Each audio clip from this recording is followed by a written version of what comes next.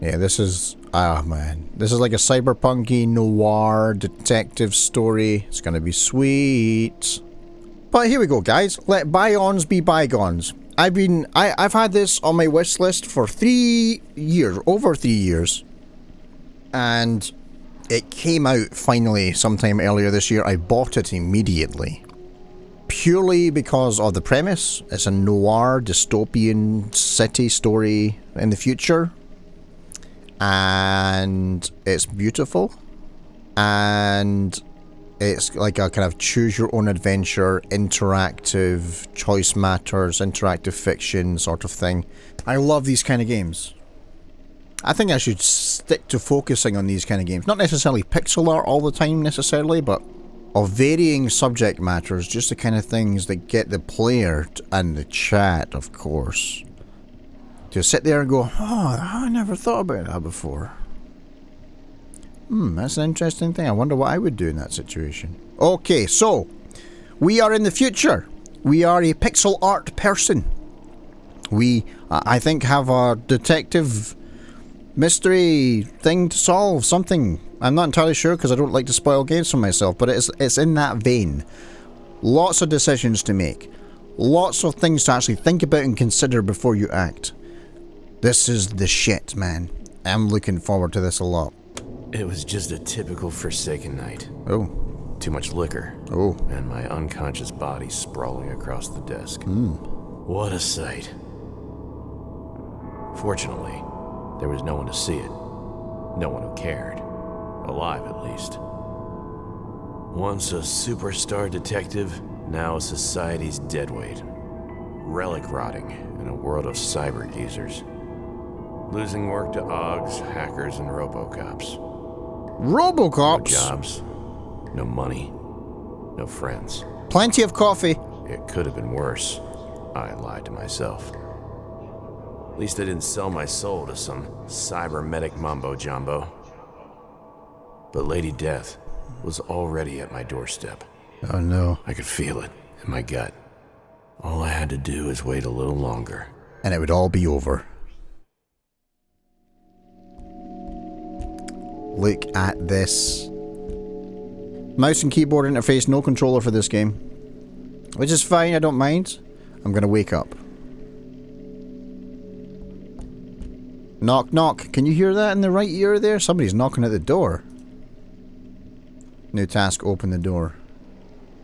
Tip. The journal is messy, chaotic tool of every decent detective. It helps to track your progress. Helps you track your progress and keep all the little details in check. Activate it by pressing J or access it via the menu. So I'll be pressing J then. Tips introduce core game mechanics when they occur for the first time. We promise to keep these interruptions to a minimum. Thanks, Dev. Of course, you can toggle tips on or off in the options menu at any time. I'll turn them on.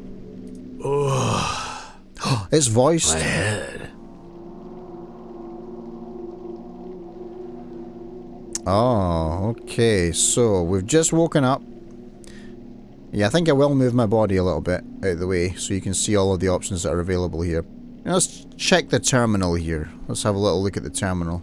New messages. None. New job inquiries. None. Pleasant surprises. None. Unpleasant surprises? Hey, look, Micropro's got their logo in here. Very nice. That's the publisher of this game, by the way. The only thing of interest was the scandalous and tragic local news with the saucy headlines. That's how they get you.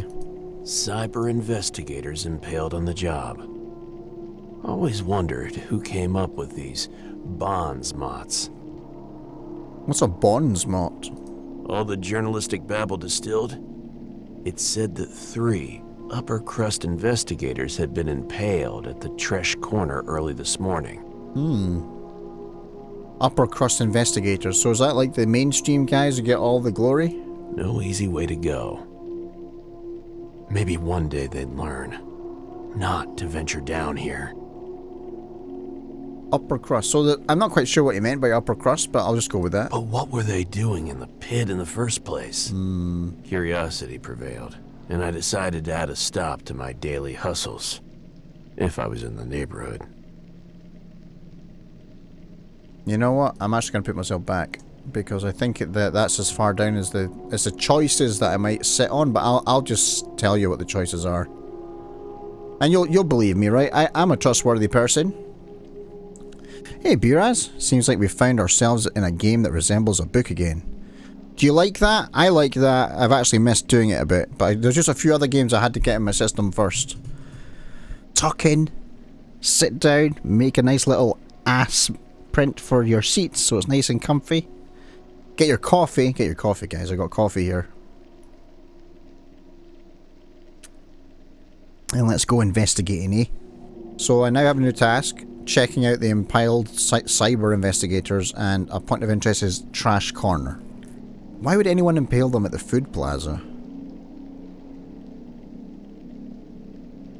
Actually, no. We made a remark earlier, didn't we?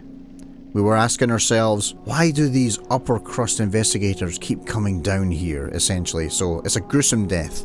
Even for the pit. The pit's a bad place, we know, but even for the pit, this is a gruesome death. Almost enough to put a man off his breakfast. Almost. My stomach growled. Is it breakfast time? Knock, knock, knock. Somebody's still there. They've been waiting a while whilst I've been blabbing to you guys, eh? It's a noir, cyberpunky, near, like, kind of futuristic thing. We're gonna light a cigarette.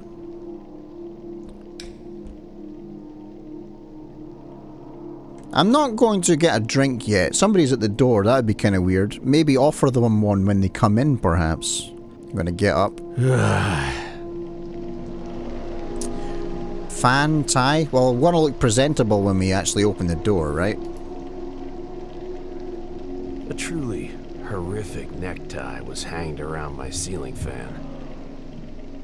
How did it get there, I wonder? Photo?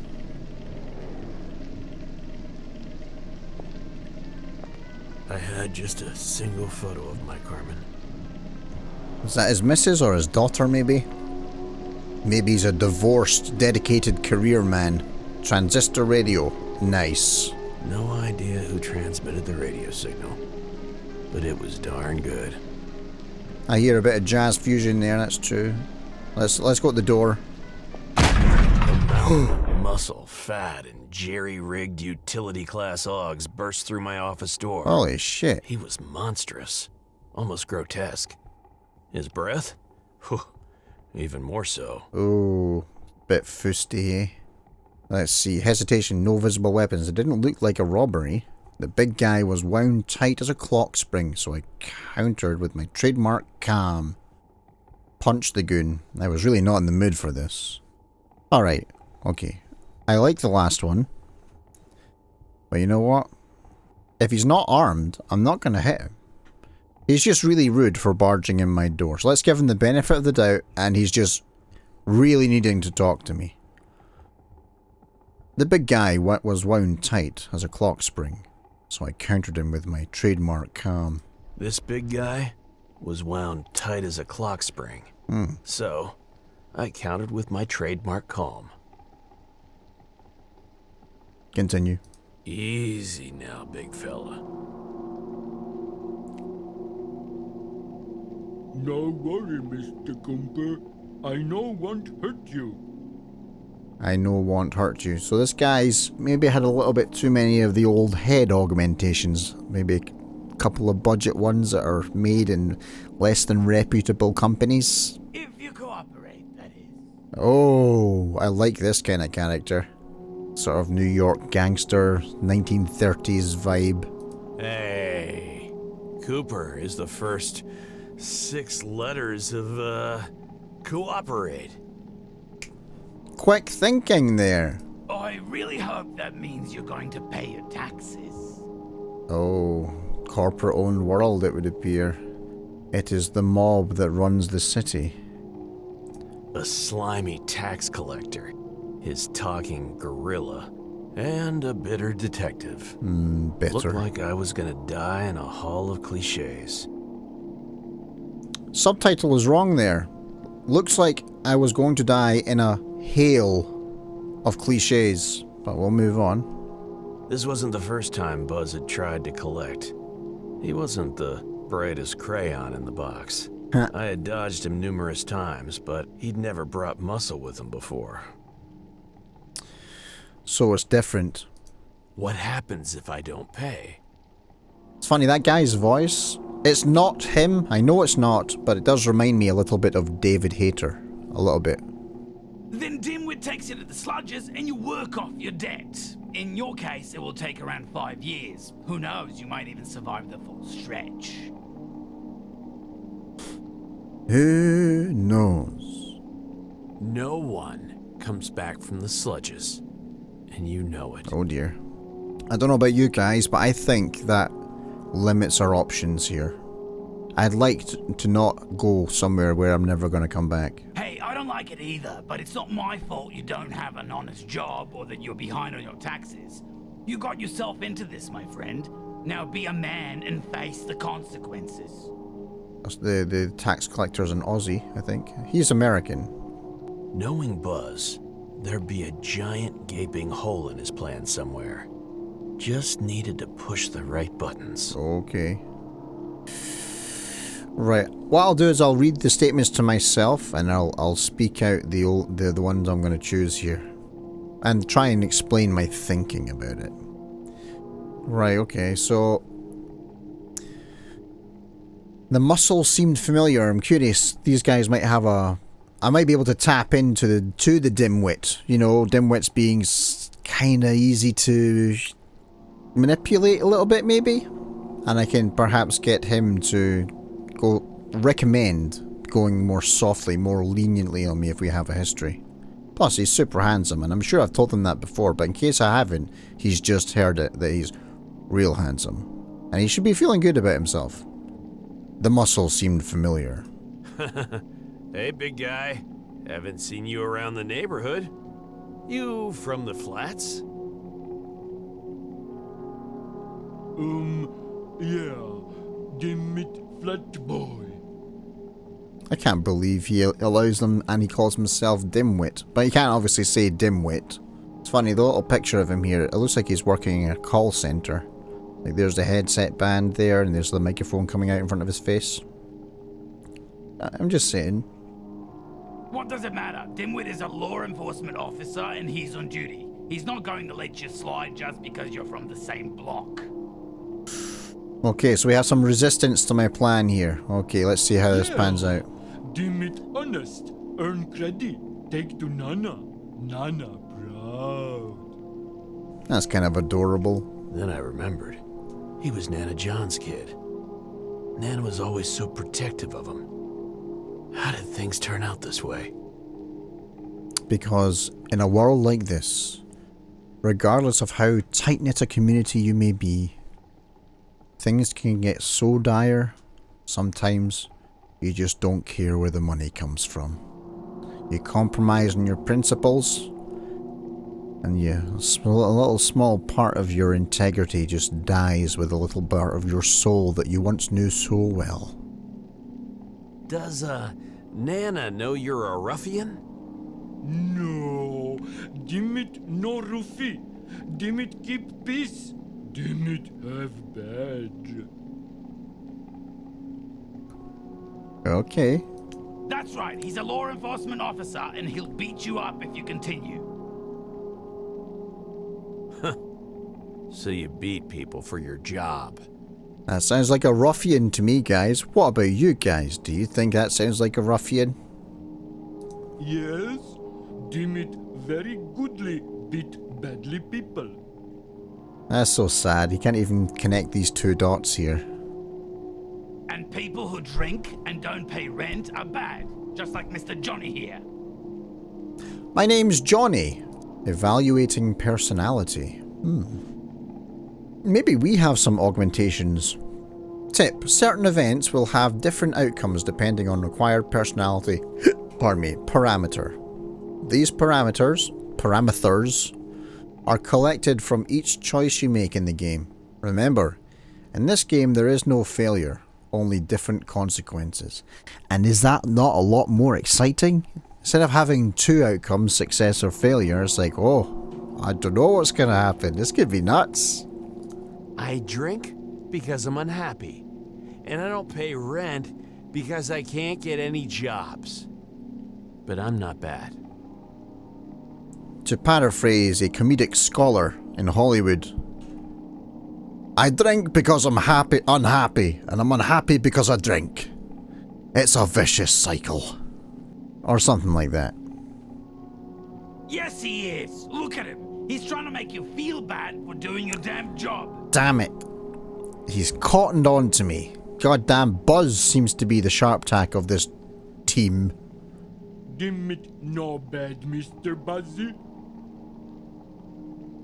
I know that, you dumb cunt. He's the one who's obstructing justice. That's not what that subtitle says. But I do like it.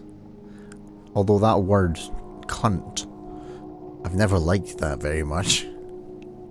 Damn it, no let abducting justice. But the guy is an Aussie. It is an Aussie kind of... It's part of the everyday lexicon, you know? Now hold on a second. Dimwit, please apply necessary measures, will you? Necessary. Now there's a subjective term in a situation like this. The big guy came at me like a speeding train. Ow. And you know what? I took it like a champ. The pain. The darkness. Alright, so far I'm really liking this.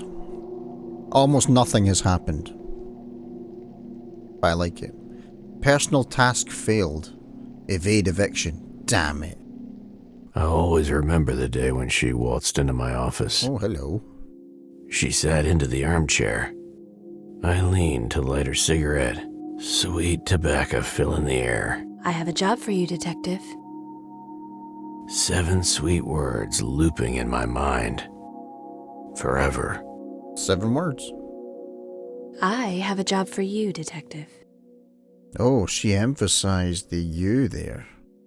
She especially wants us, you know. We are the you. Huh. Are we in the past now or in the future?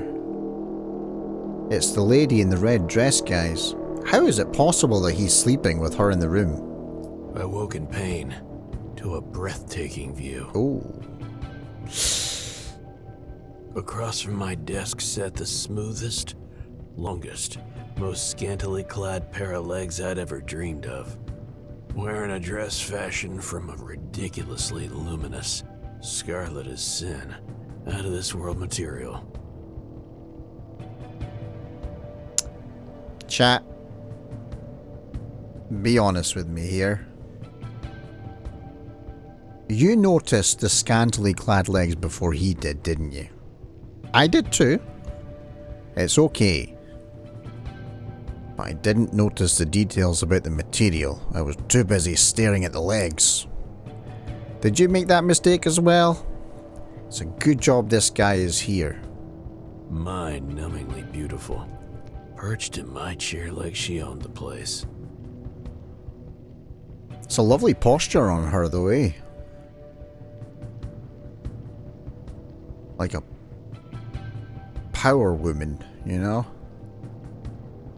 She knows what she wants. She knows how to get it. You think she's sus? You think she's sus? I wasn't actually thinking about her intentions necessarily. I'm just trying to think about the kind of person that she might be. But, you know, that's a good point. I was blinded by the appearance of things. You were paying attention, Biras. I have a job for you, Detective. Tip. Sometimes options will be disabled depending on your personality values. If there's comedy trait, we're gonna get all of those, right? We're hilarious, chat. We really are. The disabled options are shown for the sake of tutorial, but otherwise would be hidden. Oh, that's good. Looking forward to when they're hidden. So make sure to play the game again sometime and catch all the different paths. I don't usually do that. Please remember the woman in the red dress in the Matrix. She's a distraction. Ah, perfect. Women like her were always trouble. No exceptions. Or we could analyze her. That could be... Oh, well. Oh, interesting. So personality underdeveloped. We can't light the cigarette for her because apparently we're really crap at the thing. And then we end up burning our finger or something. So we must be really bad there. Personality underdeveloped. Analyze dress. Okay, so we can't analyze the dress. Probably because she would catch us looking. And we're too nice. We're not allowed to insult her. Personality underdeveloped. Insult her. So we can't. That's the one that's behind my body here. So I'm between analyze her or have the thought in my head, I remember in the Matrix, and Bira has brought up this point. The women in the red dress, they're always trouble. No exceptions. Yeah. Because if it's really true that I really need a job, I'll be like, oh my god, it had to be a woman with a red dress. Fuck, this isn't going to be easy, but I'm going to do it anyway because I need the dosh. Here we go. And who the hell are you supposed to be? For the sake of this conversation, you can call me D. Double D? Oh my god, this game was written for me. Oh, look at that, chat. As in cup size. Why only one D? I see, two there, Miss Oh my Double D's. god. I am this man. No way. You are playing with fire, detective. Yeah, well, I've got her attention. Well, you are hot. I am smooth. Game, you have misjudged me here. And I'll send you to hell if you don't shut up and listen. Alright, we gotta pay the bills. She might have a point here. I can at least pretend. I made sure that your troubles with local tax collectors and their apish enforcers go away forever. Oh. Well, she's... Thanks. I've also taken the liberty to pay all of your outstanding bills. What did I do that was so great? I knew exactly what that meant. She has me in the palm of her hand. Tip: in some occasions, reactions will be automatic depending on your predominant personality. Ooh. I've survived worse. Did I say that out loud? I did. Okay, so the golden text is internal monologue, I think. I'm giving you an opportunity. Oh, I love opportunities. Your landlord, Basinski, is not an easy man to deal with, but he was glad to trade you for a pocket full of creds. He and his dim-witted bodyguard were about to put you on the elevator to the sludges. Oh. I knew there had to be a catch, but I had nothing to lose. A suicide mission. I'm listening. Your reputation precedes you. Do this right, and you can have your peace. Until then, I own you. She's making it really hard for me to feel bad about that. One last job before she takes me away. I'm all ears, Double D. What's the job? A girl is missing. I want you to find her. Ah, missing persons case, guys. A zoo visit for the rich uppers. Yes, she is curious about savage beasts like you.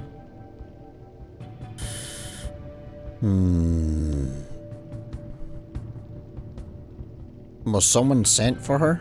I thought you uppers had a bigger budget for this kind of emergency.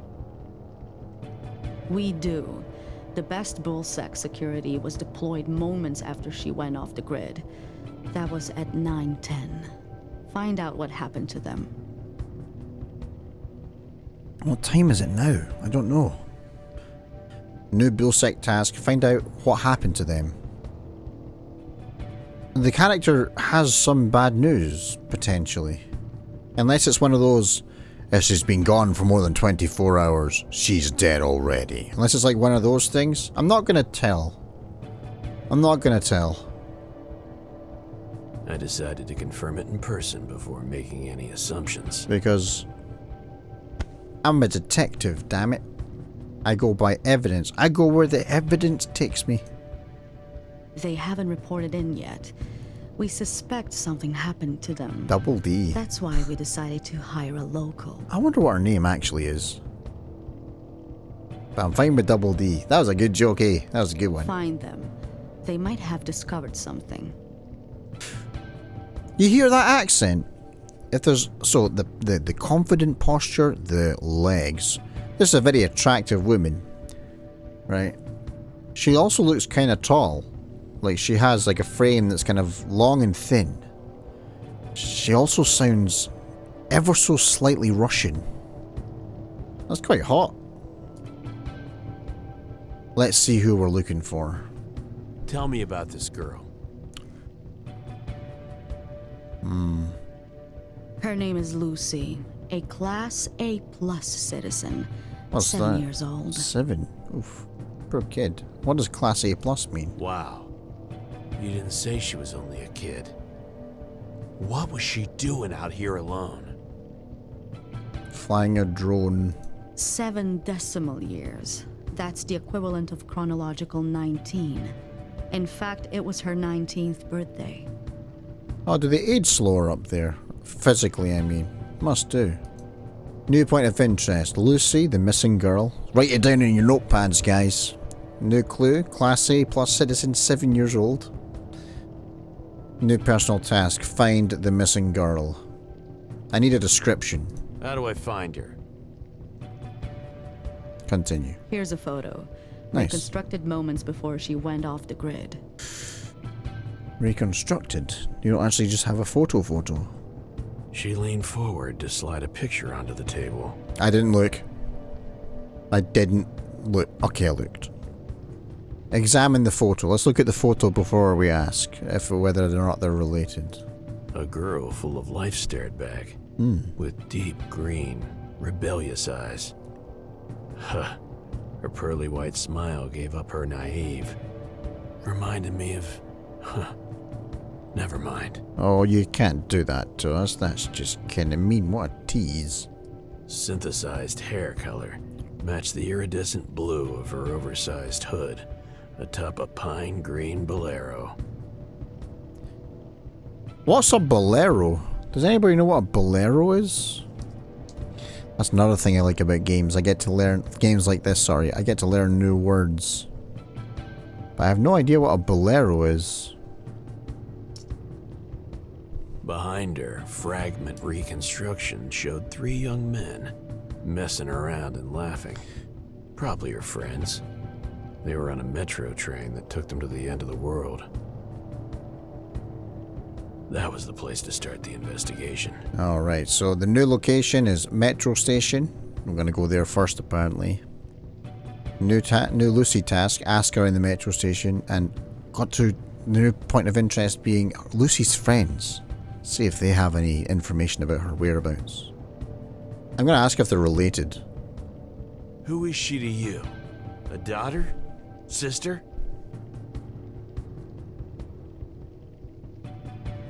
Arcology is no longer family-based, but she is as precious.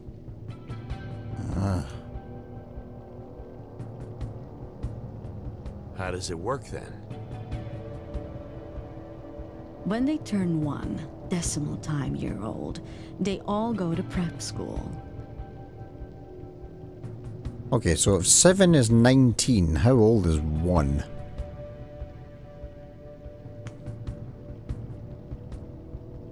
Like just under 3?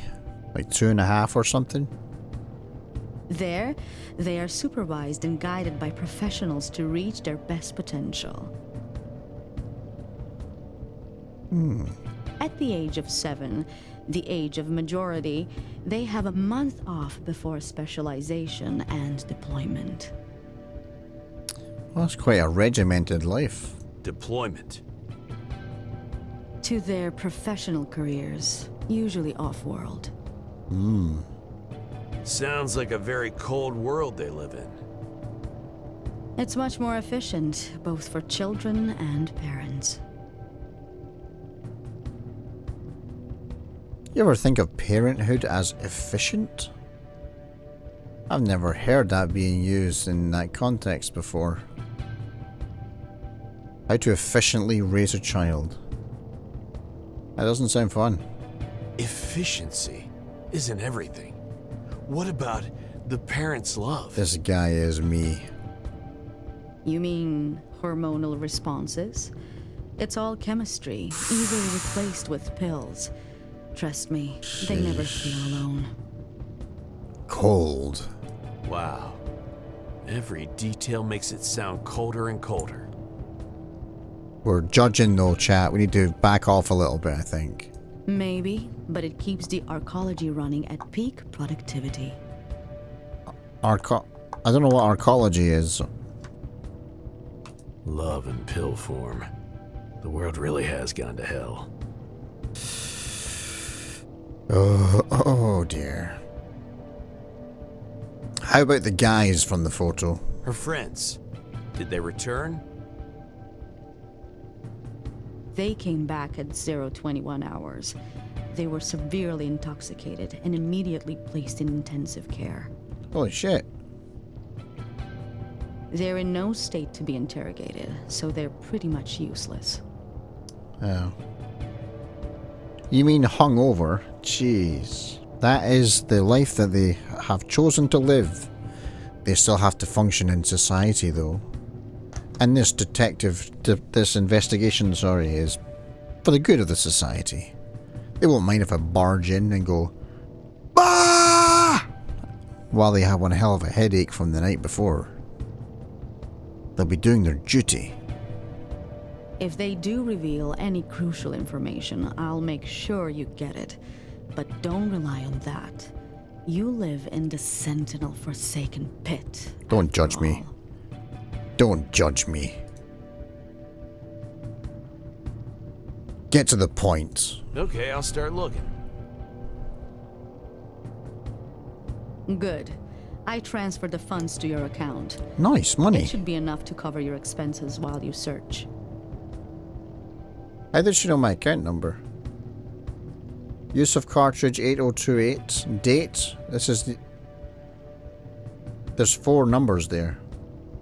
But I think the year is 3056. We got 4 grand. We have 4003 credits in our account now. Nice. We were really not doing very well. Tip. Some outcomes will not be determined by predominant personality, but rather by the personality that you use most in the conversation with the specific person. Do this job right, and you might even get a bonus. Oh.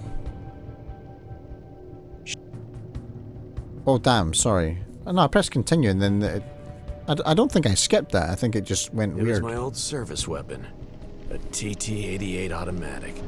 Black as the underworld's basement. Nice. Nice computer as well. I'll inspect the gun. Easy, fuckface. The gun just called me fuckface. A familiar voice spoke inside my head. Familiar? Now that's just low. That sounds like the woman from Orange is the New Black and Russian Doll. The actress, the main person with the unbelievably wild hair. First you leave the hottest sparkling you ever could have dreamed of for another broad, and now this? So damn it, Cooper. But weirdly, it sounds like her doing an impression of herself. You know what I mean? There's something slightly odd about it. I only had one partner. If she was such a good partner, she'd stay, like me. But I'm a forgiving type, so here's an offer. Again, my gun is talking to me. Take me for a ride, like you once did, you pathetic sob. Wield me like the majestic, badass, death-dealing tool should be wielded. Okay. Own it! I'll take the gun. This is like a tough neighborhood. If I'm going to be leaving, I'm going to be taking a gun. Damn, I don't care. She's funny. I holstered her. I could use the company. Cells of my palm celebrated the reunion with the lost phantom limb. Oh, yes. I'm thirsty, Daddy. Okay, it's getting a bit weird now. Let's get you a drink then. Those are the words a girl longs to hear. This is getting really weird. Let's drink Rakija, or Rakija. The Solcent specialty of the pit. 1 part sweet mushrooms, 1 part kick from a disgruntled mule, and 98 parts industrial alcohol. Helps me keep my edge. Like a good hard punch on the nose. Helps me keep my edge. The bottle was almost empty. I needed a refill from the Scray. If I can scratch up some creds, that is. We've got to get some more booze while we're out, guys. Mustn't forget. Let's get up. He does not like standing up at all. Photo of Carmen. Let's look again. Tip. Certain events will have different outcomes depending on the required personality parameter. These parameters are collected from each choice you make in the game. Remember, in this game, there is no failure, only different consequences. You were better, John. It's the missus. So much better than this wallowing PI bullshit you're trying to pull. Take this chance. Prove it yourself. I can help you. Yeah, don't forget to bring along the sad string quartet, too. I'll take the photo for inspiration. This could be useful. Good partners are hard to find these days. I tolerate this only 'cause it's a threesome. You hear me? Oh boy, the gun and the photo do not get on. Alright, let's go for the door. We've got to go to the metro station, I think. Is that right? The first place? The door was busted open. Nothing to guard anyway. Leave the office. Okay, we're gonna go to the metro, I think. And then the Scray, get some booze. The metro station. Huh. This is where Lucy landed in the pit. All I need to figure out is what happened after that. The locals refurbished it into some kind of tourist trap. A welcoming destination for uppers, with a bunch of shops and a bona fide info kiosk. Oh, nice. A tourist information. It's one of the pit's more depressing tales. Back in the day, this was actually one of the liveliest stops on the line. Workers from the flats swarmed here, traveling to a brighter tomorrow. Then it all came to an abrupt halt. People became homeless overnight. Damn. Ambitions were eradicated in favor of survival. The station itself became a warren for lost causes. Well, at least it's not a drug den anymore. Looking on the brighter side there. Good. Johnny, his name is, right? Good stuff, Johnny. Okay, gonna talk to the travel guide here. Ugh. Travel agency enticing tourists with its moldy walls and soggy brochures. It seemed like a promising place to look for clues. Alright. The welcoming committee, though. Oops. You must be eating noodles or spaghetti or something.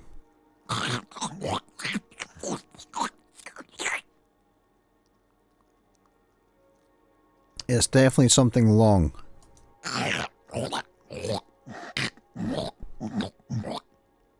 Now he's choking on it. I'll snatch the food. That sure looks tasty. Sharing is caring. Huh? What? Man, the look on this fucker's face. What the fuck, Yabano? Give that back!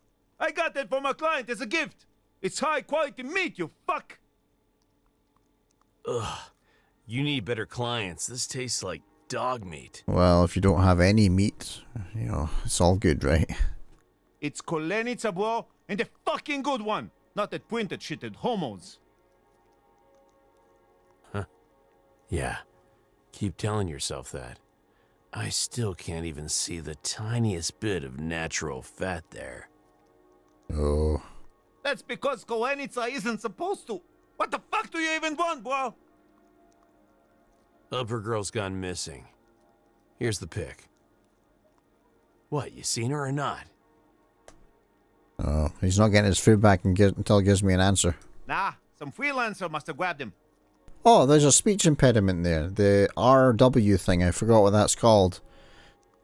There's a guy who was in The Big Bang Theory. He was like one of Sheldon's rivals. He had that thing where he would always say like instead of saying please, he'd say please. You know, that kind of thing. I've forgotten what that speech characteristic's called, but he has that. Okay. Freelancer? Yeah, those assholes who take the uppers to Inferno, or whichever club they have a deal with. New location, Inferno. We're gonna ask around the Inferno about our case. Fuck them fancy bastards. They dress all nice and steal the uppers from us working people. Because a cranky, greased-up pity is a better option? Fuck you too, bro. Give me back my woolchuck. I'm hungry. That meant lunch in local patois. Look how much meat is missing from this bone. Did I eat that? Thanks for the snack. And get some standards, will you? Go fuck yourself, you privileged fuck. Or he might just be Chinese or something, actually, thinking about it. Well, that's a first. Classy act, John. Oh. Real classy. Yeah, boy! Lube up that artery, Coops! Be seeing ya. Okay, so from this guy we got the Inferno tip. Let's see if there's anything else in this scene. Nah. Nice ambiance though. You can hear the neon light buzz. Alright, we're gonna go to Scray to get some booze first. Before we go anywhere else.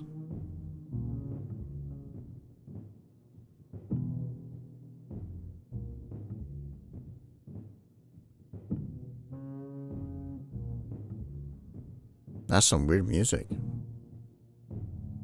It almost sounds like it's slowed down.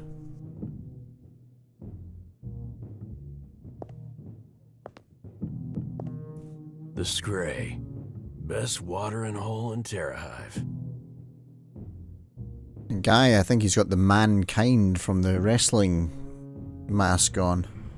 Back in the day, Moat could even handle the Three Daddies. The three toughest gangs under the Big Daddy banner. Here, like it or not, you're good with anyone.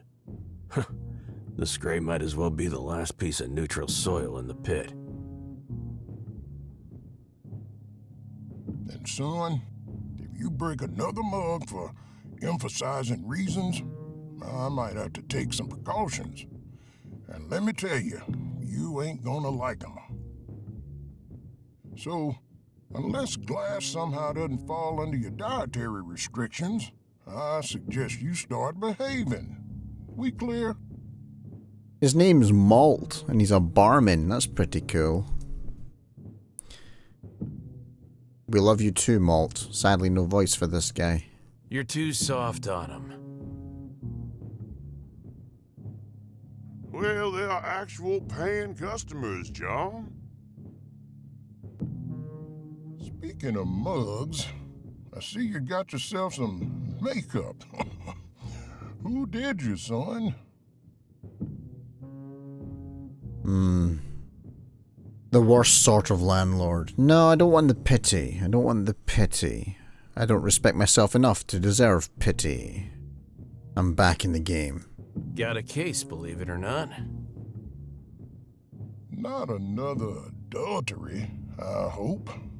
Nope. Kidnapping. It's a bit more complicated. Or missing case. An upper Missing girl person went case. missing after partying with friends. And it turns out she's valuable to the towers. Hell, that calls for a toast. A real, real gig, I mean, not the missing girl. I wasn't given a choice, to be honest. I wouldn't say no to a drink, though. You guys want a beverage? Here's her picture. By the way, maybe they took a wrong turn and ended up in the Scray.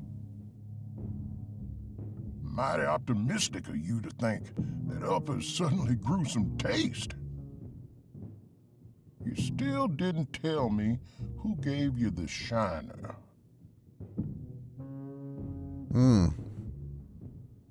I remember when even your left hook was faster than those cursed, ogged-up kids.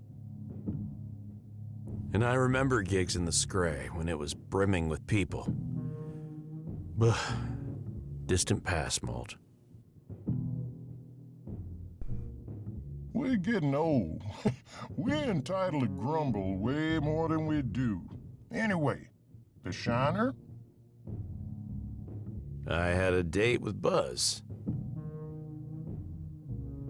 You're kidding me. That little rat grew up there and hit you? Oh no, it wasn't him. It was his lapdog, Dimwit. Of course not. His emotionally unstable man-child bodyguard did. Buzz called it a down payment. Well, you always had a talent for delaying the inevitable. Actually, my client made that problem disappear. Permanently. I'm loving that music in the background. Problems don't disappear, John. They either get solved or tucked away. Anything else you'd like to share?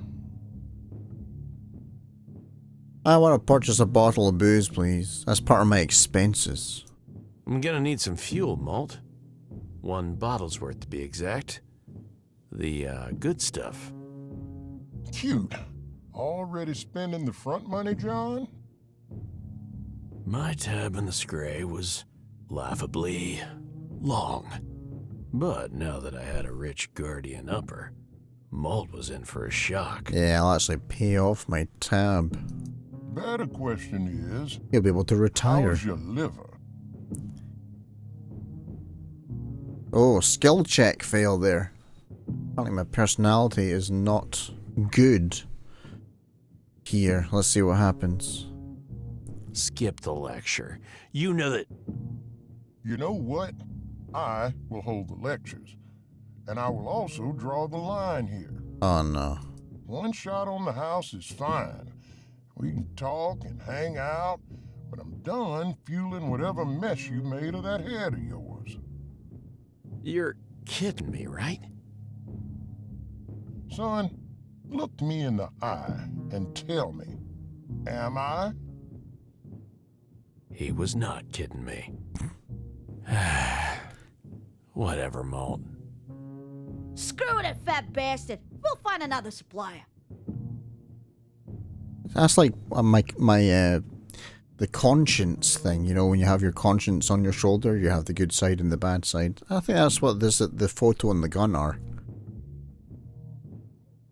Alright, get more Rakija from Stray. I had to abandon that personal task. Apparently. Give him hell, hotshot. Alright, you probably helped me out. Can't give what they've already got.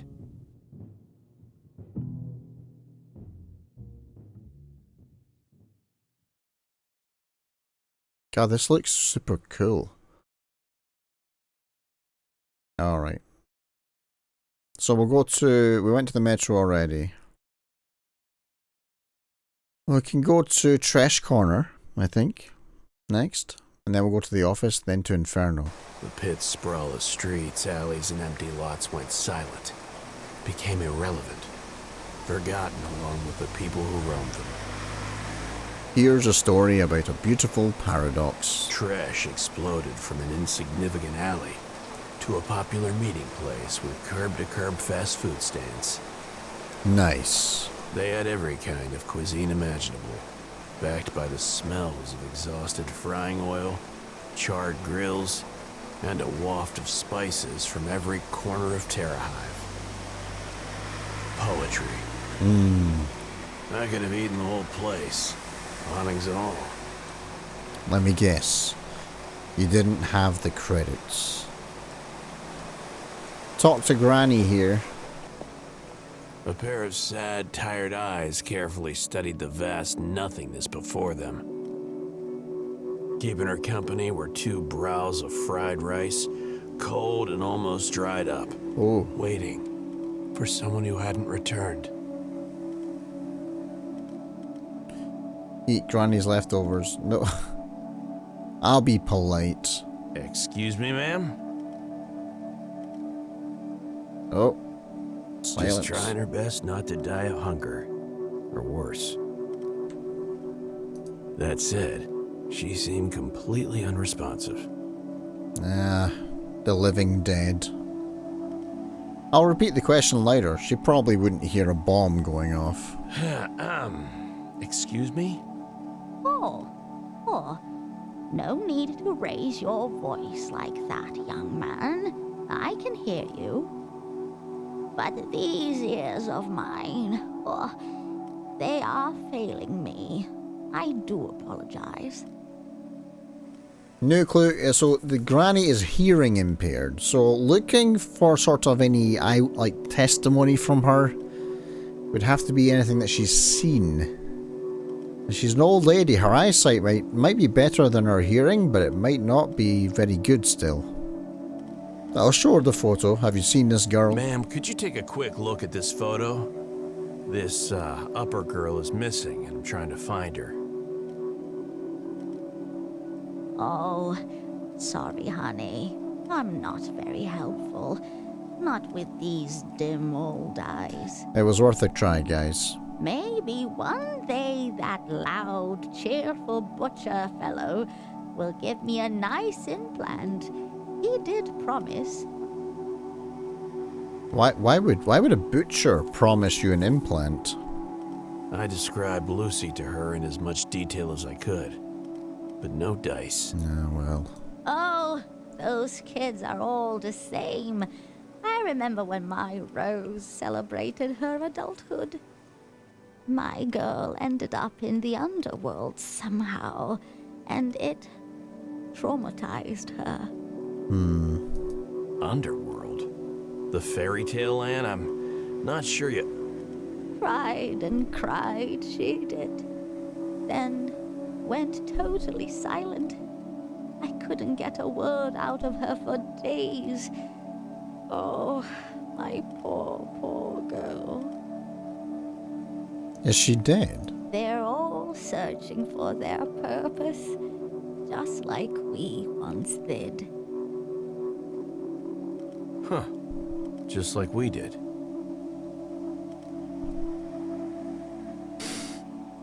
New point of interest. Rose, Granny's daughter. Stay safe, ma'am. Good luck, young man. Was she here, I don't know why we would talk to the Granny's daughter. That guy was like Boris Johnson. Now here's a real professional. Jim is one of the better cooks at Trash. Specializes in shavap wraps. Something of a trademark fast food in these parts. But he'll make you anything you want, if he feels like it. He's especially fond of shavap fried rice for some reason. He has an entire book dedicated to that one dish, and he treats it like it's the gospel. Hey, if you're earning a living from it. Hey, Jim! What's cooking? Tip. Cooper's past connections and relationships can shift based on his dominant personality trait. Evaluating personality. Skill check successful! I don't know what the skill was. Tip. Some paths may require a combination of personalities. Stay natural, stay practical. Isn't that my favorite detective, Uncle Garney? Hey. Jim calls me uncle because I saved his neck from his wife, who hired me to bust him up for cheating. Oh. Damn. In my book, one real chef is more valuable than one barely average woman scorned. We, need to talk, buddy. I think you may have witnessed something really important. Oh, anything for my Uncle Johnny. No gym clue. Saved his cheating ass. Okay. I'll buy a Savapi. I could support local business. I'm starving. Got a fresh shavap? Sure thing, I got some fresh Savapi ready. That'll be 3C. Nice. So now I got a nice round 4,000 credits. Maybe Lucy was interested in the local cuisine. Have you seen this girl wandering around? No girls at my store, Uncle Johnny. Second shift today. Who was around for her first shift then? Mila, go bother her. Yo, scratch that. I don't know where she is. So we have Mila as a new point of contact. She worked the morning shift in Trish. We defined Mila, of course. I don't know where she is. And then ask her if she saw Lucy. Well, that was actually helpful. I'm always here for Uncle Johnny. You ought to know where his colleague lives. You at least know where Mila lives, right? Why are you bothering me? Go ask her 2,000 fuckboys. Nothing wrong with a healthy sex life, Jim. Agree, just ask your mom. Oh, damn. I walked right into that one. I can't top that. Any specific guy I should be looking for? Now that I think about it, that moron Chlop thinks she's in love with him. Yeah, he's got him bull kebabs over there with another militia idiot. Oh, I do need to go there as well. Got it. Thanks, Jim. New Mila task. Ask if Chenky goons were to find where to find Mila. See ya, Chef. So speak, Uncle Johnny. Good luck with the case. Phew, yeah. Let's leave. Alright, so we go to the office next, I think. And then we'll go to Inferno. I still don't know where we're actually going to get a bottle of booze. Oh wait, this is the office. Okay. So we'll just go straight to Inferno.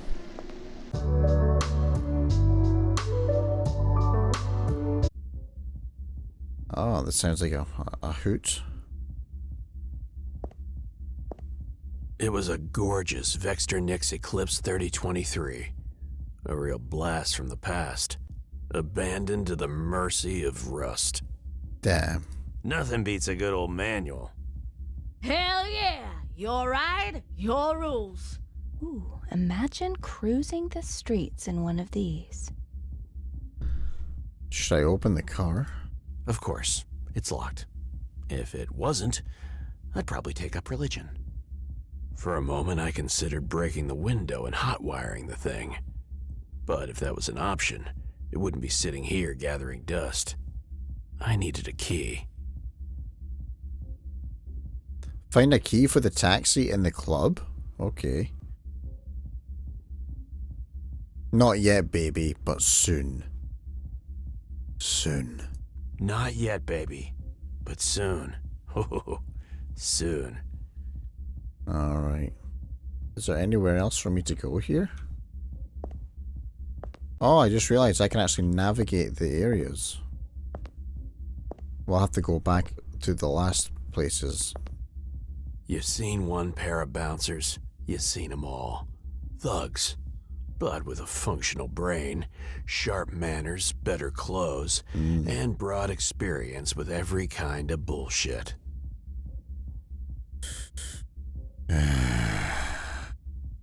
Yeah, bouncers usually don't hate me. Well, I'm not going to look all suspicious or just pretend I'm there for, like, a non-investigative means.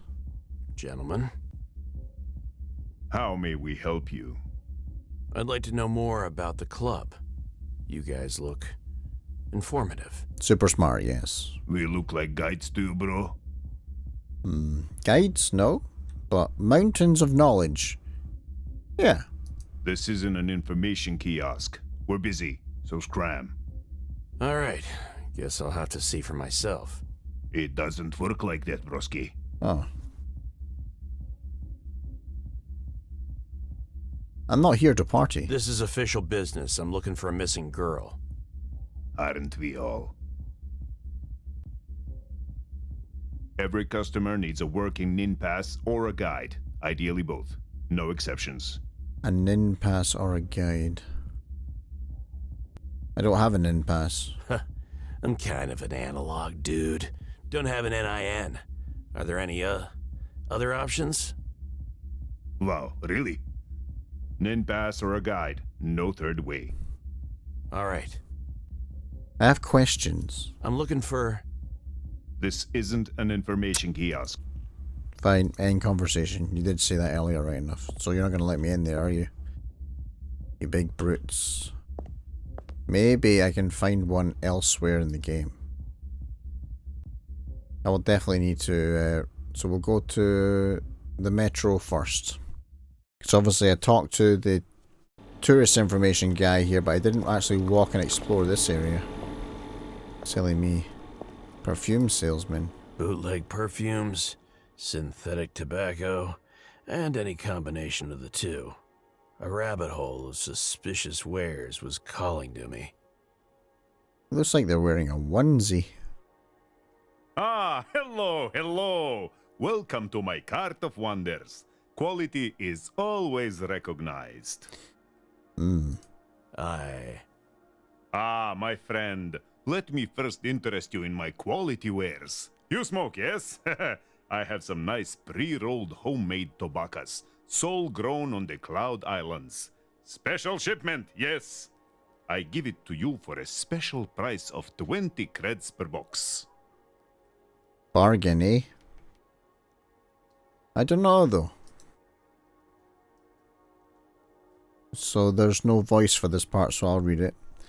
My name is Guzan, but everyone calls me Guza. I'm here to brighten up your day.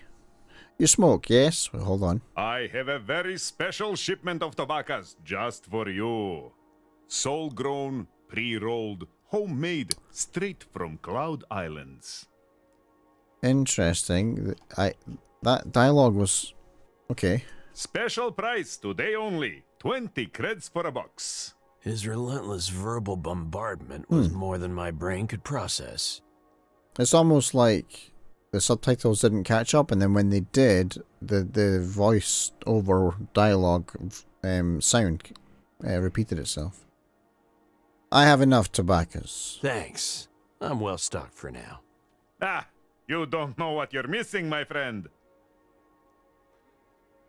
Need something else? Perfumes, some clothes, fancy old analog watches maybe? Not really. At least not right now. Let's focus on something else. Ah, but that's not how this thing works, brother. Come on, scratch my back and I'll scratch yours. It will be fun. Yeah, I'll scratch this moron's back real good. We all play our roles, John. Just indulge the man. Okay, here's a promise. If he agrees to help. It's a transactional relationship we have here. Look, brother, I'm usually all over that haggling game, but today, all I need is some intel. I'm looking for a missing upper girl, and if I don't find her, you might be looking at some frowning bullsec faces here in the very near future. Bullsecks? You know how they deal with peddlers of questionable goods? Okay, brother, okay. Damn it. What do you need to know? Give me something substantial, and you'll have a customer for life. Seems That's broken. a promise. Though I made no promises about the length of that life.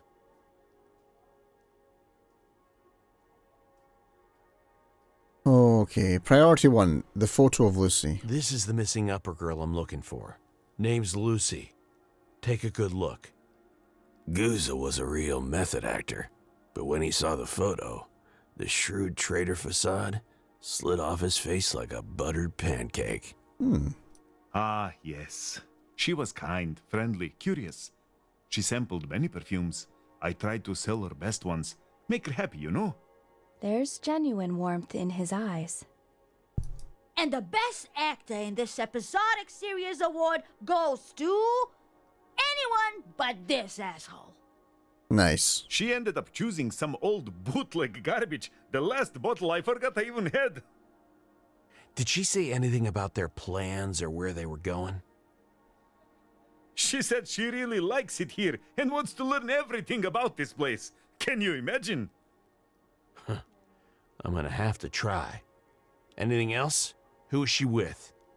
Sorry, brother. There was a lot of traffic that night. I have to keep an eye on my wares, or they wander away on their own. You know how it is. Yeah, it's stock inventory control is really hard. Yeah, sure. Thanks.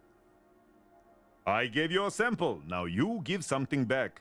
Gujan continues to provide for his customers because once they've tried the highest quality, they always come back. Fair enough. So we have a new clue for Lucy. She bought the last of an old scented perfume. Fair trade, Guza. Here's your 20 creds. Deal. Nice. So we're down to 3,980 credits. I have a feeling that that's going to matter. Can I help you with anything else, brother? Guza, could you point me towards a reliable guide? Can you hook me up with a guide who does Inferno tours? I know a whole bunch of indies, but their names are set to Do Not Disturb right now. Oh. Why? They taking a nap or something? They are! It gets very busy in the evening. They need to get their sleep in. Okay. Come back later, brother. Can I help you with anything else, brother? Nah. Later, Guza. But we will come back later. You know where to find me, brother. I assure you, you'll find no better deals anywhere in the pit. See you later. There's a salesman here. Let's have a little interview with him. I thought there was no easy way to describe the wretchedness of life in the pit. But these two creatures, they epitomized it. I only see one creature. Or should I say person? Hello, my friend. Brad Moy. Come. Buy umbrella. Come on. Interesting glow-in-the-dark handles. I like it. It's tripping outside. Like our prices. Real cheap, like you won't believe, yeah? A defeated man. Sad and bitter. He couldn't sell an umbrella in a dome city with non-stop condensation issues. Oh my. Huh. Imagine if we were showered with real rain for a change. Just another relic of a bygone era, I guess. Real rain. Wouldn't that be something? Funny accent. Like from old movies. You actor? Hey there, pretty man. Very handsome. Wanna come in? Have good times with your Savitsa? Savisa, come on. I'm standing right here. I'm confused. Is he selling his wares in front of another establishment? The wife was obviously a retro freak. Oh. Like me. That's his wife. Everything else about her was... disturbing. Oh, Mazel. You know I have no choice. You haven't sold an umbrella for a week. It's not that I enjoy having to charm this handsome man. Wink, wink. Did you just say wink, wink? Should I draw the gun? Enough! No. That's a pleasure, Bion. Interesting. A rare treat, I have to admit. The screamy salesman began sweating so profusely. Scrawny. He could have clogged the sewers all on his own. I mean, she's making some compelling arguments, Mazo. Questions first, though. Yeah. Let's get done with the boring part. What you need, honey? Savisa. John, what are you doing? I'm investigating. I think I can move on to the questioning now. Show them Lucy's photo. This is the upper girl I'm looking for. Seen her? I'm a dedicated detective. Oh, poor girl. Looks so happy to be here. if she knew it would be your end. Okay, let's not jump to any conclusions just yet. I bet she would love to buy one of my newest umbrellas. Mazo! Fuck your umbrellas. That girl might be dead. This cuck is just begging for an umbrella. Up his ass! He deserves this life. Calm down. We don't know what happened to her yet. See you around, Detective. Come by anytime. Be alone. It'll be fine. Mali Kvet saw girls creep in the corner. Huh? I could have sworn I heard a strange mumbling noise from a dark corner nearby. Like someone cheerfully singing while being choked. Creep in the corner as a new POI. Talk to him. I squinted in the There we direction go, there we of the go. creepy voice and discovered what looked like a makeshift hobo shelter, cobbled together from faded guide placards and disintegrating leaflets. My sweet sees a lot of girls. Is she pretty? My legs nearly gave out. Through laughter. Where are you, buddy? Come on out, let's talk. Patched up tuxedo, funny cap, teeth growing all around its cheeks, and dark gaping holes where the eyes should have been. Oh damn, does this guy, like, can't see? It tried its best to appear friendly, but I stepped back in disgust. Yeah, it was hideous. Well, fuck me sideways. That's my, constipation. All fixed. Oh, that's quite mean. Pfft. It's good. Well, it's a really good friend to have. Okay. Creep in the corner. New POI name changed to Mali Kvet. It was hideous, unbearable, tragic, and twisted. But I hadn't heard that kind of old-fashioned honesty in ages. I decided to trust him. He said he saw girls, yet he has no eyes. How exactly did you see girls? There don't seem to be any eyes in your head. That is weird. Boss. The vessel not sight, but it's with us. Let him take a look below. Okay. I believed him. After all, I wasn't even sure if those were eye sockets or a friggin' void. And the void likes to look back. That I knew too well.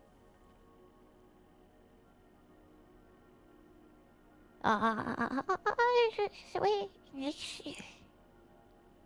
The forget that kind of it. My it said he saw. Okay, so he saw her. You did? I mean, he did? He did. Came here butchering with some friends. He passed by this corner, smelled really, really nice. Okay, that's a bit creepy. Sniffing people. And all of a sudden, sadness. What look on my Smith's vessel, no. They went with some little tricks. Good fellow. The pretty girls always pick him. But he's a trickster. Yes. I can see it in his eyes. It's a good job there's text. I couldn't understand that otherwise. There was a spark of envy in his eyes. Sockets. Voids. Wait a minute. Is he competition for you? Boss. It's not easy making a name as a freelance guy. He did this economy. Good fellow, huh? Lucy's guide. Got to find him. And Mally apparently wants to be a freelance guide. That might be a problem. I'm not sure anybody would want to be guided around by somebody who can't see. There could be a million Godfellows in the pit. A name means nothing. Does he know where Goodfellow takes them? Any idea where this Goodfella guy took Lucy and her pals? It's with is thinking. Oh, the awkward silence. Oh boy. 3 dots. Ha! Well, fellows, quickly spoiled about his wee eye peak at the end of temptation. You know, and Inferno. Well, we were just there. That's why, yes. Other guys, so after that. A private deal with the club. Huh. Interesting. New puck clue. Take uppers to den of temptation in Inferno. Does he remember anything about the people who came with Lucy? Did you take a look at the friends Lucy came with?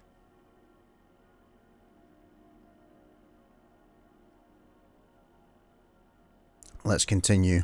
We, not really, boss. Money, there's nothing in the boy. You know, not crooked like that. Crooked? Crooked? Wow. You're not a very inclusive guide, are you? Oh, that's on the nose. No. It's I mean it like that. He made no crooked as in not leaning to that side. Half past reset, Lucy and her friends allegedly passed through here. See anything?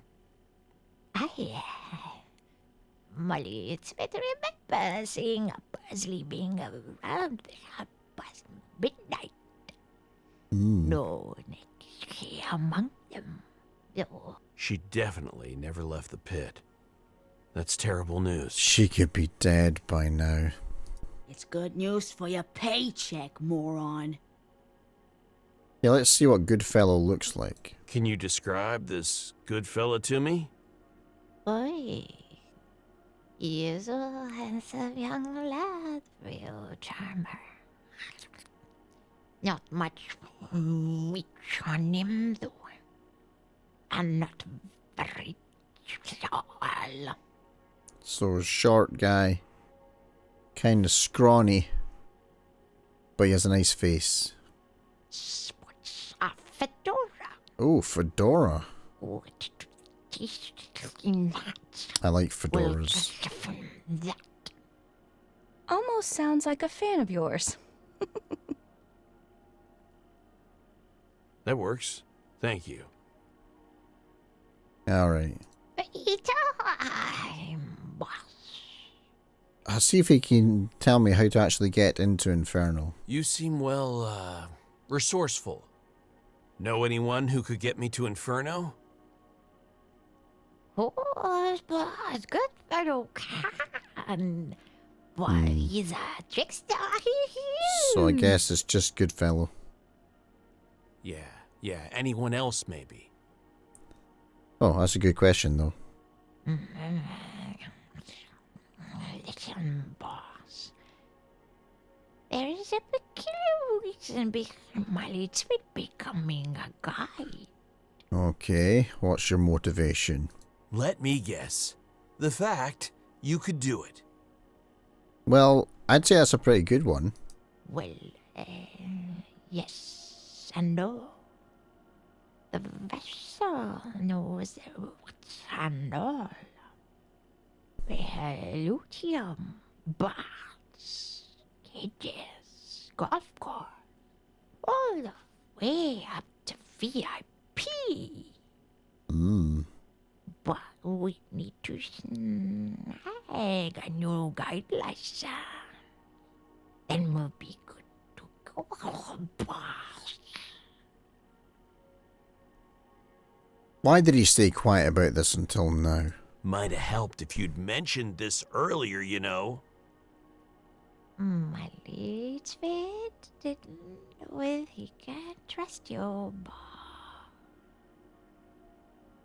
I guess we're gonna get the license somehow and tell him to stay close. Don't worry. I'll get you that license. Somehow. Stay close. Alright, boss. My leads fit won't go anywhere. Okay, so when I get this license, Mally in the metro is who I'm looking for. I need to find a guide license so that Mally can be my guide. There's got to be a story behind that ugly mug. I'm curious. Okay. I really want to know. What the hell happened with your face and... what, well, everything else? I do explain, boss. No, so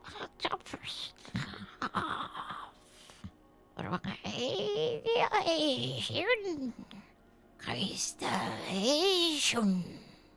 And of course, with the condition where my trick is from.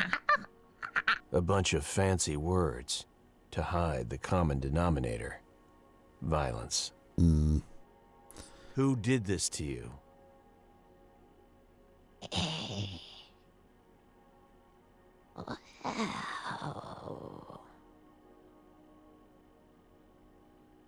Someone tortured him.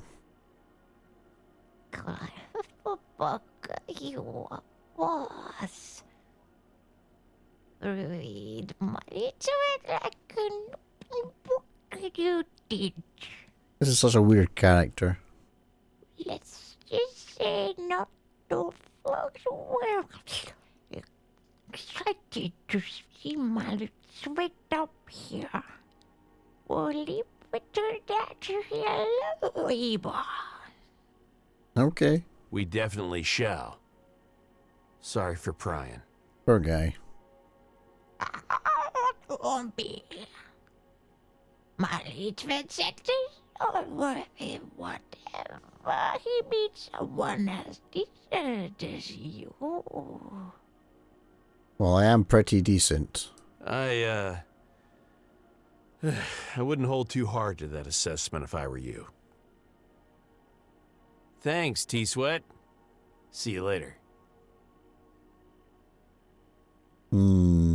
It was a good talk. Never expected a decent lead from a mutated man-child fungus. But hey, this is the pit. Anything goes. It's a bizarre place. We know it's not a bit fair, but what? my leads with requested that we ask you if you could mind give us that girl's photo. No, you dirty little thing. Whoop whoop! Stranger danger! Stranger danger! Fucking weirdo. I knew it. He's pure, John. Purer than we could ever be. Save that photo and give it to him later. Yeah, later. We have to find Lucy first. This photo is crucial to my investigation. Let's find Lucy first, and then I'll think about it. Deal? My leads says he's sorry. Told him it was a stupid idea, but he made us ask. Yeah, don't worry about it. Water under the bridge, man. He We're was all a bit cheerful weird. again. Gnarly bastard was actually growing on me. And the feeling was clearly mutual. I'm glad you're at least considering it. Hey, boy. Don't forget about my leads, wait. He likes you. You and pretty little girls. Remember that, Coops. Oh boy. The pit harbors many meatheads who still consider themselves human, even as they're being devoured by implants and augs. I couldn't ignore the irony of a hideous creature like this one, whose attitude was more humane than all the rest combined. Alright, so we completed the task of speaking to the creep at the corner and asking around the metro station. I dare say we're going to see him again sometime. So, I think we've spoken to everybody so far in the metro. Got a few new leads, a few new people to talk to. But it's time to leave.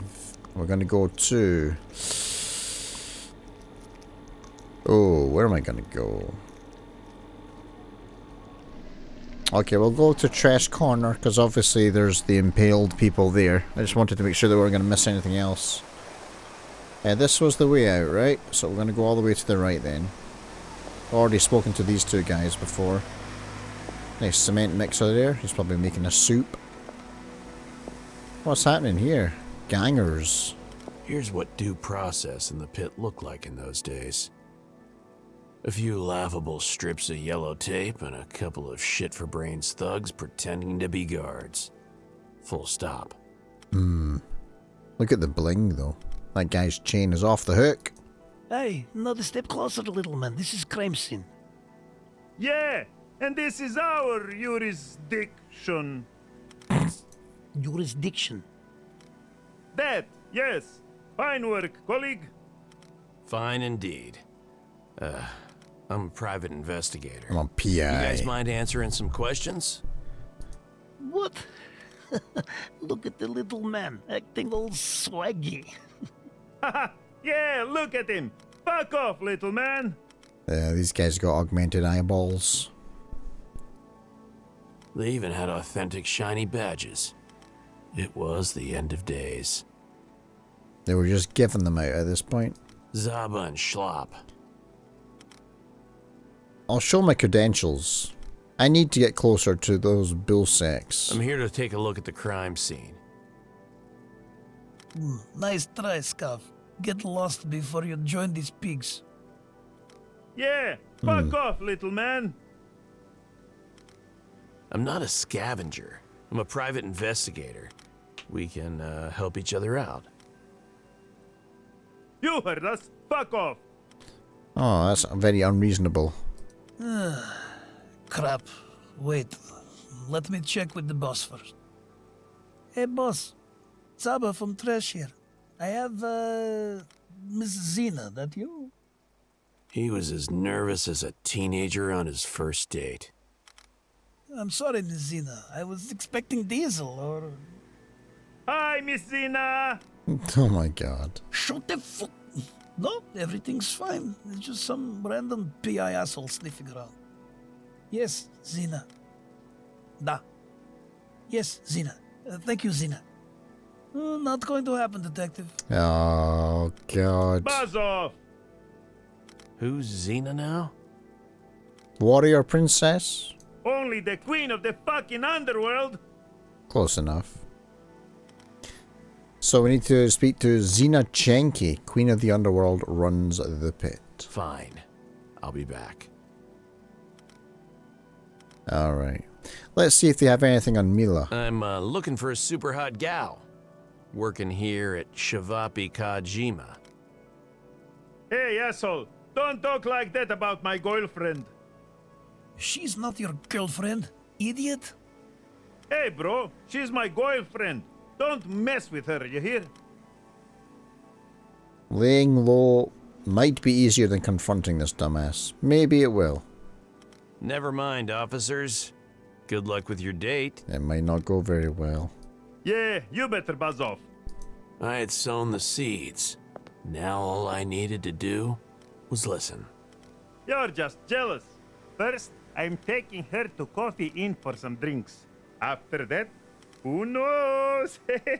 He's a hopeful one. I overheard her telling someone that's her favorite spot in the flats. I even bought some flowers. Real ones? Good. Where did you even find flowers? Exactly. Well, they're plastic, but she won't mind. They're not real ones. I've heard worse plans. I've heard worse plans from you. The thought of returning to the flats made me uneasy. But that's where the road led, and I had to follow. Oh, well. So we find Mila at the coffee inn at the flats. So I guess that's our new destination. Traffica. It's pronounced Trafika. Sorry, Trafika. I think. A staple of the local economy. Is it legitimate? Everything and nothing in one spot. Cigarettes, magazines, comics, ice cream, and some not-so-legal antiques. Like bongs, probably. Let's browse the comic books. Comics are truly eternal. Damn. Dashing Dexter Casecracker is still going strong. Over 300 issues now. No. Yeah, man. Them really be milking that multiverse thing, you know? Nice. What a weird fridge. People actually believe this is real ice cream? You kidding, man? Salty caramel be me flagship. Alright. Let's ask about Lucy. Did you see an upper girl by the name of Lucy passing through?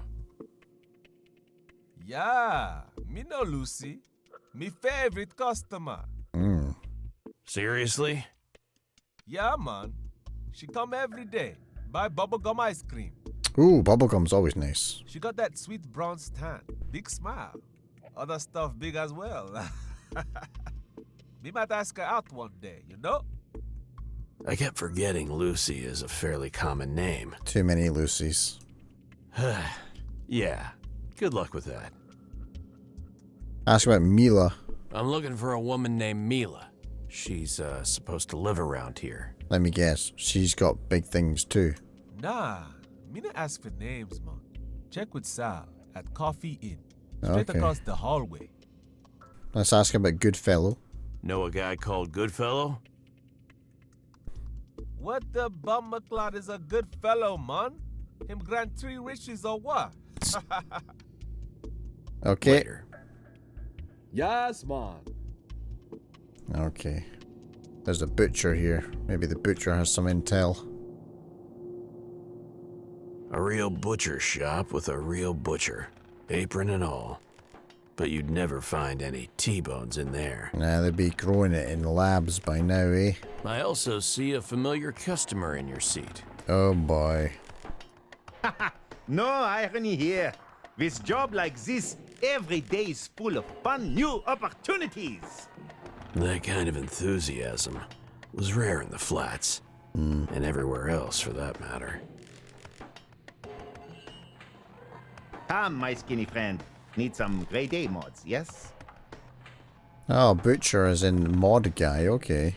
I'll throw in a special discount just because it's such a beautiful day outside. It's dark. It's day? No need, I can see business is booming anyway. Wait, aren't you the big guy from earlier this morning? Ah, grabs the guy who knocked me on my ass. Hello, Mr. Cooper. Sorry for, the eye and stuff. Don't worry, I'm sure you were as gentle as the breeze. Breeze. Here, this is for you. A get well soon gift. Aw. Ah, buddy. You didn't have to do that. You take it, Mr. Cooper. Nana made this. Keeps you warm. Is it like a jumper? Thanks, Dimitri. It looks very nice. It was a black hand-knit scarf. Oh. I didn't ask what it was made of. I didn't want to know. Okay, so I have a scarf now. What's he doing here, anyway? I could maybe give that to the homeless guy. Ah, Dimit is getting himself some sweet new reflex boosters. His sick skull just needs to get used to it. It may take a while. Anyway, how can we help you, Detective Cooper? Cooper. Yes, of course. Alright, let's see here. Let's ask if there's a taxi key to be found anywhere. It'd be in a pile of scrap. Any chance you can get a multi-key for an old-timer? A Vexter Nixed Eclipse, 3023. A fine beast.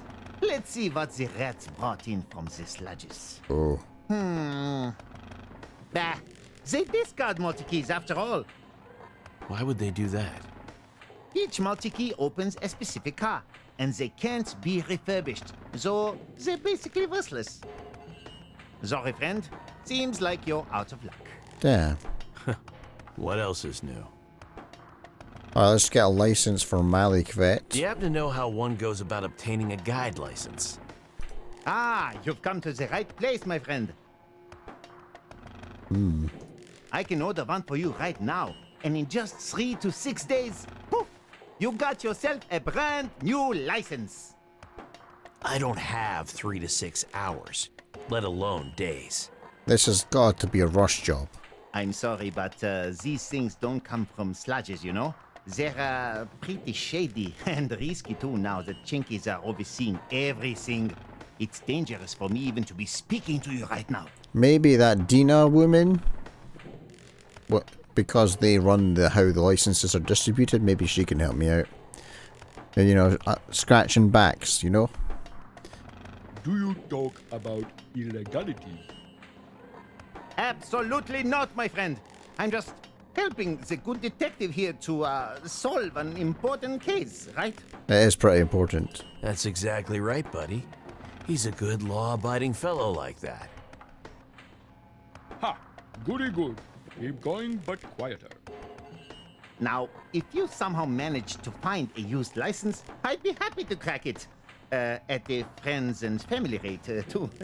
Nice. Sure.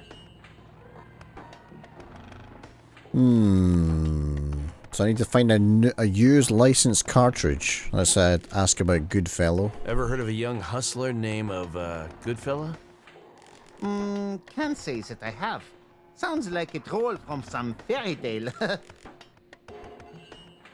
See you around, friend. Alright. Seize the day, my friend. Bye, Mr. Cooper. Ah, dimwit. Let's have a word with Sally here with her awesome hair. Welcome to Coffee Inn, where your business is none of ours. I like this place. Normally, Coffee Inn would make my life harder. Safeguarding fugitives, bounties, outlaws, you name it. Absolute discretion was mandatory, which explained the extremely neutral, almost neutered look of the place. Hello, Detective Cooper. Long time no see. What'll it be, hun? You always had a good memory. Have you seen this upper girl around here? Never. And if I had, I wouldn't tell you. The confidentiality of Coffee Inn's clients is the cornerstone of our business. Yes, and now I don't know whether she actually hasn't or whether she's just saying she hasn't. Good gravy. There it is, the line every PI loves to hear.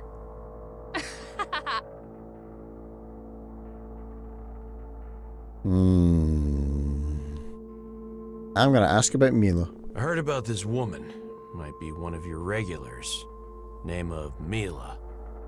Never heard of her. Oh boy, she's playing games here. And if I had, I wouldn't tell you. The confidentiality of Coffee Inn's clients. As I expected. Sal won't say a word, handsome. You should know that. She sounds like, oh, who's that actress? Jane Lynch. Jane Lynch. Sounds a bit like her. Mila. Oh, hey, Mila. You're outside having a little cigarette.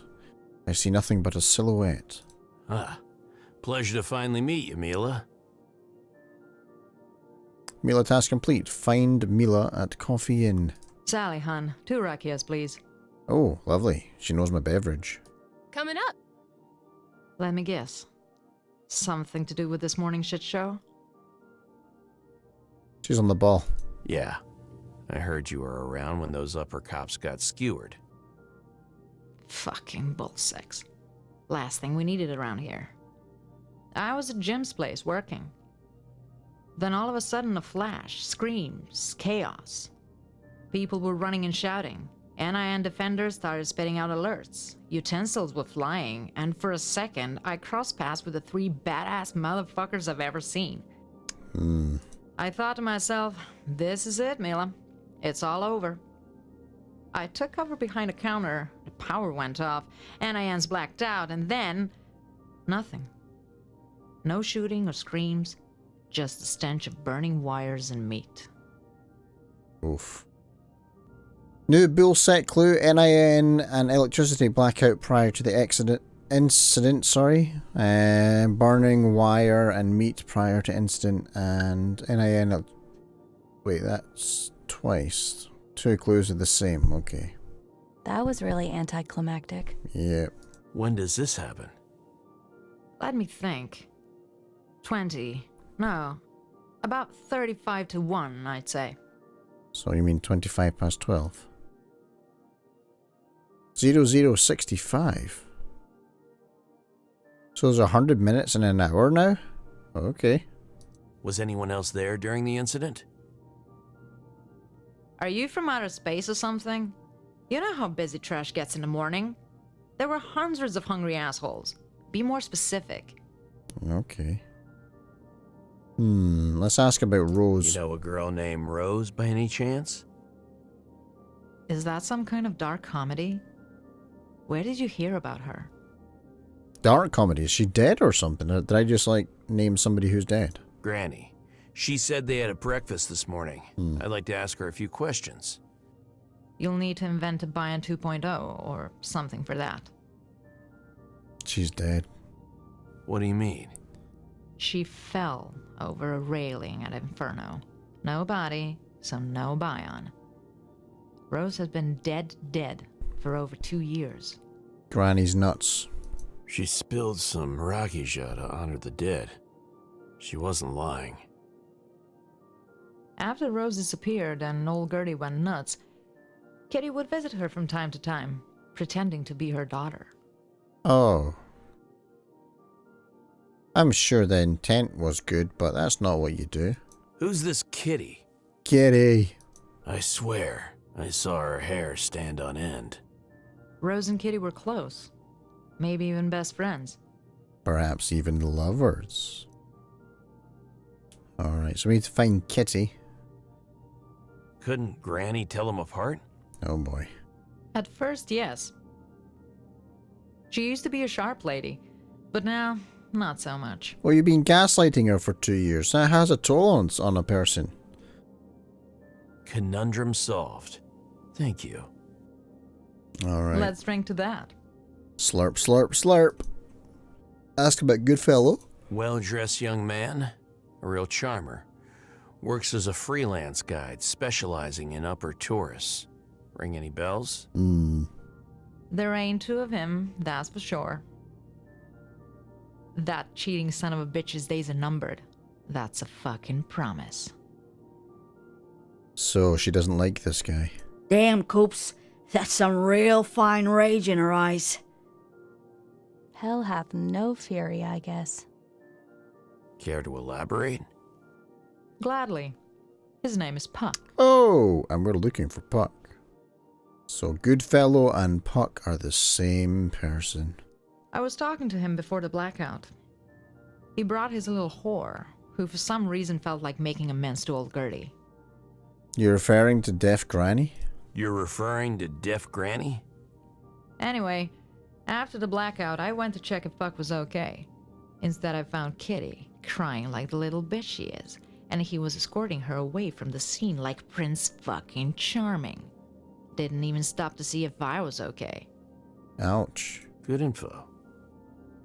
Picked up Kitty from FFP before the impaling started. Glad to be of help. Anything else? Hey, ask about Lucy, the missing person. I'm actually looking for this girl. She's missing. We have a lot on our Any plate chance right you've now. seen her? God damn. Let's see. She eyed the photo closely, mulling over it a while, before handing back her answer. Afraid not, hon. Shame. Thanks anyway. Sweet girl.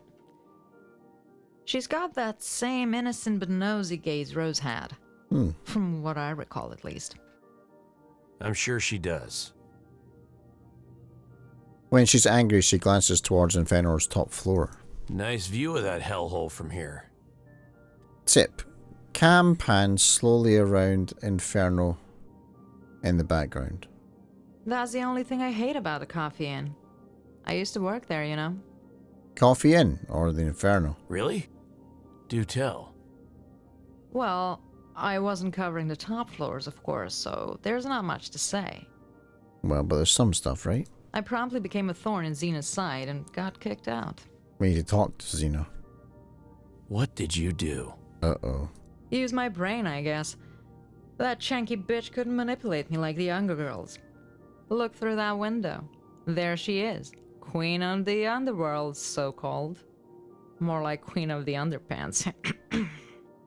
Oh, is she a bit of a hussy? I think she just let slip that the boss of the place is a bit of a hussy. I can use that. I can turn on the charm when we come to talk to her. Flirt a little bit. Wow, that was somehow even weaker than one of your jokes, Scoops. Hey, wow. No. She's clearly drunk. We've all been there. Okay. You mean she's right there on the other side of that window? My personality skill check was a success there. Yeah, that's the VIP area. What would keep someone from, say, driving a car through that window? The security, they're no joke. Vehicles are off limits throughout the entire complex. They must be modded to hell if they can stop a car. Also the fact that nobody knows how to drive a manual transmission these days. All it takes is one crafty old-timer. With nothing to lose. Damn. That would be one glorious sight to behold. I agree with her, Coops. I agree 100%. Alright, find a manual car to crash into the Inferno VIP. Well, we found the taxi already, and it's manual, I'm pretty sure. We just need a key for it. She knows Puck all too well. After what you've told me, I can't help thinking. Uh-oh. I knew I was poking the hornet's nest. Yeah, I was going to say. But I had to understand the full picture. We need to dig into her pain. How does an experienced lady like you let yourself get played by a kid in flashy clothes? Experienced lady. Fuck you, detective. He's not some kid in flashy clothes. Puck is one of the cool kids. Capable, ambitious, always thinking ahead. He might have his schemes, but he's a decent guy. Not involved in any gang business like his dad Kriv used to be. Kriv? She painted a pretty picture, but still a blurry one. I didn't want to believe her, for some reason. Why not? You get the idea. So, Puck's dad was in Big Daddy's gang and got injured. Puck is not involved in any gang business. Yeah, I think I do. Then the idiot decides to let some girl scramble his brain and start making decisions with his cock. It happens. I think I understand. So you also had someone who let their guard down for you. You did. Yep. I did. Sure as hell did, Coops. Men. Can't live with them. Can shoot them execution style and dump their bodies in an empty parking lot. What else you want to know? I bet she followed Puck after the trash incident. What did you do when the dust settled? I ran to Puck's apartment. It was locked. I had a spare key, but... He changed the locks? That rat bastard was already all over his whore. Oh. I could hear them moaning right through the door. Mila, that apartment just became the top priority of my investigation. Oh boy. I was counting on it, detective. She knew exactly which strings to pull. I was afraid it became too obvious how much out of shape I really was. Keys and address, please. Corridor 88990. Tear that place apart if you have to. Corridor? That's a hell of a weird name for a street. And if you see that whore of his, I don't know, arrest her or something. I don't know if I can do that. I'm only a PI. I'm not actually a police officer. You know I can't do that. I know, but I don't care. Alright, so I got the keys to the apartment. I got the flat address. Going to investigate the flat. That was immensely helpful. Thank you, Mila. Oh, you're in for a treat, hun. Anything else? Nah, thanks. Leaving already, handsome? What a cool sort of idea to just have her silhouette be her. What, am I suddenly one of your target group? Nah. It's just nice talking with someone hardened for a change. Feelings mutual. Someone who's lived Later, a bit. Mila. Alright, so we're going to the address that she just gave us. What's this? Let's go to the door to Puck's apartment. We'll do that last. I'm gonna buzz this. A piece of shit office in a piece of shit neighborhood. Nothing strange about that. Alright. The owner's familiar face, however. Now that was a surprise. Don't be shy, Johnny boy. Come on in.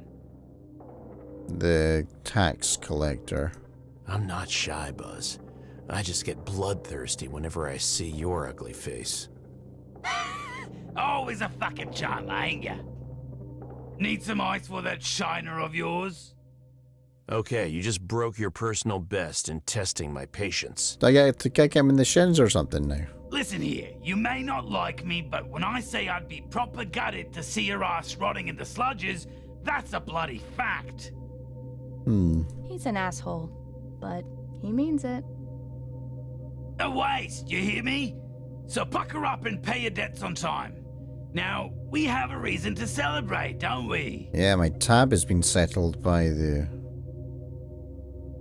blonde lady in the red dress. Thanks to your upper skag, I'm fucking minted now! See this lovely bag of credit packs?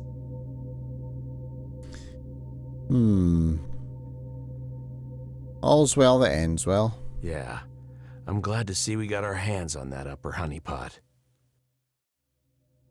We should nick everything we can from those fuckers. Anyway, how can old Buzz be of service, Johnny boy?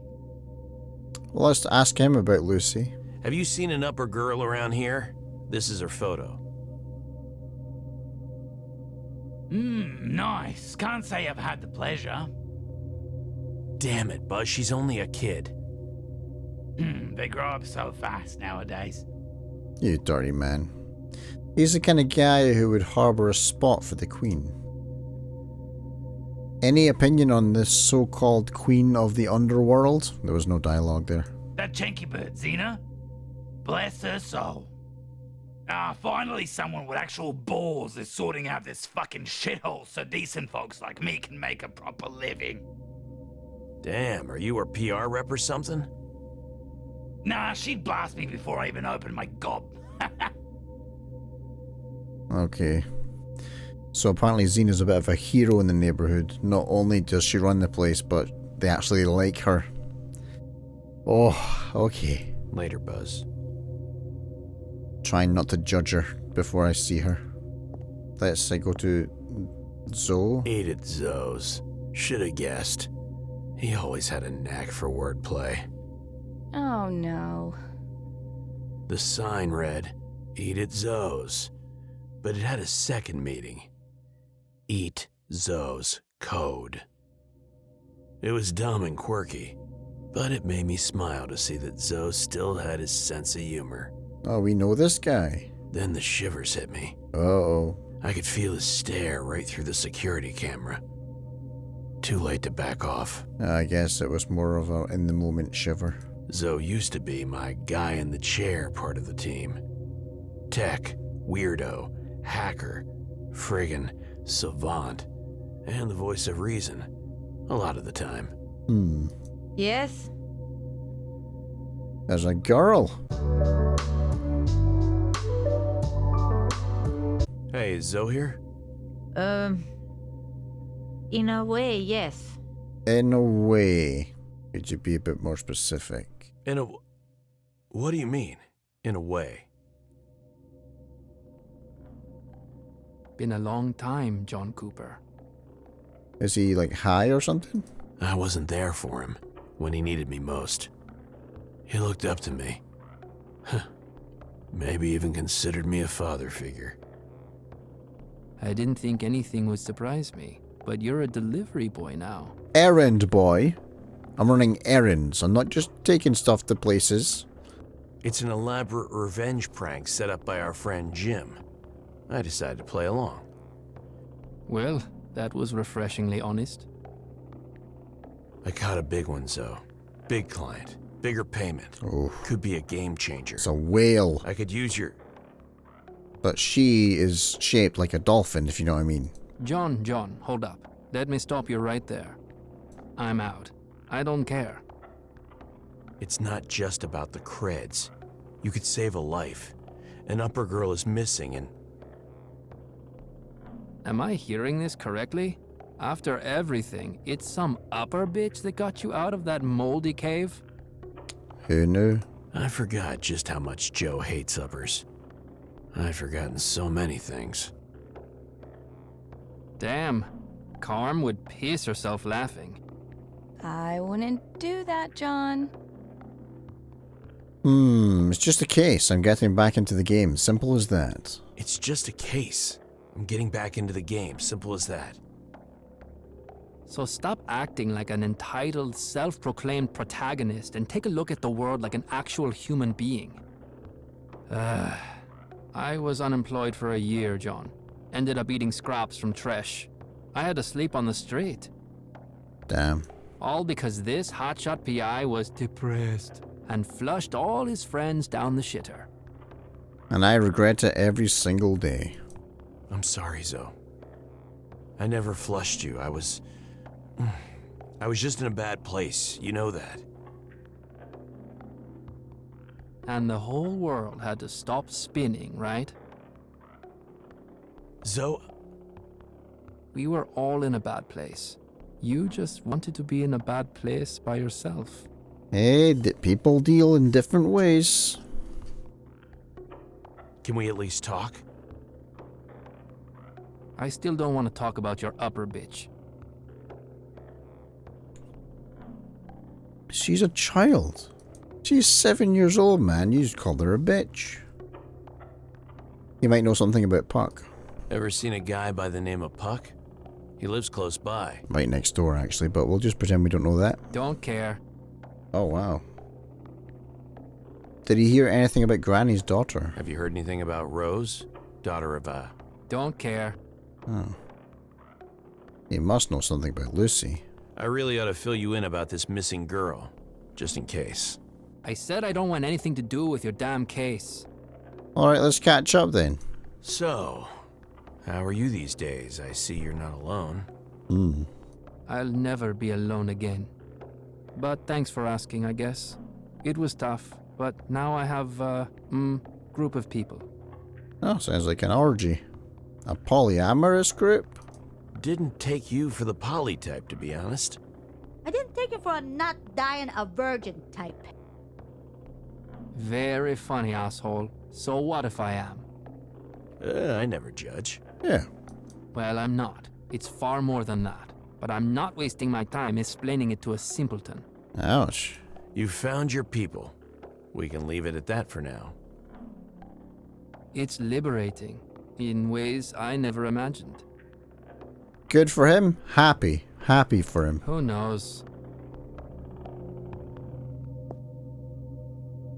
Alright, let's unlock the door with the key. The place seemed to be empty. It was a much-needed break from the fake smiles and nerve-wracking courtesy. That's a small room. Wow. Let's look in the wardrobe. Neatly folded clothes. So neatly folded, in fact. It didn't take a genius to see that something was missing. Oh, what's that? A few t-shirts, jacket, pair of shoes, and an empty space for something squarish and bulky, like a mixing box or suitcase. So we have a clue that he's packed his necessities. We didn't check everything. There's a cat here. A gray, scruffy, long-haired cat was perched atop the cabinet, perfectly motionless. It's either a robot cat or it's taxidermy. I'm gonna pet the cat. Good kitty. Ever vigilant, aren't you, buddy?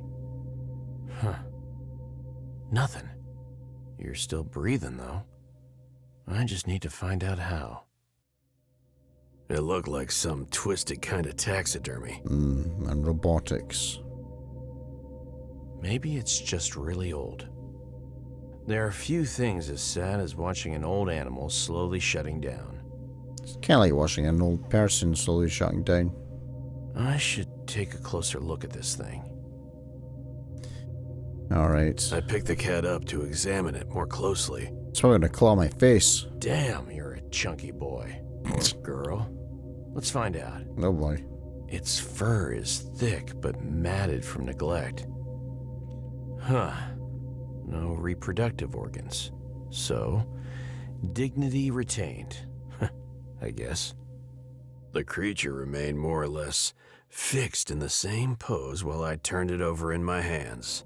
That's a robot. The real surprise was hiding under its tail. Oh no. Oh, my skill check failed. Is that a port? Oh. Why would anyone... Never mind. It's a USB port in the butthole, guys. I've got to turn this thing on. Find a charger for the cat in Puck's apartment. Find a charger. Find a charger. Let's go to the toilet. No toothpaste, no toothbrush. Other than that, everything seems normal. So the bed is above the toilet. Damn, the future's looking pretty grim, guys. Failed another skill check. There wasn't anything new in the apartment. Alright, let's go to the bed. 2 bunk beds, the top one just a mattress. No sheets. There's a blank, rectangular space among the neatly stacked clothes on the lower bunk. Was it a suitcase? Could be. I think I've done everything I can here. Find the charger for the cat in Puck's apartment. Well, maybe it's in the wardrobe. It's the only storage she Neatly has. folded clothes. So neatly folded, in fact. It didn't take a genius to see that something was missing. A few t-shirts. Well, I can't really find a cable in the room. I think I might go back, to the metro and talk to Kvet again.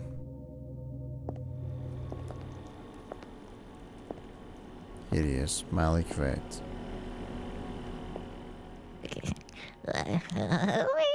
It's good to see you, boss. Is there a chance that this good fellow person is actually Puck? You know, I wasted a lot of time looking for the wrong guy because of you. Oh, maybe he didn't know. We don't understand, boss. Why didn't you tell me that Puck was the guide's real name? What do you mean, boss? Why did I told you that I am straight away? Good fellow. Puck.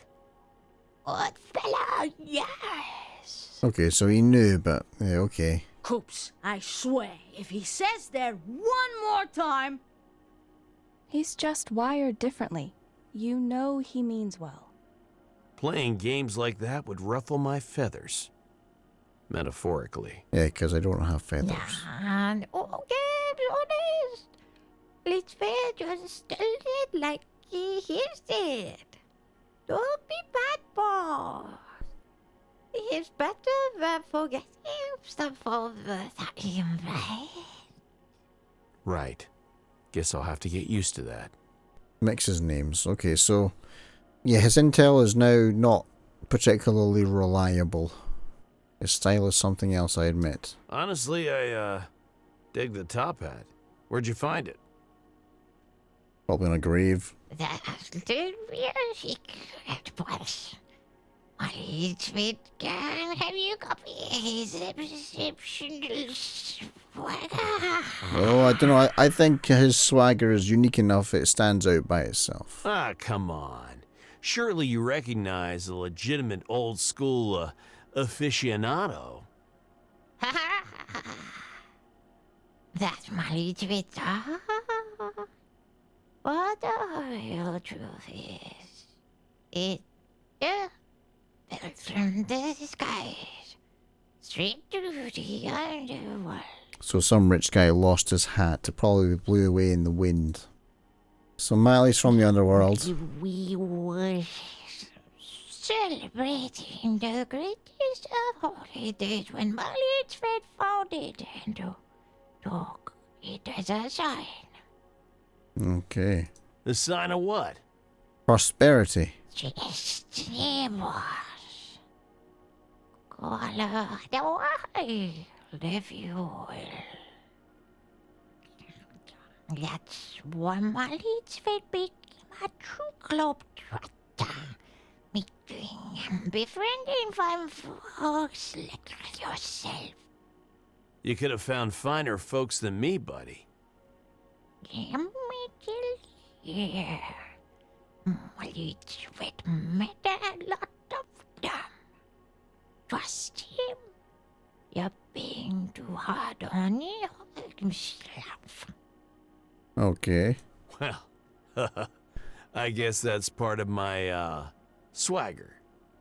It's one of my traits. It makes me me. Thanks, T-Sweat.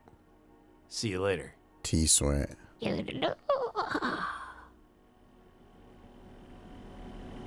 Alright. Ask Jenkins about Mila. That would be in the Infernal Club again, right? Let's see if these guys are any more talkative. Yes? Bluff my way into a meeting with Xena. Let's see if I can do this. Actually, your boss is expecting me. One moment. Boss, some guy says he's here to meet with you. This won't go well. Stand still, I'm scanning. Oh. Name? Try Goodfellow. Goodfellow. Keep that wise guy out. Damn. I have questions. I'm looking for... This isn't an Damn it. Should have just said my full name. Never mind. Okay.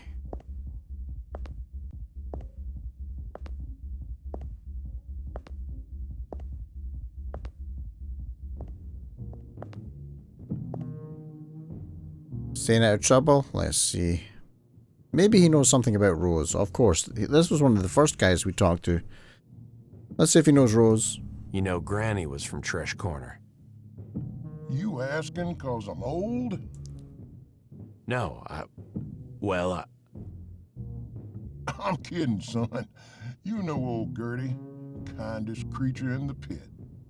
Bit senile, though. Did you know she has a daughter? Yeah, Rose. She died a while back. What? Really? 2 years ago, if I'm not mistaken. Fell from infernal railing straight to the sludges. Mila told us this already. What did the official report say? I mean, was there an official report? You never know with these things, do you? There was a laughable one. They called it a terrible work accident. And the place rose with 3 fresh girls the very next day. Remember the news articles? No one cared. At least the railings were fixed. Hardly a consolation. No one. The body? Never found. So that case would be inconclusive then, right? Damn. Yeah, so she died 2 decimal years ago. Fell from infernal railing into sludge. They never found her body. Maybe we should go to the sludge. To be honest, Jan, it pains me to speak about that. Granny is one of a kind. A woman with the heart of gold. She was always there for everyone. Helped even yours truly on multiple occasions. A strong pillar in the community. Her reward? Only child taken and turned into scary story to keep children away from Inferno. That place should burn. Oh boy. Here, here. Let's see if he knows Puck. A young guy named Puck. Ring any bells? He smirked. Of course he knew him right off the bat. Don't know much about Puck, but I knew his dad, Kriv. It's a sad story. Go on. Kriv was an old gangster who went clean, only to end up confined to bed. A freak construction accident, the cause never brought it to light. Along came poverty, leaving him on the edge of starvation. And his daughter disappeared, leaving only young Puck to take care of him. Poor girl broke down under pressure and split, probably. It rains, it pours. Yep. If Kriv is still alive, he'll be in their apartment. As far as I know, it's somewhere in the flats near the coffee inn. I don't suppose you know the address. Maybe somebody in the area of those flats will know the address. Yeah, I need to ask him about the car without freaking him out. You like old-timers, Malt? I mean, rides. I'm a walking cliche, son. You already know that. I saw a really old cab outside Inferno. A Vexter Nix Eclipse 3023. Do you know the owner? I figured that rust bucket would still lay there. It's easier moving a mountain. You wouldn't believe it. Belonged to Puck's dad, Kriv. Oh, so if we go to that apartment, the key might be there, huh? It was right under my friggin' nose. I didn't know Kriv was a cabbie. For a short while. Nobody hails manual cars for a ride these days. Thanks, Malt. Alright. Cool, so Kriv's apartment is in the flats somewhere. We're gonna have to go there.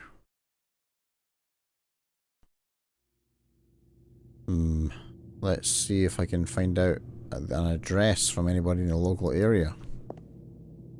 Brethren. Ask about Puck. You heard of a guy called Puck? Supposed to live nearby. Never hear about that guy. Me bad with names anyways. Later. Yes, man. Let's ask the butcher. I knew you'd come back. I have questions. If anyone has a cat charger, it would be Butcher. Let's see if we can get a cat charger.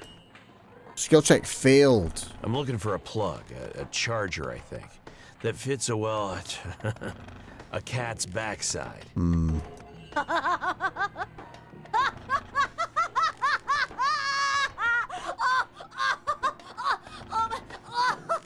can't. I'm so happy I have no bladder right now.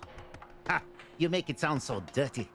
That would be the standard 6.35 Bion charger. Okay, have you got one? Very expensive stuff, my friend. I've only got one left in stock, and it's already on hold, I'm afraid.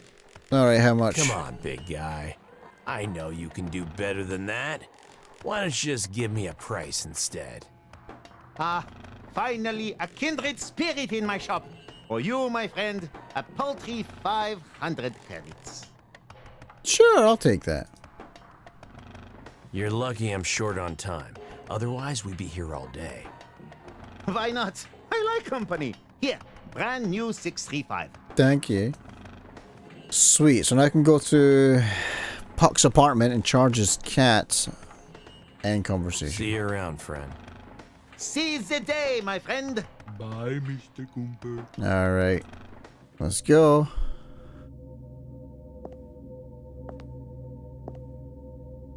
Cats. Plug the cat in. Let's see if this one does the trick. It's the right socket. So, now we wait. I don't think this thing has quick charge, guys. We could be here for a while. Alright. Let's charge the cat. The circuits were dormant for a while. No visible changes. Then, the pupils dilated, and the cat relaxed its stiff pose. Sounds like what happens if I let the battery in my keyboard die. She's not liking me. What? Who the fuck are you? Why you in my apartment? Jebem li ti sve po spisku milom da ti jebem. Right. Did they download his dad's personality into a cat? Let's cam the cat. Here, kitty kitty. We can be friends. Oh, damn it, attacked me. Calm down, soul damn it. I'm a PI, I'm looking for Puck. Yes. Doc. He in trouble. Might be. There's a chance we could help him if you'd start cooperating. Fine. Mind sheathing those claws? I don't have time to bleed to death today.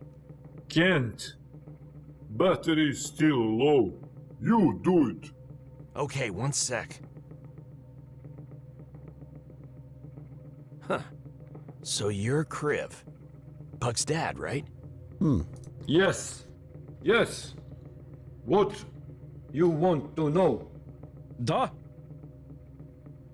Alright, let's talk about last night. Moving on. Kriv, I need your take on whatever happened here last night.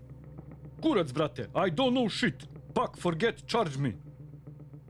I tell him, Puck, go buy another charger. He don't listen, debil. Battery always run out at night. Wouldn't you sleep during the night anyway? You sleep all day when you're a cat. Ha ha ha. Unless some Kurac sniffs around your crib. So Puck didn't put Kriv's batteries to charge. Maybe some insight into bull sex? Can you tell me anything about the impaled bull sex down at Tresh? Bull sex. What? No, they don't talk. In my experience, dead men rarely do. Why impale cops if they dead? Shitty job. Young people, idiots, don't know to keep alive. You start from us, da? Move around guts. Don't hit liver. Avoid heart. One fucked lung, fine. Then stuff rugs to... Skill check successful. Please don't finish that sentence. Come on, Coops. You can't interrupt a freaking masterclass like this. So there's no one who could pull that off now? 2-3 cops, no. Maybe Victis Boychiks. They very big. Preacher Kurats maybe, but not without helps. Okay, that was... informative. Alright, so we got 2 new points of interest, Victi's Boys and the Preacher. He can see what I could not. Look around. Has anything changed? No, wait. Yes. Jebemliga. Some stuff missing. Shoes. Like Puck packed and left. Yeah, that's what I was thinking too. Lena left brush. Who's Lena? Family? Da, moja cher, daughter. She left. Oh. He was a cranky bastard. I decided to change the subject. Fast. Wait, detective. You missed this Kurats. This not here yesterday. What's that? In bucket? Yes, there. A finger-sized purple cylinder shone through some old cleaning supplies. It could be like a lipstick or something. Premium material. Gleaming purple color. No seams, no movable parts. Looks like a lipstick. Well. A very expensive lipstick that definitely doesn't belong in a bucket. Or in the pit, for that matter. It's a nice lipstick then. Maybe it was stolen from Lucy? Let's open it up. Let's see what's inside this thing. Twisting, pulling, squeezing, nothing worked. This was one tough little cookie. Let's smell it. A flowery scent. Oddly familiar. Familiar? Could it be the lady who we were talking to at the beginning in the red dress? Of course it's familiar. Is it me? Or Jasmine. Again. Jasmine? You're coming with me. Stinks as shit. Take it away. Cats smell really good. It hurts. Jasmine scented lipstick. I have a chance to get to know Puck better. Anything you can tell me about your son? Good kid, good kid. No gang shit. Always clean. Not like his Kurat's dad. But friends, govna. Bad. They use him. He change. Angry. Nervous. We bring my Puck back. I help. That sounds grand. We will. I hate making false promises. But sometimes, there's no choice. We'll do our best. It's not like we're deceiving them, man. Listen, detective. I may be pet Bion now, but it has special set of skills, da? Skills that make cats like these dangerous. You better take this seriously. If you don't, I will look for you. I will find you, and I will kill you. He has a very particular set of skills. Right. Just calm down, Kriv. Let's talk about the car now. It's the last thing to go, really. Is that your ride gathering dust outside Inferno? Don't mention that governor to me. Almost ruined my life. You don't like the car? I heard. Is it for sale? I can take it off your, paws, if you still have the multi-key. No. Gave multi-key to Puck to pawn it. Halt some debt. Oh. Warn him, Puck. Boy, that Slina Kurcheva will pay someone to break your kneecaps. That who? Russian words. Buzz, that Kurats across the apartment. This day definitely can't get any worse. You not the one stuck in cat. Wanna trade places? I wouldn't mind, honestly. Life of a cat. If my cat's anything to go by, pretty easy. Your body short and skinny, but okay. Still better than cat, yabiga. You'd be surprised. And a mean right hook back in the day. Still serves me well, mostly. Mostly. Ha! That shliva on your eye, say otherwise. Yeah, I did get my ass kicked this morning. So we asked about the taxi. Get the key from Kriv's car from Buzz. Ooh. Hey, allo, Ilmoj, can you give some food, molim te, before you leave? It's on the wardrobe. I'll give you food. Least I could do. Yeah, damn, you must be starving. I don't know if he's even a biological thing or if he's a robot, but he's eating. Hvala lepo, drug. Thanks. Alright. Let's leave. Is Puck your tenant? I'm looking for a guy named Puck. He lives somewhere nearby. Everyone's favorite fuckboy. Yeah, he lives across from me. When was the last time you saw him? Fucking hell, I'm a loan shark, not a bloody babysitter. I heard he brought some bird home from the club again. Don't know where he went after that. That's a lead. Thanks, Buzz. You know Puck well? What can you tell me about him? Model tenant, that one. Always pays his bills and rent on time. Still, he's struggling with some debts right now. And we know about that already because the cat told us. Let's get the car keys. You didn't tell me Puck pawned his dad's car with you. You never asked, mate. Not a car, a multi-key, which is far more valuable. I even postponed his deadline for a good long while. I want to buy that key back, plus his outstanding debt. Really? Good for you, Johnny boy. Giving back to the community. Can't help but wonder why, though. I have my reasons. A passion for manual transmissions is one of them. I do like to drive a manual car. Huh. Okay. Molly, give me the numbers for Puck, quarterly interest included, and be quick about it. Exactly 789 credits. 800 it is, then. Frickin' vulture. That's the admin tax for you. He is definitely pushing his luck. You're not part of the administration, asshole. I'll take that key now. Thanks. Okay, so I have just over half of the money left. Do you even know how to drive a stick? We're about to find out. Later, Buzz. What do you mean by we? Alright, so I have the taxi keys. So that's my ticket in. Get into the wheels. Nix was still there, gorgeous as ever, waiting patiently. Open the car. Leather seats, chain for a steering wheel. Oh, that's weird. Fuzzy dice and so many stains. Oh dear. They look like art. All the badass cliches were right there. That car was a symphony, and I was the crescendo. Oh man, I must be dreaming. I'm in a frickin' dream. Then wake up and hit it, Coops! This is the hour! It is the moment. Alright, let's wreck this soul damn masterpiece. Finally gonna get in.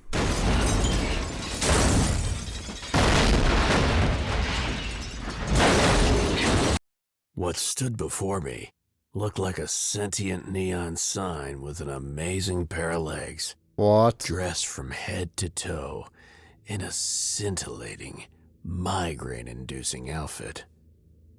That was a weird cutscene, by the way. We just rammed into the side of a building. It's not even mentioned now. She was young, but she was clearly the ballbuster in the room. Oh, damn. A woman in control. Ow! Oh, did she actually bust my balls? Is that the way Inferno treats guests these days? Guests use the front entrance. Otherwise, they don't go on breathing for very long. Oh, shit. We may have misjudged here. The fact you still are makes this the luckiest day of your life. And you better fucking believe it. That's an accent. There's a strange, almost Irish twang to that. Oh, I'd sure smile from all that happiness, but there's a ton of metal on my face. Gresh. That's the only break you're getting, asshole. Did he break something? So how's it going, good fella? Oh, I'm not good fellow. God damn it. Because obviously at the door earlier. Motherfucker thinks he can waltz in here like a kid flashing fake ID to buy beer at Pit Stop. I could tell she was getting tired of showing off her power. Plainly, I wasn't the only one in the room meant to witness it. She has some guests, right enough. Dodgy looking fellows. What are you doing in my fucking club? Ask about Puck. I'm looking for a guy named Puck. He's one of your jockeys, and a main suspect in my investigation. Man, I'm just sitting there with that guy standing on my head. Tell me where he is, and I might get off your back, and this guy can get off my head. Oh, you might you? You get a load of this dumb fucker? I haven't seen an act this bad since that juggling Bion monkey set himself on fire. There's a mixture of accents going on there. We have an important topic to discuss, Puck. There he was, a nattily-dressed kid in a fedora, fluorescent cocktail clutched in his mitt. He was doing his best to stay calm. Where is he? Puck is rather busy at the moment. And may I remind you that so are you.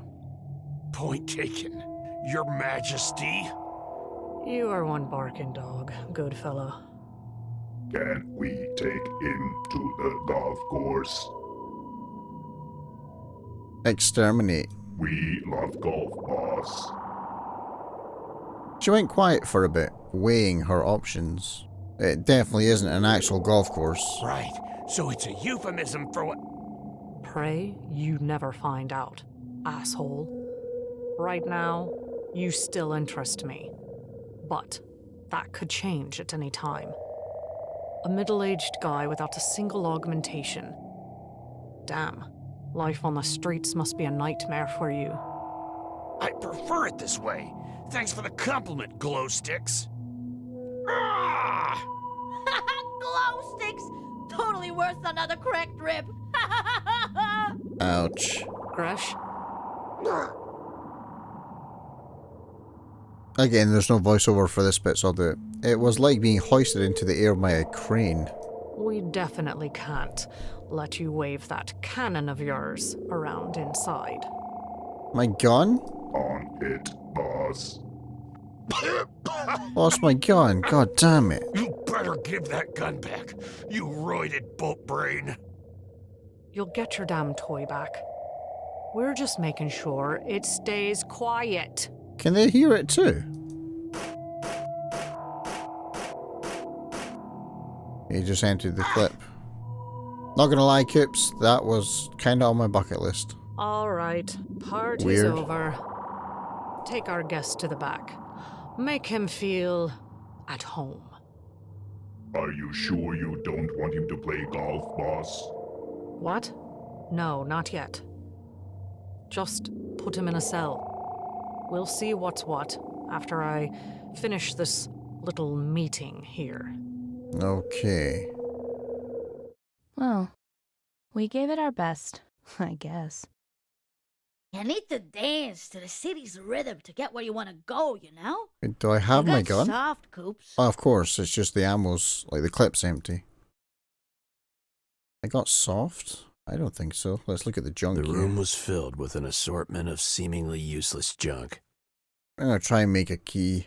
I recalled the good old video games of my youth, where the player would pick up and combine some completely random items to solve the problem at hand. Resident Evil. With that in mind, I searched for something I could use to break down the door. Well. Let's see what we've got in here. You can't even begin to comprehend how funny what you just said actually is. Please continue your detective work. What the hell was I thinking? I'm not an engineer. In real life, however, you can't just improvise like that. You could try. I miss the days when I actually had time to play those golden oldies. A nostalgia. I like this guy. I'm pretty sure he's me. Sometimes some of his dialogue is just, it's like he's been in my head. It's kind of bizarre. Alright. I've slept like a baby on mattresses that were borderline torture devices. But this hideous thing, outmatched them all. I'm not gonna arrest you. I'm gonna talk to Carmen on purpose, because she talked to me before. All we can do is wait. Maybe the Queen will cut the charade and calm down without her dumb audience present. Door. Let's see if we can manipulate the door. Maybe knock on it. Bang really thick, loud. reinforced metal door, barred from the other side. A metal door. Man, this place was designed to be a prison. I'm not going to try and break the door. I'll end up hurting my shoulder or something, so I'm going to yell for help. I opened my mouth, about to call for help, but couldn't make a sound. I was dead tired. And you had a cigarette in your mouth. So I try and break the door? I'll try. Adrenaline gave me some crazy ideas. There was no way I could break this one down. Yeah, you're right. Try to break the door. Nah, back off. There's no way out. We'll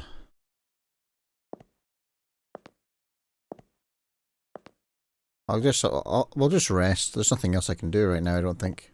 I've slept like a baby on rest. I was stuck in a cell with no way out. All I could do was wait for my destiny to unfold. You know, the dialogue in this game has just the right level of hyperbole, I think. Just enough to make it kind of like a hyper-real noir. It wasn't kind of exactly world. an obscure enigma to boggle the mind with. Just a missing girl. Simple as that. But all the odd hunches, twitching eyelids, gut cramps, red flags. They unified in making me uneasy, anxious, paranoid. There was something more. Luckily, I wasn't alone. At least in my decrepit remains of a mind palace. There's something we're not seeing, John. Someone's interest or angle or agenda. Yeah, there's always an agenda. A journalist knew that too well, especially when working on what may be the case of the century. Time withered. The silence screamed louder than any siren. Darkness gnawed at my eyes, harder than Terra Hive's unrelenting neon blaze ever had. Oh yeah, Terra Hives is the name of the planet that we're on, isn't it? Then the curtains rose once more, ringing, so high-pitched, it almost split my skull.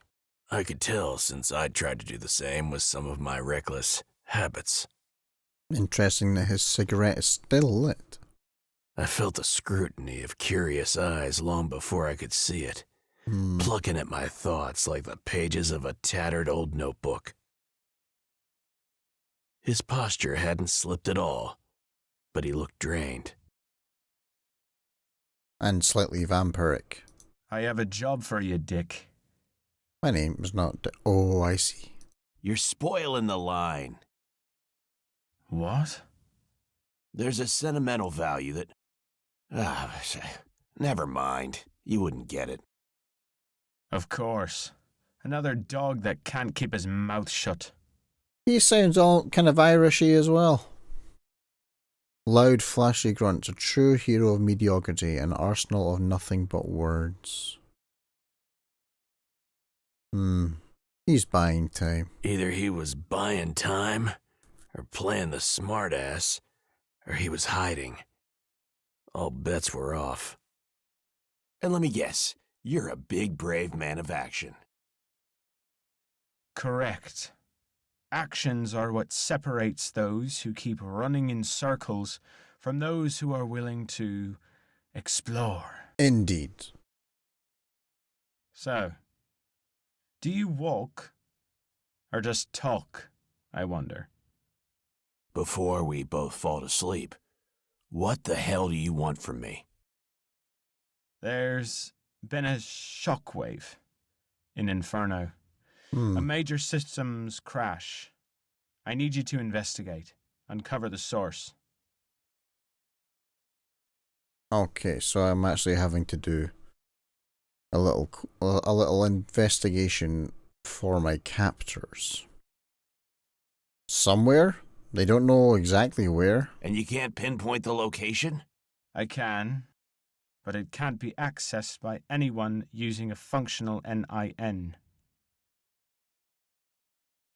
So, a broken one? Yes, naturally. Does it come with a free dose of lethal radiation on the side? It was a null zone. Katarzyna claims she's never seen anything like it. As his consciousness ebbed, the calm and collected act was slowly falling apart. Oh boy. Hey, remind me quick. Why am I supposed to give a damn about anything happening here? Simple. I have something you want. But first, you must prove yourself useful to me. Deal? Nothing I could have said would carry any real weight in that situation. I just wanted him out of the room. Pronto. And so I can plan my escape.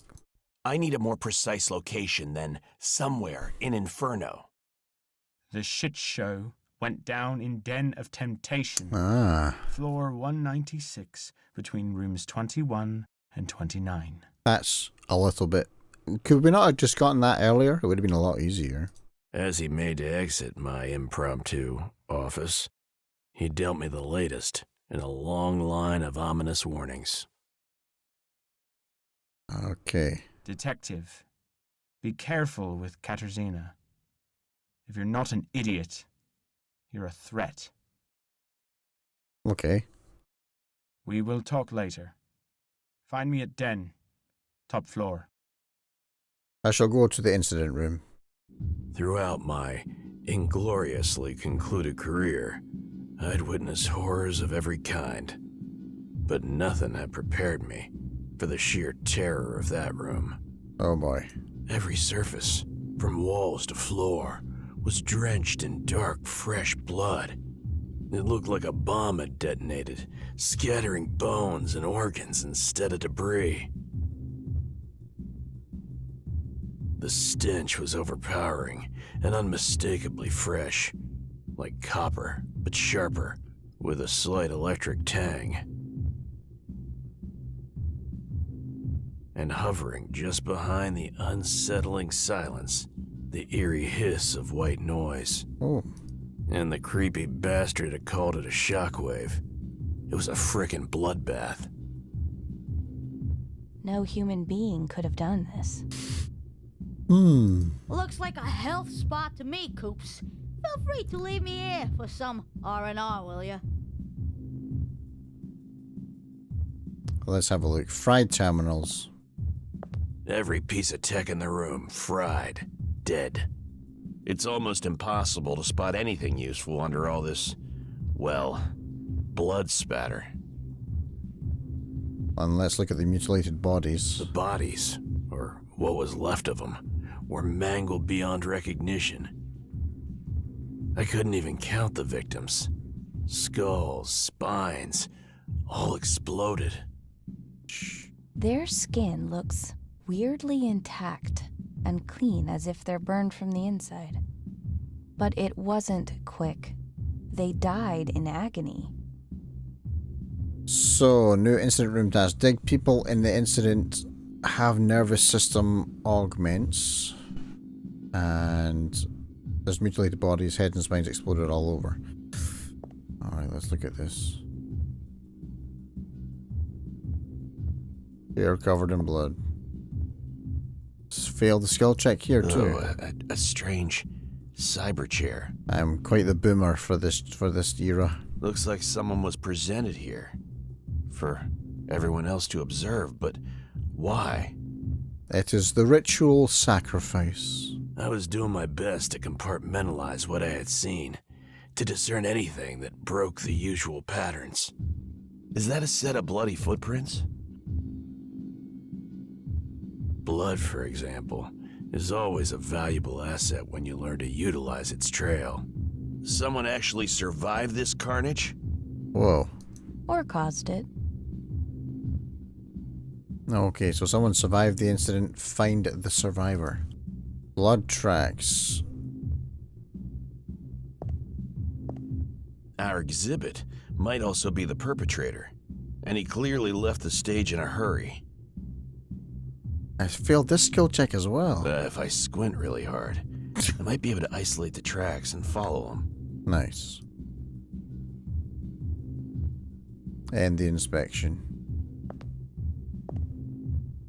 When a man stepped into my field of view, I felt like time had stopped.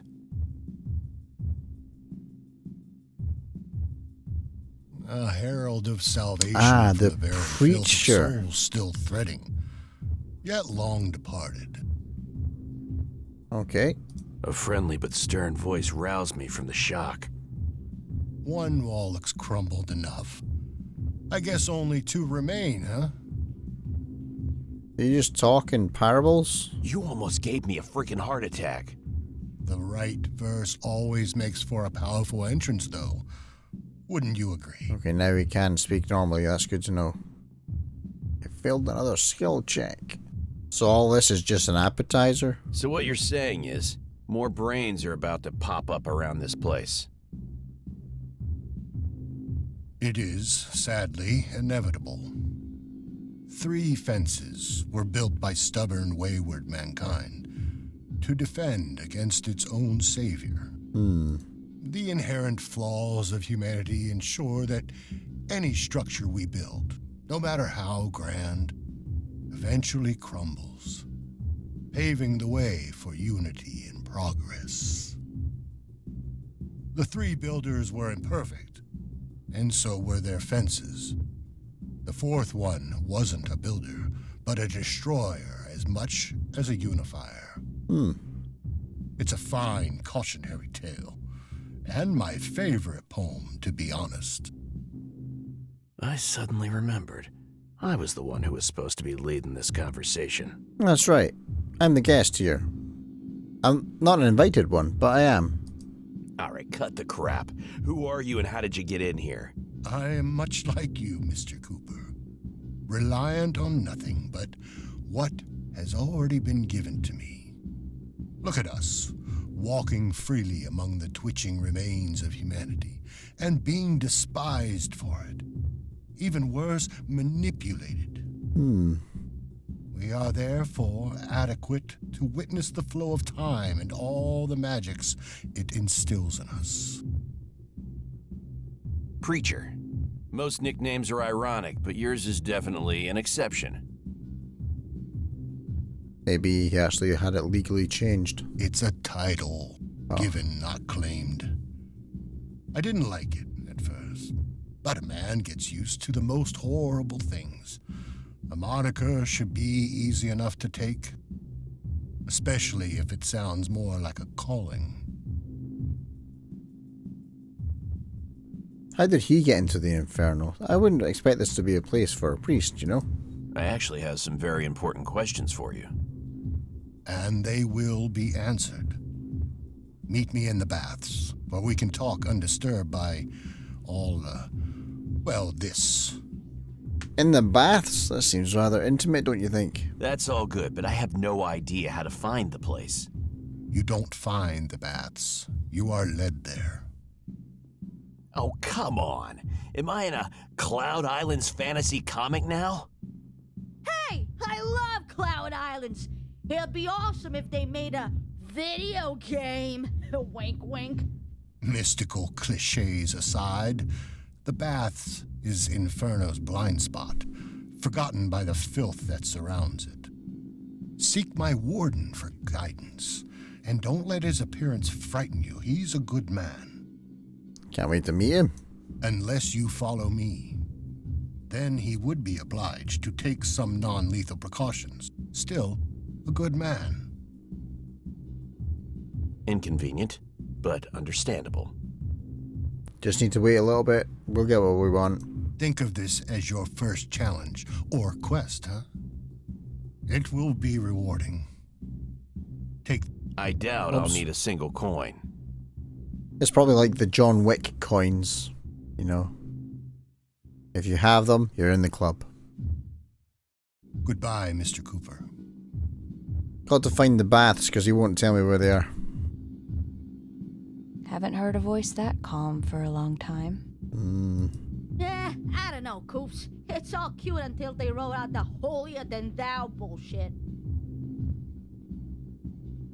Like it or not, Preacher was an important piece of the puzzle, not to be ignored.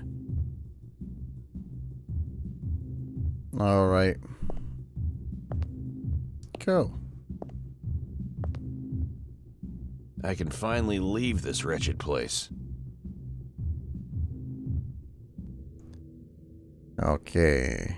The objectives for our character is just find the missing girl and investigate the impaled investigators. I think we're still in the venue of Inferno, so we've got a number of people to talk to here. Let's have a quick look around here. I've not actually been in this corridor before, but there are either a lot of people passed out or that's trash bags. Looks like blood there.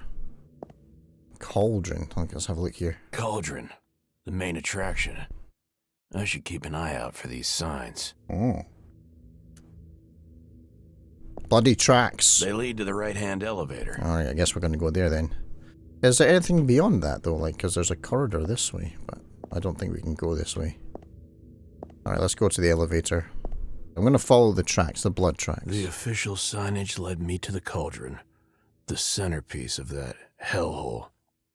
The faint cacophony of what some fools called music was already drilling its way into my skull. He sounds like quite the boomer. Coincidence? Huh.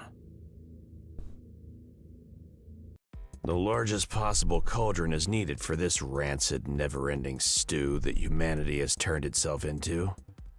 As we ascertained in the last stream, Johnny here, very optimistic guy.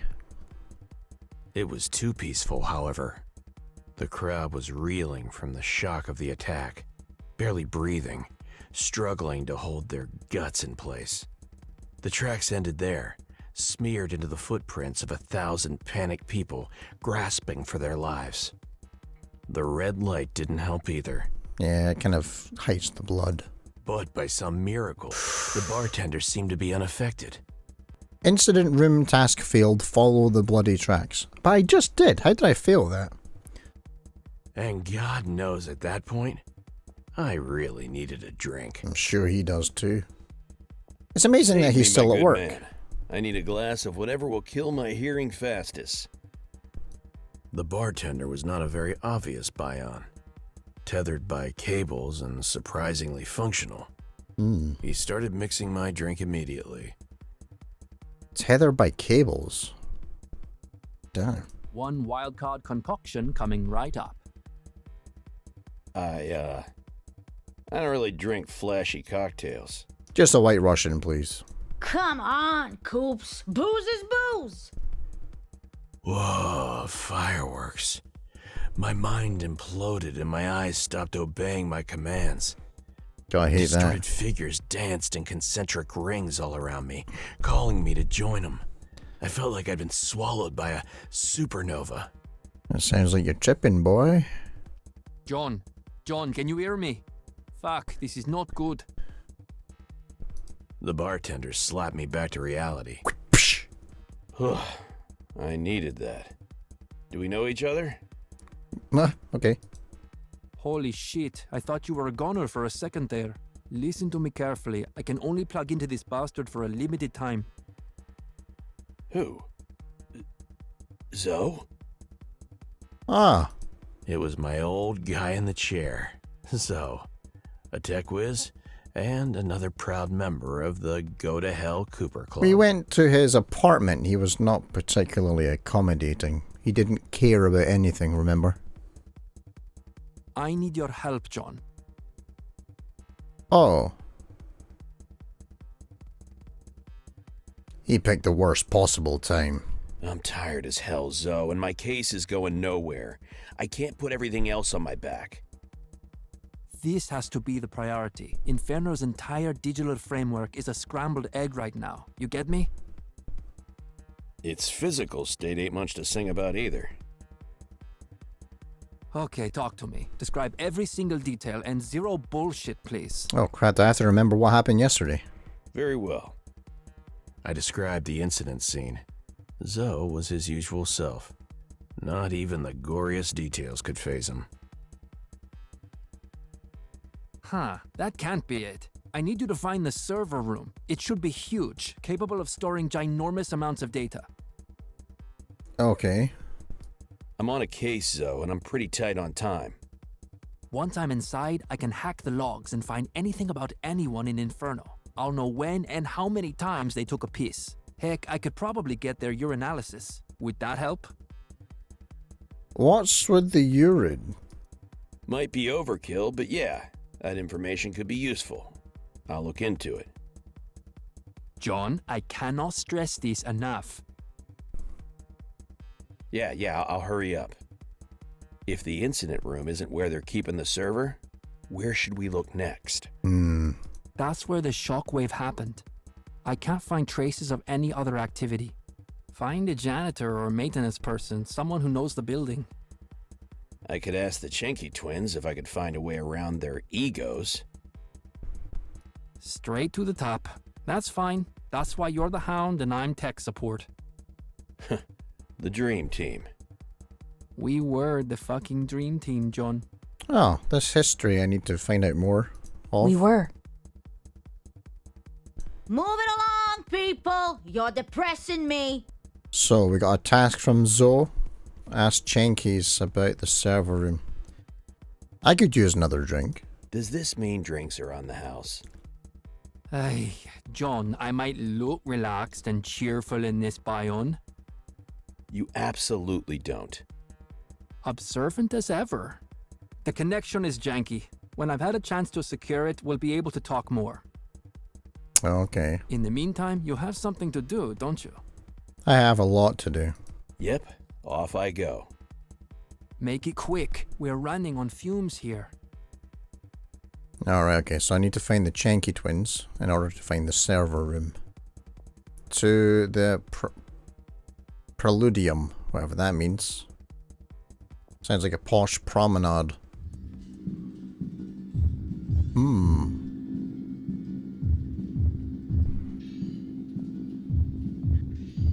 Oh, there's Malik. Ah, yes. Well, I'll talk to him later. I didn't know that this was his usual dive to VIP. I'm going to talk to Mali, actually.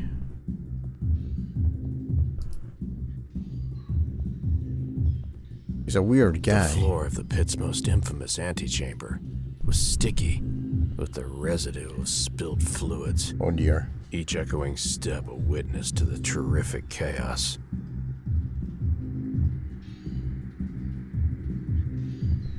Luckily, a cheerful voice interrupted to distract me from the disturbing, maybe permanently scarring imagery. Wait, what do you mean there's no need? You don't waste your eyes like at all. I think we've jumped into something mid-conversation. I don't. Made it this far without that rubbish. But what about your life? You're not bothered by these itches? Doesn't matter. We've got company, mate. Oh yeah, I'm here. Good to see you still in one piece, buddy. How'd you end up here? Boss, you're alive. Blimey. My light switch has been worried sick since the lights went out. It's kind of weird to me that he speaks in the third person. It's like he's a superhero in the world that only he lives in. To everybody else, he's... oh, I don't know. Grotesque? He told us you need some guiding expertise in the Inferno. So we followed you. You as the old hatch. Even made a friend along the way. It was no small feat. Yet to Molly Savette, it was merely the backstory of a newfound friendship. Zip it, mate. We ain't mates just yet. The voice from the shadows was calm, yet also distorted and filled with pain, like a proud, mortally wounded dog. Don't mind him, boss.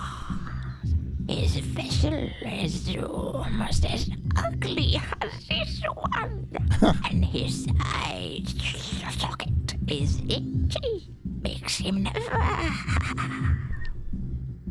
My little bit is trying to share some of his confidence, but he's a tough little muffin, he is. Blimey, I'm not. Hang on. Cooper Wright. Cooper Wright. Detective. I'm sorry, have we met? Holy shit, Snacks! There's two of them now.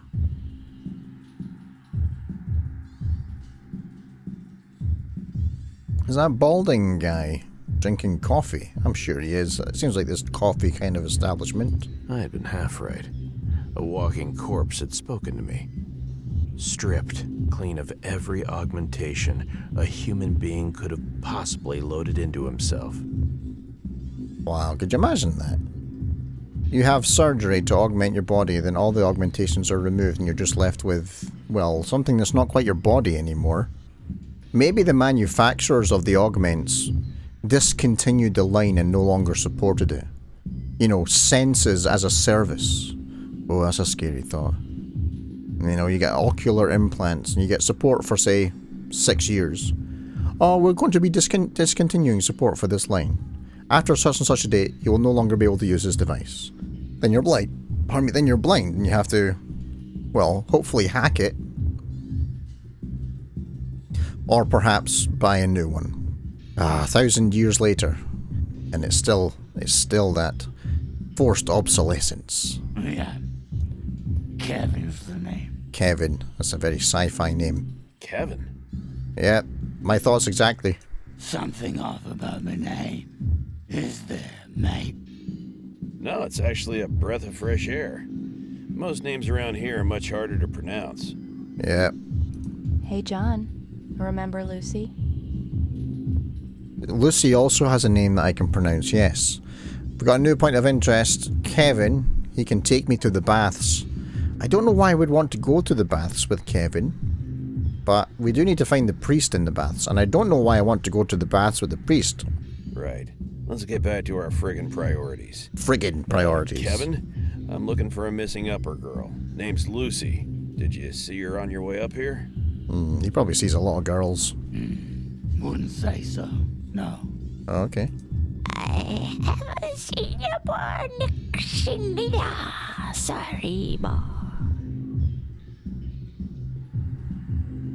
Our bloody survivor had to clean up somewhere. I won't sugarcoat this.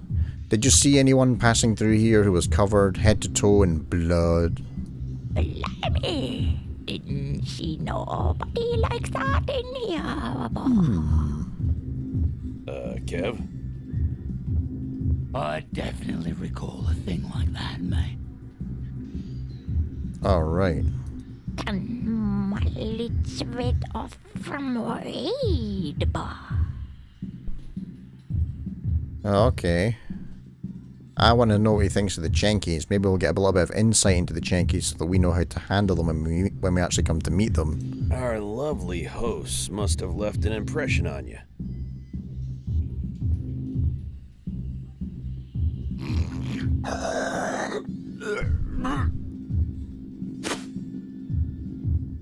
Charming.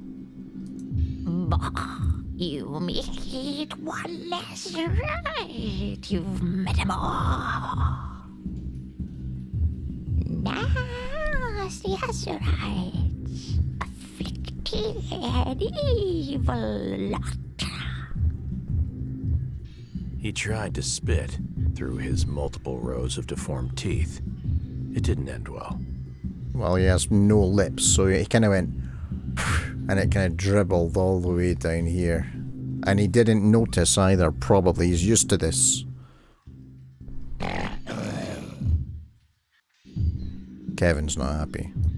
Right. Would you care to elaborate on your intense emotions? That's not what that says in the subtitles.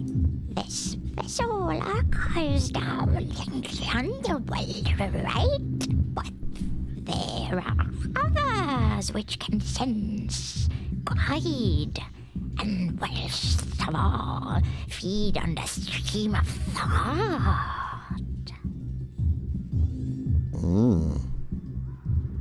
They nearly wicked the dream world down there. Up here, they're like swimming a fish which can twist the currents at will. Fish don't usually twist the currents, they usually use them. You mean they can perceive data flow? Whoa. My leadsmith can't be sure, but if they can tap in, they can control it too. Nothing is hidden from them, and that makes them viable. Oh. And just a tip from Pal Leadsmith. Steer clear of eating asteroids. They're as appetizing as a sack of rusty nail. I'm not going to ask how he knows that. That would be a really disturbing story. Well, I wasn't planning to eat them, but good to know. Need anything else from us, boy? So we got new clues about Pallor, underworld race. Chenkies are Pallors, apparently. See, feel, control data flow with natural senses. Now that's a talent. To the baths. Kevin, mate, can you take me to the baths? I never thought I would be so forward with another guy about that in my whole life. Hopefully he gets the correct idea here. Got the gobble, man. Got what? The what? The coin, man. Or your gob. Yeah, here's your coin. Now, show me the way, boatman. It's ferryman, actually. And that coin's for you. Bite on it so you can cross the barrier. One more condition, man. You've got to wear this bag over your head. Oh, I love it when we play these games. Cops, We don't do bags over heads, you hear me? All part of the experience, I'm sure. Alright, we're going to the... right there. Oh. Right underneath the towering pile of everything that was wrong and vile. It was the baths, hiding in plain sight. Can't say I wasn't impressed. Nice looking place. There's the priest. Then, silence. Shh. He's not wrong. No strobing neon hysteria or the deafening noise of desperate billions. Nothing but silence. An oasis for tired souls. You should feel right at home. I'm sure he's just focusing on feeling relaxed for a change. I just pray we're not switching to some fantasy bullshit all of a sudden. Yeah, me too. Ladies and gentlemen, I present to you the pit's finest detective, John Cooper. Several weary voices overlapped in response, breaking the calm in the room. Is that really him? Quest completed, Mr. Cooper. How do you feel? Quest? Hey, dude. Does he know this is a video game? I feel... calm. This silence, it's an experience. No wonder you're hard to find.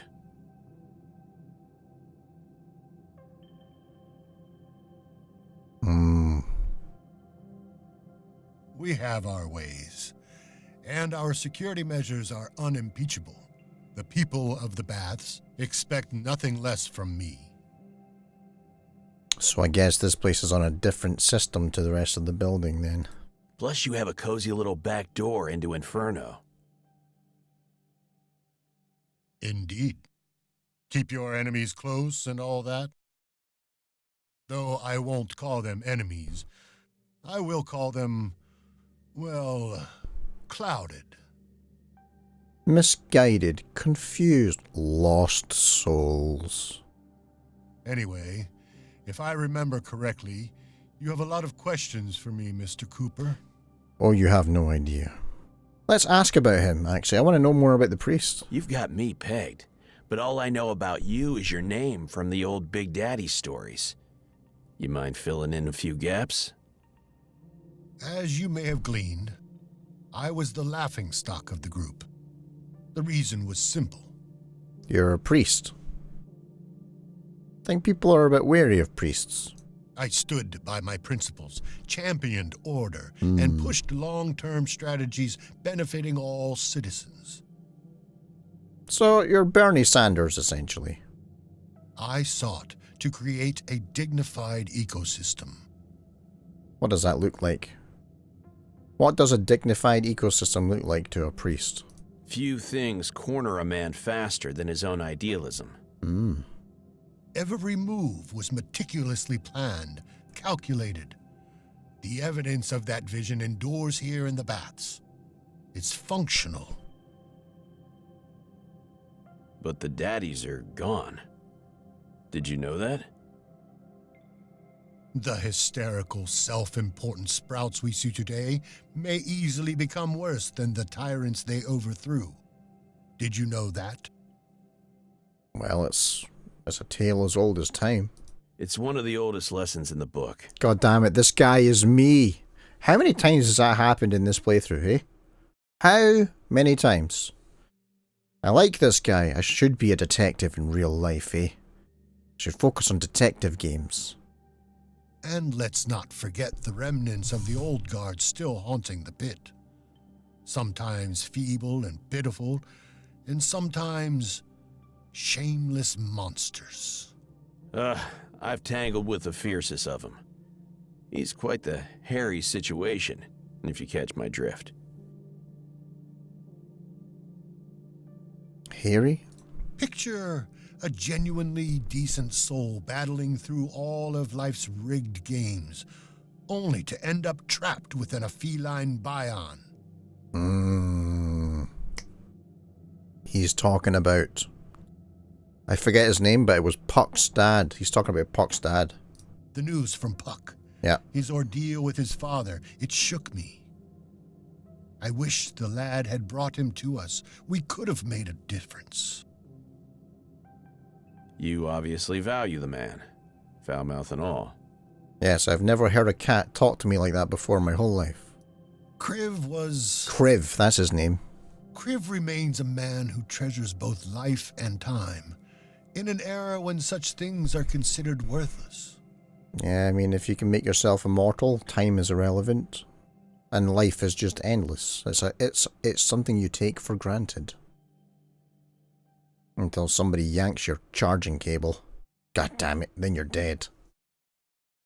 The twist of fate he endured was nothing short of brutal. Death is nullified. So is time. We might as well be living in an existential paradox. Eating our own tails and pretending we love it. Nom, just like a doggy. Life's essence.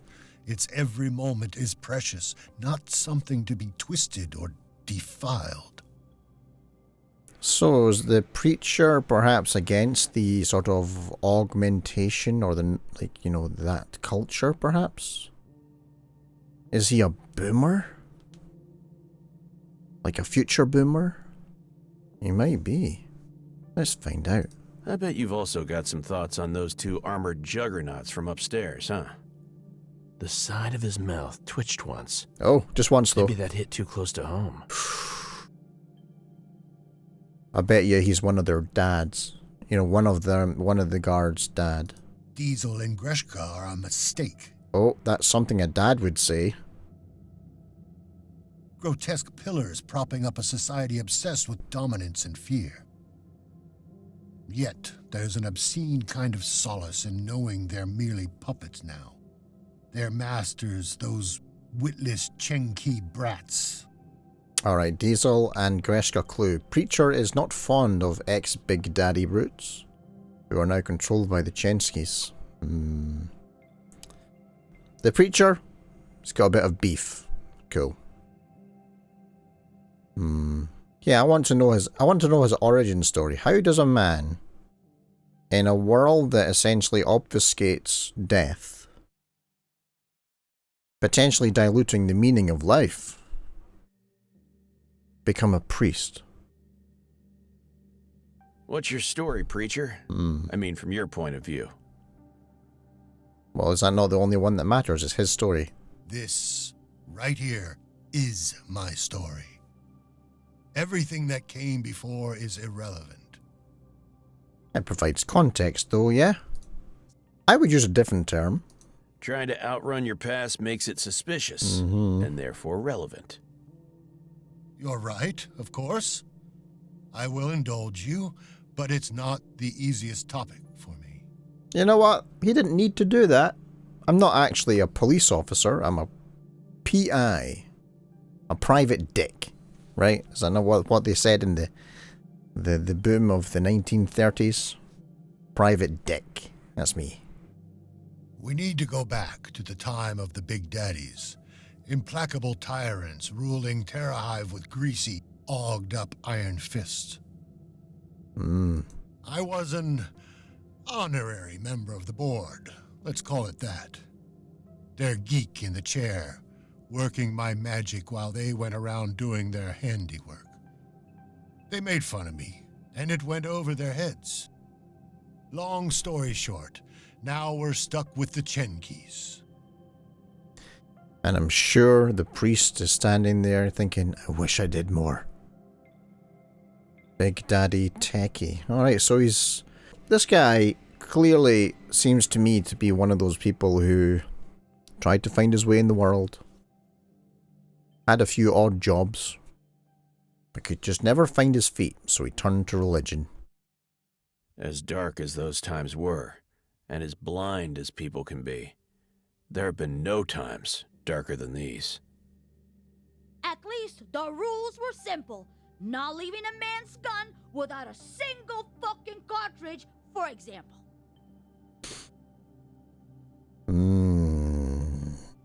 This is a bohemian paradise. Yeah, let's talk about the room. I'll go to the cyber chair and Lucy later. Let's break it up. We've inquired about him. We've really been kind of hammering him. I want to just appreciate the ambience, the setting that we're in right now. This is a bohemian paradise. So, the baths. You want to know what the deal is with this place? Well, yes. Bullseye. Not too long ago, I ignited an idea that slowly began to take hold in the people's minds, or what was left of them. You smell that?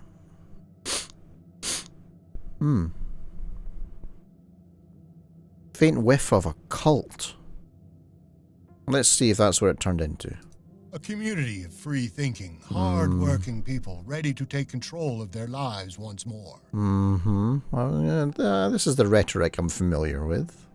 Engineers, craftsmen, intellectuals, philosophers, artists, truly inspiring individuals. But others as well. All are welcome here. Alright, on some level, it's a little bit less culty now, I think. You know, on some level, a lot of those character traits there that he listed are truly free-thinking people. And the catch is? You must join the cult. Watch this, watch this. To cleanse their minds from the ceaseless deluge, the addictive drip of trivial delights and easily digested morsels. One must cut the tether to their NINs and all other technology. Okay, I got it wrong. It's not the cult. It's the Amish. To truly awaken, one must feel the raw sting of pain, the weight of boredom, and the tension of anxiety. It is only beneath such shadows that one begins to truly flourish. You don't expect me to believe it's that easy, do you? Such a young mind. It is anything but. It's a path paved with true sacrifice. And constant discovery, I'm sure. A noble word, coated in pain, a nightmarish adjustment period, and most probably, death. I cannot argue with that. Yet I dare to add, re-becoming human. We do our best to prepare them, of course. Kevin is our butcher. He's so adept. He's even applied the procedure to himself. And of course, leading by example, me as well. Did he do Mali Kvet's work? Because I don't think he did a very good job of that. The guy's left worse off than he was, I think. I mean, the guy's face, like if he was to smile, he could buckle a railroad track. He turned his head a few degrees to present a scar on the neck where his NIN had been removed. His left hand was a stump, too. That was probably a hook, though, yeah? Alright, so the preacher cleared himself of tech. He is tech-free. From pain, we clawed out inspiration, self-improvement, empathy. We got seconds of our lives back in our hands, and stumps. You know what? It's quite funny. Like, some of the phrasing here of this guy's dialogue, I think if this was live action, I think Leonard Nimoy would be this guy. It's impossible for this to happen unless somebody did it with AI, but it still wouldn't be the same. And if he was, and he came on the screen, I would squeal like a little girl. Time was relevant again. We could understand it, measure it, and finally make everything that had tormented us go away. Destroying our NINs, we burned the bridge to becoming Bions, and thus embraced mortality. Let bygones be bygones. Hey, wait, does he know what he just did there? Oh, damn. Look at the guy in the back there, by the way. He's actually reading a book. Exactly.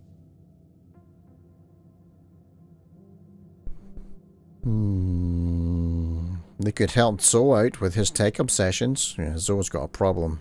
Zoe had a rough time. Left alone, he turned bitter. Yeah. And his interests warped into obsessions. I know that feeling. I thought maybe Preacher could help him too. You look uneasy. I'm just thinking. Well, yeah, that's my default state. But you're right. That's just my resting bitch face. I'm worried about my friend. Afraid of what he might do to himself. I'm all ears. Here you are among people who actually listen to each other. I have an opportunity here, so I'm going to tell everything about So. I told him about Zoe, about our past, our recent unhappy reunion, and the Bion he took over. Also, that he has a backup for something called Yelani, which he plans to revive somehow. It sounds like a celebration. Which made me realize that something may have silently crawled its way back inside my head. A sliver of effort. Maybe even hope. I don't believe in some banal higher force motivating us to help or harm, but I do believe in pressure. Pressure makes diamonds. The pressure of abandonment, loneliness. It hits hard, makes us irrational, fills us with rage. We are pack animals, whether we like it or not. I kind of like this priest. You should at least attempt to help your friend before he does something irreversible. Yeah, I mean, he already put permanent marker on the fridge, and I think that's where I'm going to draw the line. It's time to act. After all, we've both seen that room. That was the Jelani mainframe. Help your friend before he loses his way once more. Talked So back out of Jelani business. Righto. Let's bring it down to the cyber chair that we saw when we woke up in that room. Excuse me. You know technology better than most anti-tech people I've met. Why do you think he's anti-tech? That's a thing that I think a lot of people don't seem to understand. I've met a number of developers in my life who are like absolute wizards with code, but you will see them use physical objects for security. You know, like they won't use like a smart lock or anything like that, or a key card system. They will buy a physical lock. But at the same time, people who are like locksmiths and stuff like that, they will use tech solutions, not knowing how they work because they know how the physical solution works. The more you know, the more you realize, wait a minute, this is a really bad idea. Know thine enemy. Remember the Bion upload chair back in the middle of the tomato soup room? Tomato soup room. Indeed. It's highly sensitive and quite personal, linking someone's Bion imprints directly to the heart of Jelani. Whoever sat in that chair was being turned into kibble. Oh. Kibble? You're suggesting they were turned into a meal for... For Jelani, precisely. So Jelani's like a biological thing? Devours Bion imprints. So he wasn't actually meaning physically turned into... Okay. Except that meal decided to bite back. Indeed, Mr. Cooper. Now ponder the power required to devastate such a well-fed AI hive mind. I did not need that picture roaming around my head with everything else. I don't think any of us did. I'm guessing you know a way to fight that power. Yeah, placards, signs, banners, and marching. I do. Be a human being. That's the thing, right? You want to take down any norm, any system, any, paradigm. You have to create the alternative. Okay, Lucy is still out there. Out of nowhere, the weight of the case hit me like a sucker punch to the liver. Oof. A girl is missing. I want you to find her. Double D is here. It sounded as simple as buttered toast. Everything in order, Mr. Cooper? Where's Double D? I don't see her. You don't happen to have a scared teenage upper girl called Lucy wandering around here, do you? It's possible that I was recalling the conversation. She may not actually be here. Can't say I know anyone down here by that name. Any other details you'd like to share? girl, around 7 years old, I think. He listened with great interest as I recounted my investigation. It seemed like half a lifetime had passed since I'd left the office. It was yesterday. I see. Well, she's not here. My people would have spotted her in an instant. You'd think. I'm sorry I'm not much help to your investigation, but I think I know someone who can maybe do better. Oh, yeah? You can come out now, kid. Oh. Who's this? Well, what do you know? Puck. Everyone's favorite Inferno guide. You're looking for her, yes? Yeah. Maybe we can help each other out. We have a huge problem. She's not dead, is she? Breathe, kid. What happened? Chaos. Complete bloody lockdown. Twins drooling all over the place. Mumbling, Jelani fried, Jelani fried. And Lucy was I was trying to... Oh, fuck. I don't feel well. New point of interest, Jelani. New clue, Jelani is fried. Inferno under lockdown. Lucy? Where? Talk to me, kid. Den of Temptation.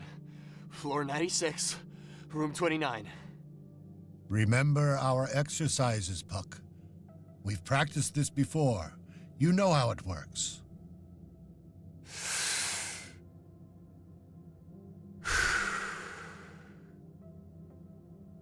That sounded like it felt really good. How do we feel, kid? Dizzy. Oxygen such a high. Better. Okay. Thank you. You're looking for her, yes? Please, go find her. So we need to go to the Den of Temptation. I'm not gonna lie, okay? That does sound a bit like a brothel. I don't think that's the kind of establishment that I'd like to find a young girl in. You know what I mean? This could get dark. She's the best thing that ever set foot in this shithole. Yeah? He seems to really like her. Best thing that ever... that ever happened to me. Damn. I'm gonna have to see what happened up there for myself. Take care, kid. Alright.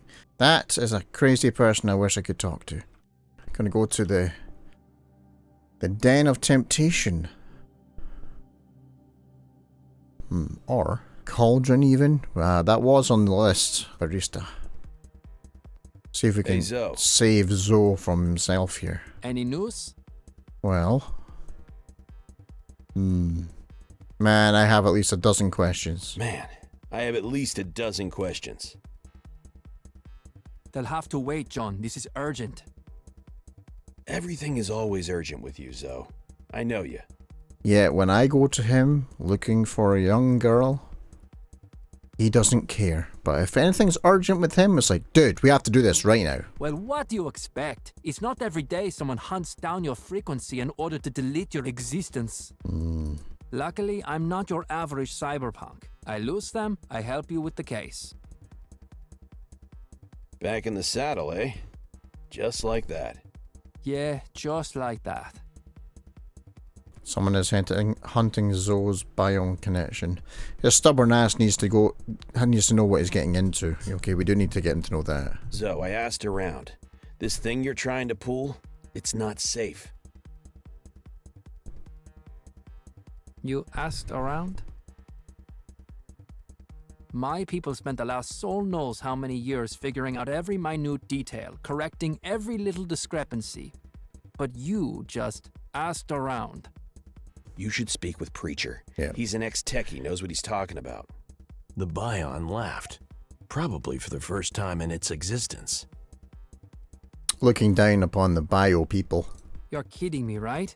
Preacher, you trust the words of an ex-Big Daddy? That's definitely new for you, John. Can't you see what this means to me? To us? What I see is that you could join the Exploded Corpses Club upstairs at any time. One mishap, and you can die in a second. John, I appreciate the sentiment, but this is important. We finally have a chance to do something for the better. Once Yalani is back online, we'll all become one inside of it. Ever present. It's worth the risk. Oh, that sounds like the Borg. This sounds like groupthink. This sounds like echo chambers. This sounds like all the things that I don't think we should be aiming for. You think I don't care about anything you do or say, but you taught me everything I know about Bions. You said that Bions are nothing short of death. Time becomes irrelevant, like when you kick the bucket. Except you're in the bucket.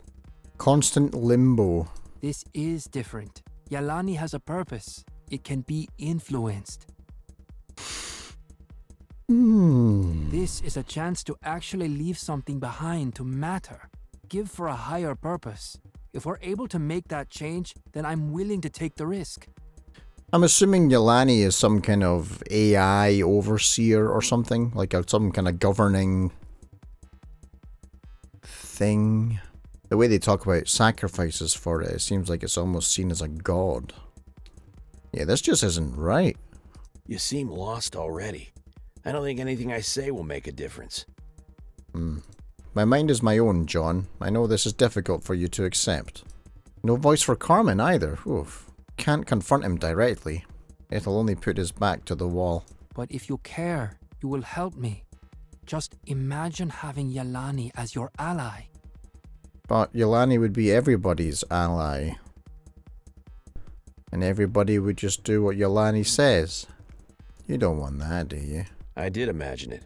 Tastes like metal poisoning. I wanted to say I was sorry. I didn't think my words would reach him. You could have tried though, eh?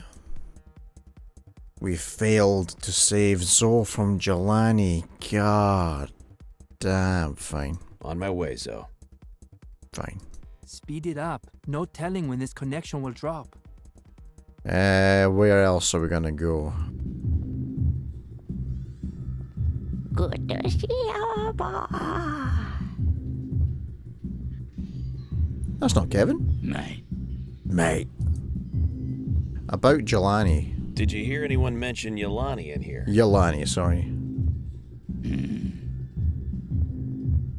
Mumbles in disapproval. The void in Mali Savet's eye sockets turned into a black hole. I had stepped into pain and anger on that memory lane with all the sweet subtlety of a shrapnel grenade. Molly, sweet, warn you not to put that word in your mouth, boy. It can corrupt you, eat your soul. I had touched on a subject sensitive for both of them. It's the affliction itself. What looks up here called a virus. Oh, beautiful underworld fought against it. Many dead, few archived. Too many left so holy. Shells of their previous existence. We won in the end. The price was horrifying and the weeds. Well, you know how it is about weeds, boy. And how'd you kill it? Well, we didn't really defeat them, boss. We just sent them packing. The Azerites. The virus lives still. But Molly, sweet, and the vessel believe in you, boss. You're the right sort.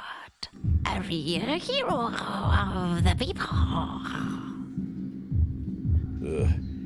You're giving me too much credit. I've been struggling just to track down one missing girl. Or humble. We'll find her. But if you cross path with that dragon, you must slay it. Slay Jelani. Anything else we can help you with,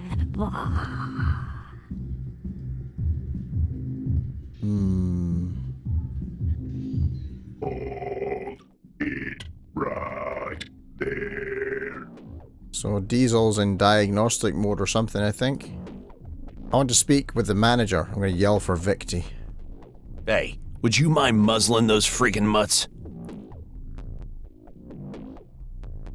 Save your energy, Diesel. He's not a threat. In a moment, Dick. I'm in the middle of something. Yep, he's pissing over the balcony onto people, potentially. He's quite literally pissing on their head and telling them it's raining. Victy Chenky. Self-proclaimed general, strategist, visionary. The man I caught urinating from the balcony of a luxury penthouse. Okay, I can't do anything other than interrupt him. Sorry, other than wait patiently, should I say. These two looked almost peaceful, sucking precious juice from their chargers. Terrifying nonetheless, but for the moment, pacified. This is the time to draw Hitler mustaches on them both. I don't think we'll get away with it though. You guys remind me of a cute fluffy cat I met recently. Hold. Battery low. Don't burn out your memory stick, buddy. Save your strength, Greshka.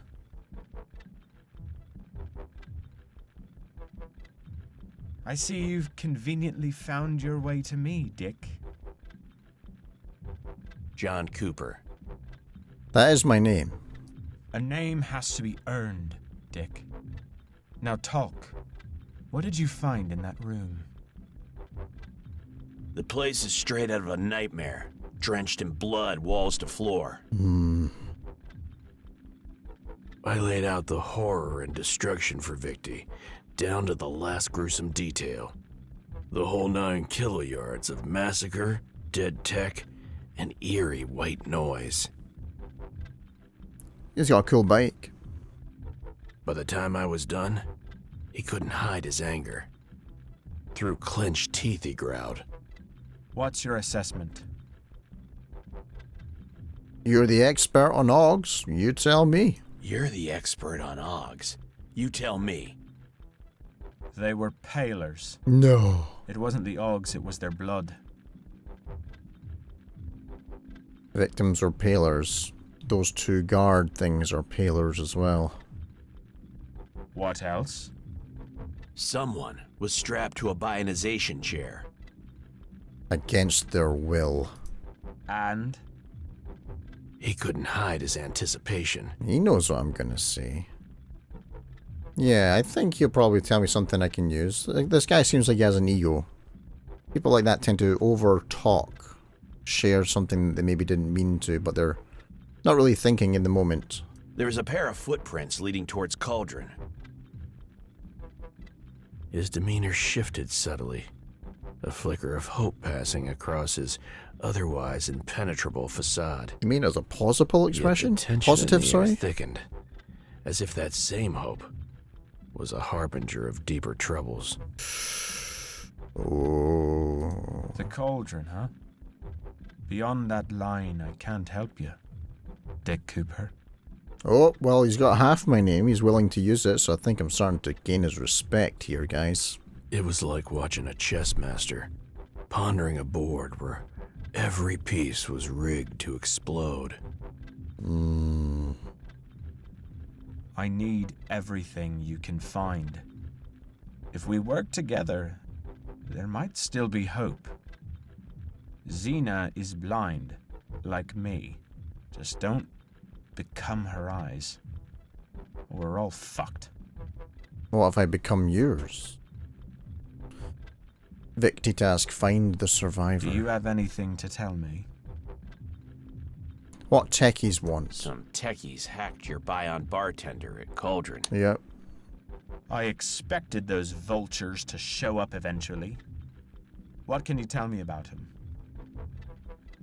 You know, this is an odd thing to say, but Victi, when I listen to him talk, he reminds me of, is it Sean Murray, the guy who's the head of Hello Games, who make No Man's Sky.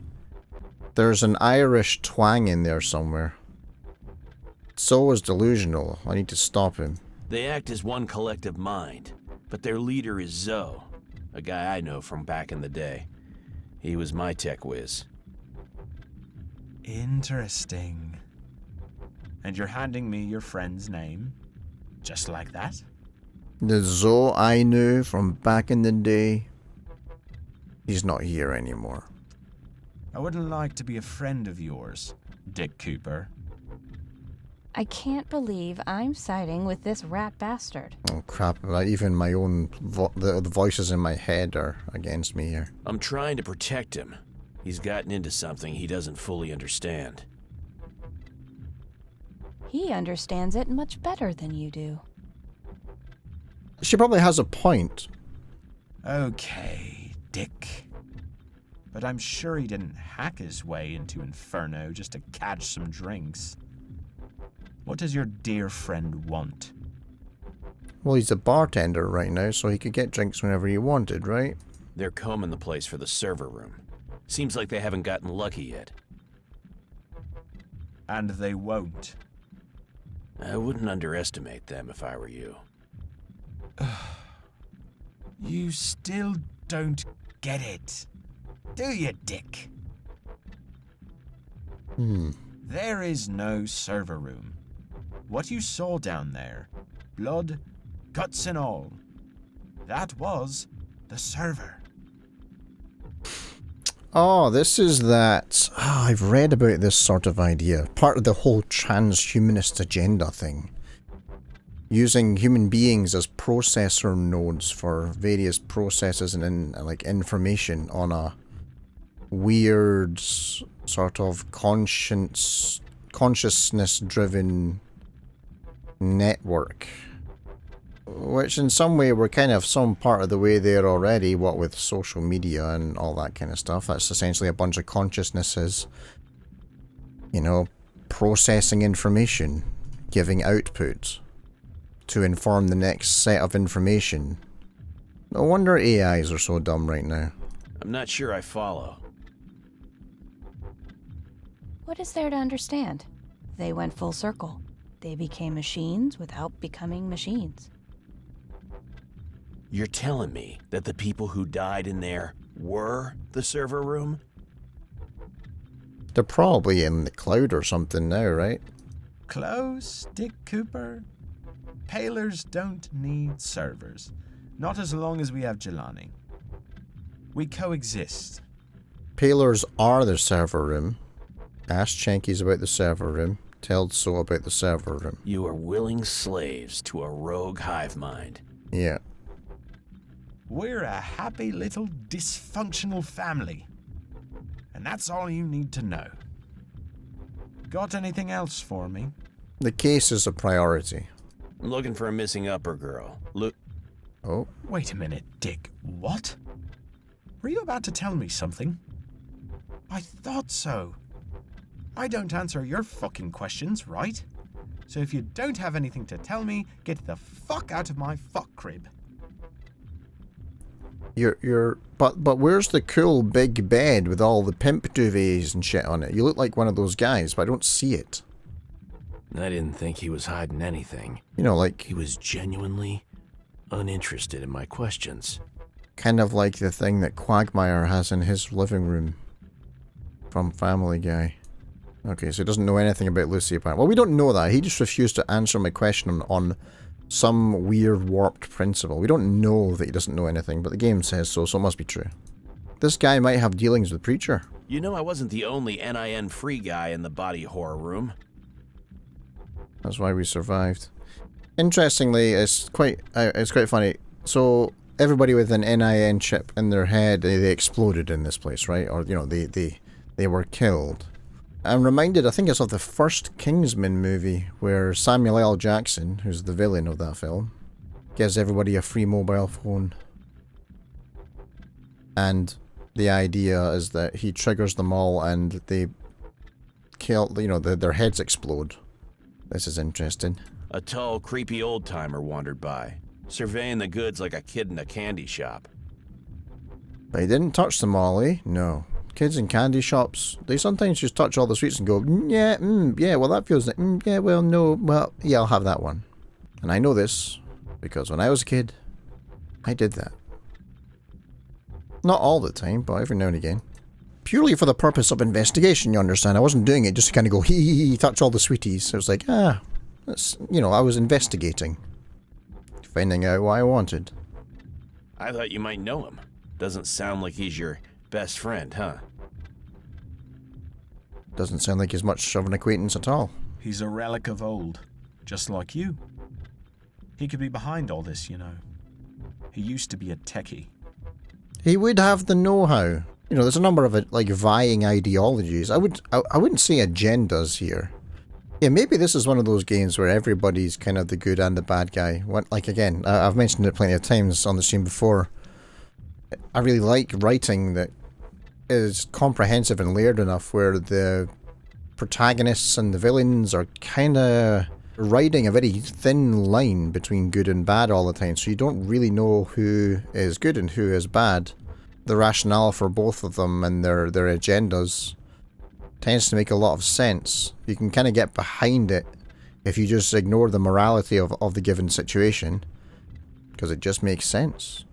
Dork. Oh. Wow. I'm well aware. Can you see to pulling this off? I don't know what he's capable of. That makes him dangerous. And you just let him walk away. Actually, he's still standing in the baths, but okay, we'll go with your thing. Well, your glorified paperweights unloaded my sidearms into the ceiling. You need to get an NI in, Dick. Time to upgrade and leave that antique junk behind. Jesus, your sales pitch sucks, man. Hey! Hey! The old man is testing me. But that's not important right now. I've never seen a gun be offended before. This is the first. He studied the man. I need info. I need to know what I'm getting into with him in the play. This guy is old school. Never a man of action. Just a rat. A survivor. And they are valuable. They have information. They can inform the real heroes of what to be prepared for next time. Nothing wrong with a rat. Is Preacher an infestation to them? So you want me to rat him out? That would be very beneficial. Just never underestimate a survivor, Dick. I'm not going to tell him about the baths. I think that'd be a bad idea. I'd better stay quiet for now. Noted. Moving on. I'm not going to tell him about the baths. That's all I got for now. Come back when you find something useful. Alright. Lucy's room. Fortune favors the drunk detective. Said no one ever. I'm drunk? Oh, damn. What am I doing with my life? Instead of an upper kid who got a bit carried away during a night out, I was greeted by an expressionistic circus. A mess of colors, toiletries, and clothes, all missing pieces of the story, waiting to be neatly unraveled.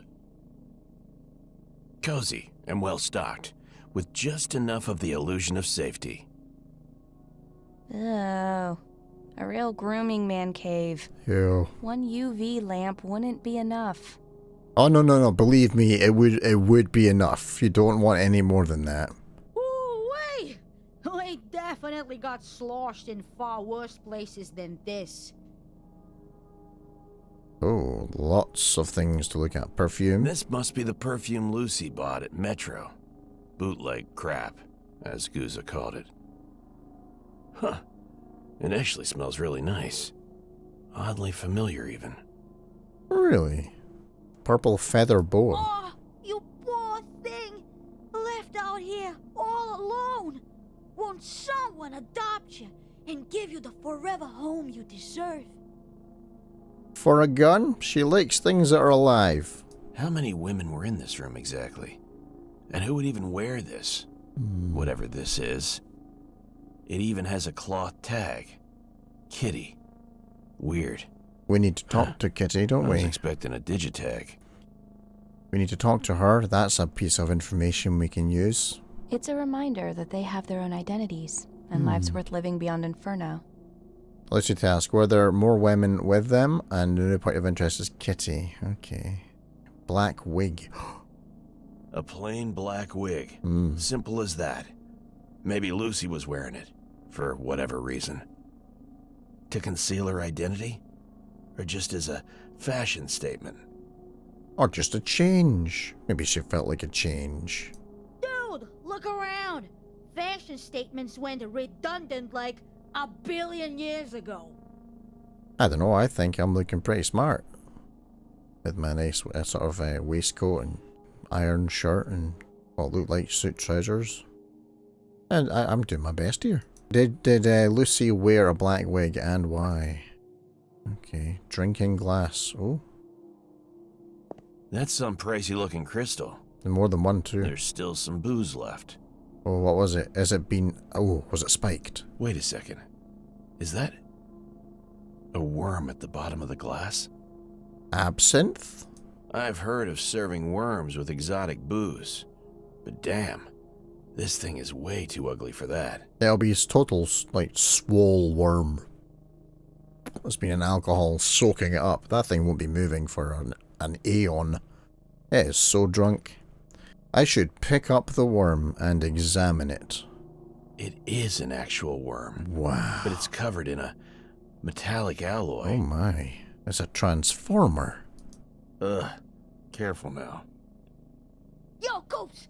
I'm gonna try something real quick. Don't mind me. Just do your thing. Ahem. You try your best not to empty your bowels upon first contact with the hideous creature floating in the sparkly liquid. To your amazement, it still shows signs of life, squirming ever so slightly in the palm of your hand. Is she gunning to be the host of this bloody stream? That was very good. Metallic, but soft. Gooey. Gooey.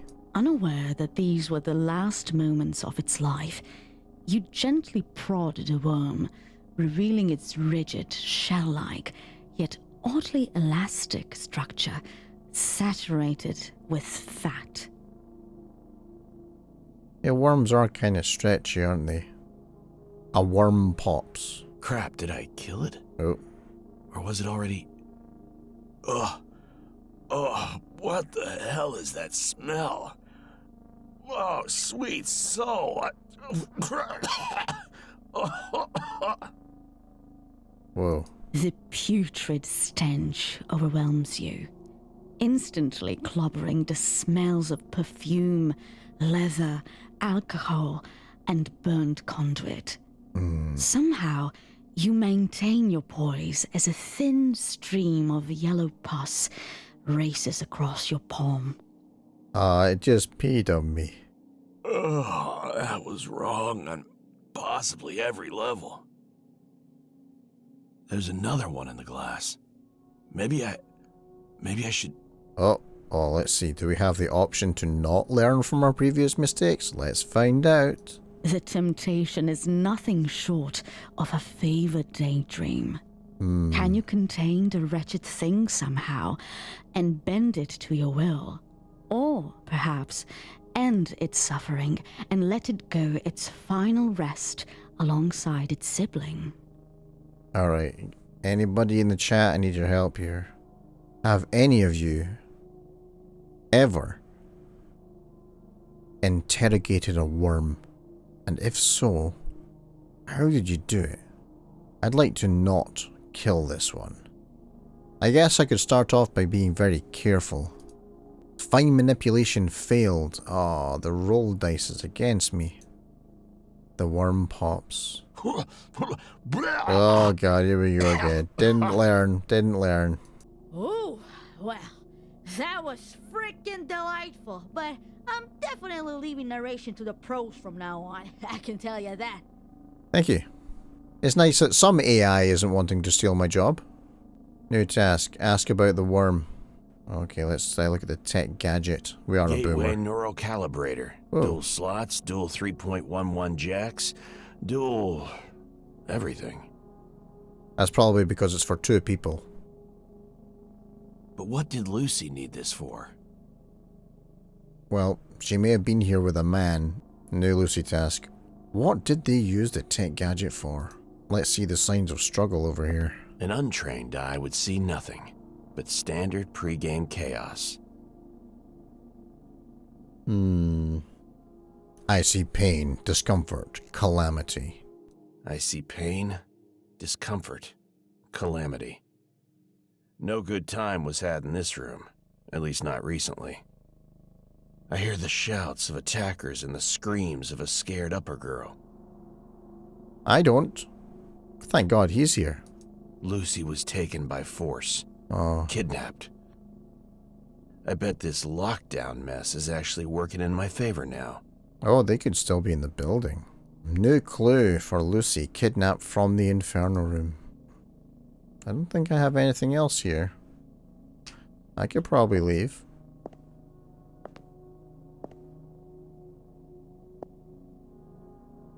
Puck has a lot to answer, so I guess I'm going to go to Puck. That's the new task. Puck, old buddy, old pal, I have some questions. Did you find her? Tell me you found her. Well, here's the thing. He was a storm of anxiety, dressed in fancy clothes. My impulses went haywire, begging me to punch his off button. Easy, kid. No, I haven't. The room was torn apart. Everything points to, kidnapping. What? Damn it! Did you have any idea who took her? We'll figure it out. Be calm. You're making me nervous. Remember our exercises, Puck. We've practiced this before. You know how it works. Deep breath. How do we feel, kid?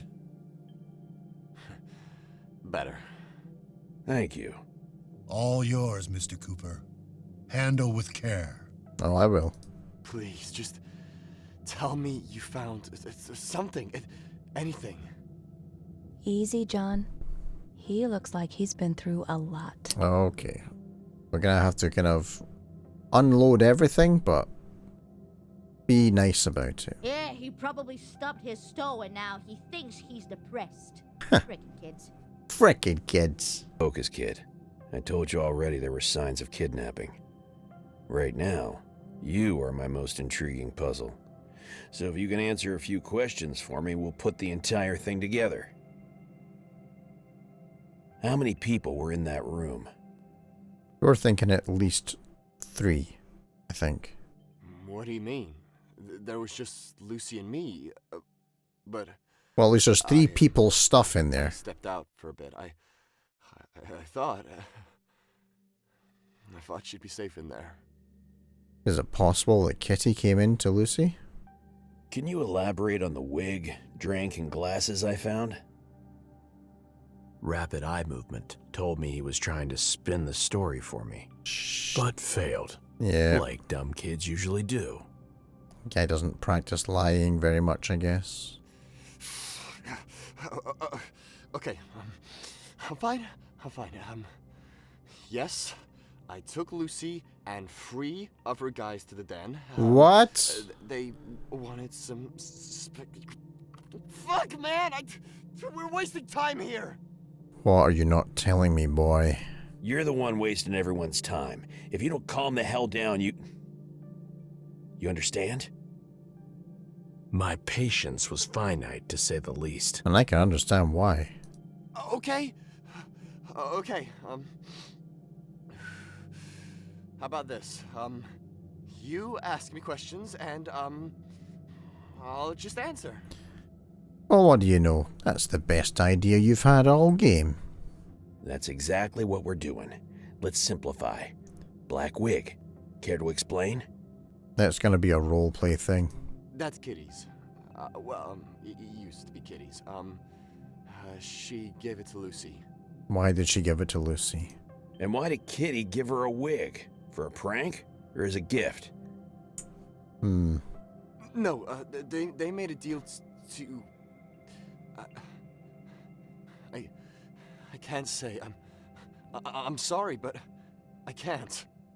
Well, you seem to be really, really concerned about Lucy's well-being, but you're gonna hold out on me? Slap that stupid fedora off his pointy noggin, Coops. Fedora. That'll get him back on track. Fedoras, eh? What a classy hat. Relax. Think of Lucy. She's depending on us. They made a deal and... Calm down. If it was consensual, nobody's in trouble. Spill it. Okay, maybe they are.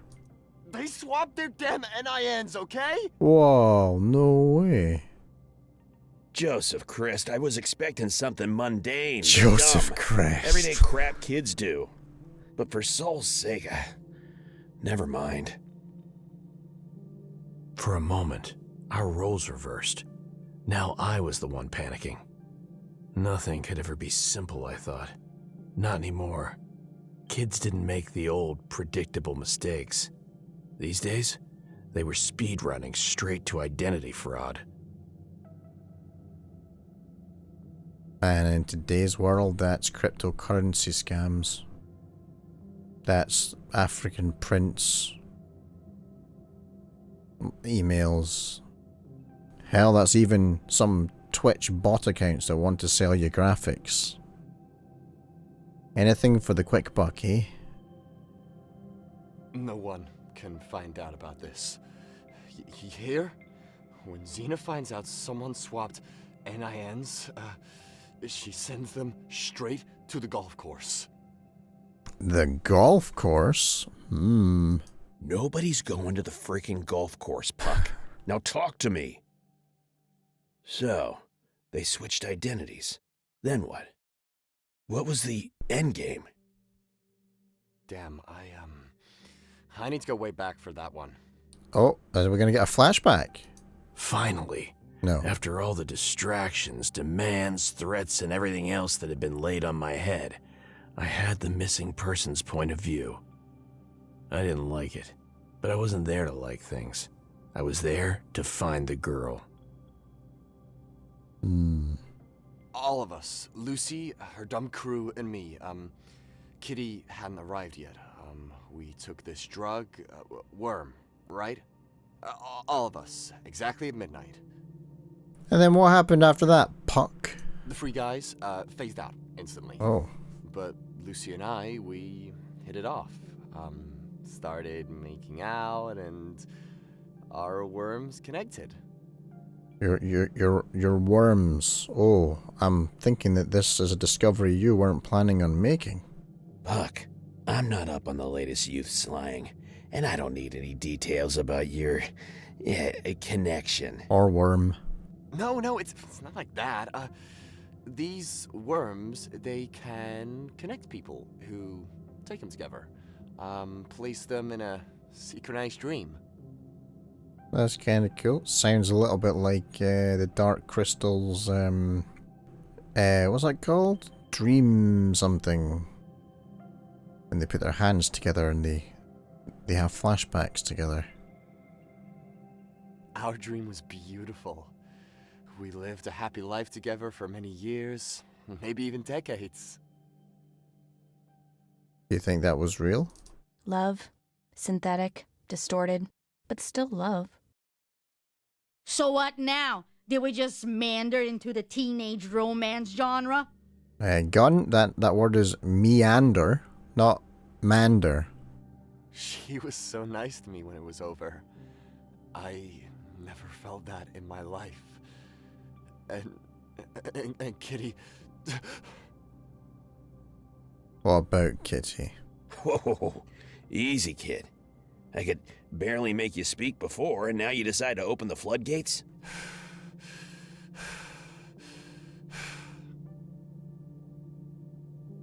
He's remembering. The priest has taught him well. Right.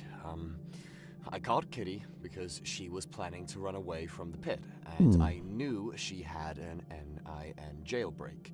She brought it along, and also an escort's outfit to disguise Lucy. They changed all their NIN credentials. Okay. Lucy wanted to stay with me. Kitty wanted to leave. Win-win, right? On the surface, I'd agree with the man. But what about Lucy's friends? Like I said, the assholes overdosed, so I arranged for Kazaba and Chlop, two dicks from the militia, to take them back to the metro. Lucy and I stayed. Did he say Chaba and Schlop? Those two from Tresh were my main witnesses? Ah. Well, they got some answering to do. So, I should retire and play Sudoku until I wither and drop dead. Nah, ain't gonna happen, Coops. You suck at Sudoku. You're not helping. Damn. Our chances of finding her just went to shit, didn't they? No. No, they didn't. Now listen, setbacks like this happen all the time. You can't question the entire pit about everything, especially not on our tight schedules. Did John Cooper finally learn to forgive himself? Don't mock the man, that's harder than you'd think. We need to move on. I've never heard about the worm. Tell me more. Tell me more about the worm. I don't know much except for what I already told you. Apparently it costs a fortune because they haul them up from the underworld. If you believe that. I just know that uppers will sell their own grandma for that shit. And I myself provide it on special occasions. And where is your grandma? And that's exactly what this was. I wanted something really special for a girl like Lucy. She's the most wonderful. Well, I wouldn't know that. I've not seen her yet. Right, I get it. Worm's a drug from the underworld. Ask about Worm. Okay. What did they do after Kitty and friends left? So after you sent Kitty and Lucy's friends home, what happened? Remember, every detail matters. Oh, he's gonna blush here, I think, guys. Okay, where to start? The beginning is fine. First, we left Inferno, obviously. Obviously. I wanted to take Lucy directly to my loft and start packing, but she said she was hungry, so we... Got takeout? Relax. Coherent sentences only, okay? I'll try my best. I hope he knows what coherent means. Good man. Continue with the packing part. Lucy and I planned to search for the underworld. I was confused at first because, you know, the place is a damn fairy tale, right? All of them start in truth, though, right? But Lucy said we could reach the towers from there. It'd be an adventure to remember, she said. And I believed her. Hold up. She wanted to go back to the towers? I thought you were planning to escape together. Well, yes, but we decided on the towers. She even mentioned an old elevator that connects the crusts. Okay. Sweet soul. Let's just get through the events as they unfolded, okay? You went to grab something to eat. Then what? Then an obscure puzzle piece, the kind you somehow always forgot about, snapped right into place. Oh. Wait a minute. Did Lucy eat breakfast with an old woman at Tresh? It would be the mother. The grandmother, sorry. She did spend a little time with Grandma. She was so kind to everyone. Sorry, I mean, she is kind. Is. She is. Soul. It's like she echoed every step I made. Then the bullsix came, and you ran off, right? Wait. Are we talking about the bullsex? The free sad fuckers impaled at Tresh? The very same. Before I got hired, they'd been sent to find Lucy themselves. Based on your info, it sounds like they succeeded. Until something or someone stopped them. But who? Is anyone else watching over you? I didn't wait around, to be honest. Then you left her alone? I just grabbed Lucy and Oh. ran back to the loft. And, You can skip the spicy details. Thanks. Boo!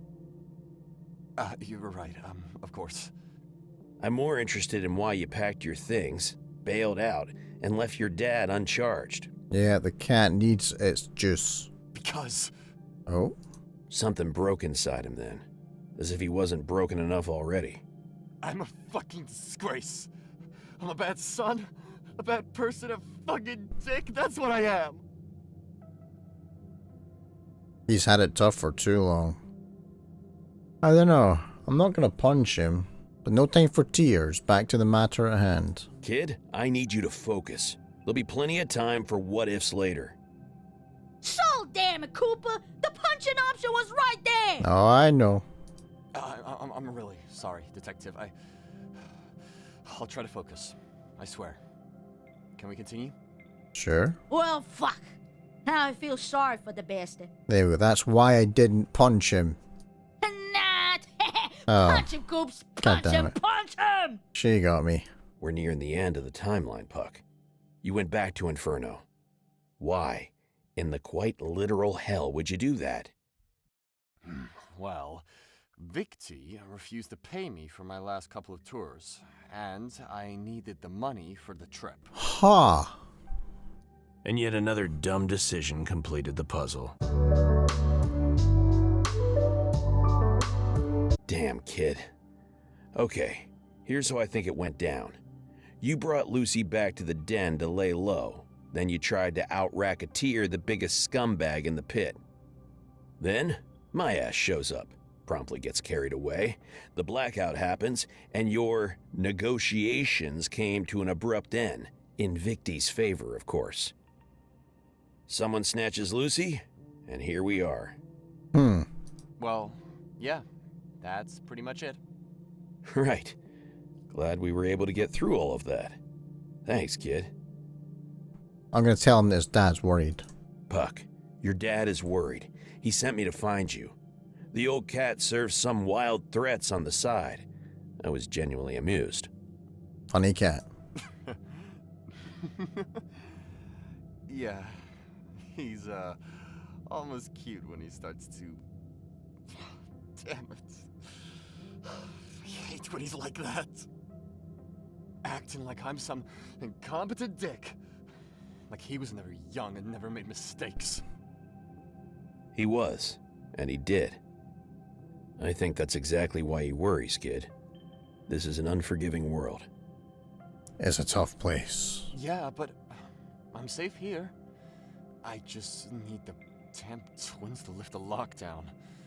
And I'm going straight back home. Good to hear. One less killer cat on my back, I guess.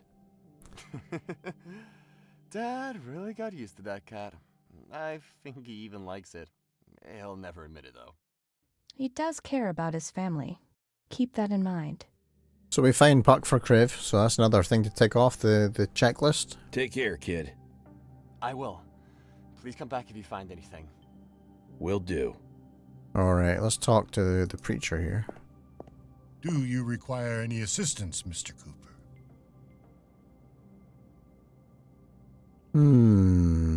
Paylors can process and store Jelani backup. Zoe.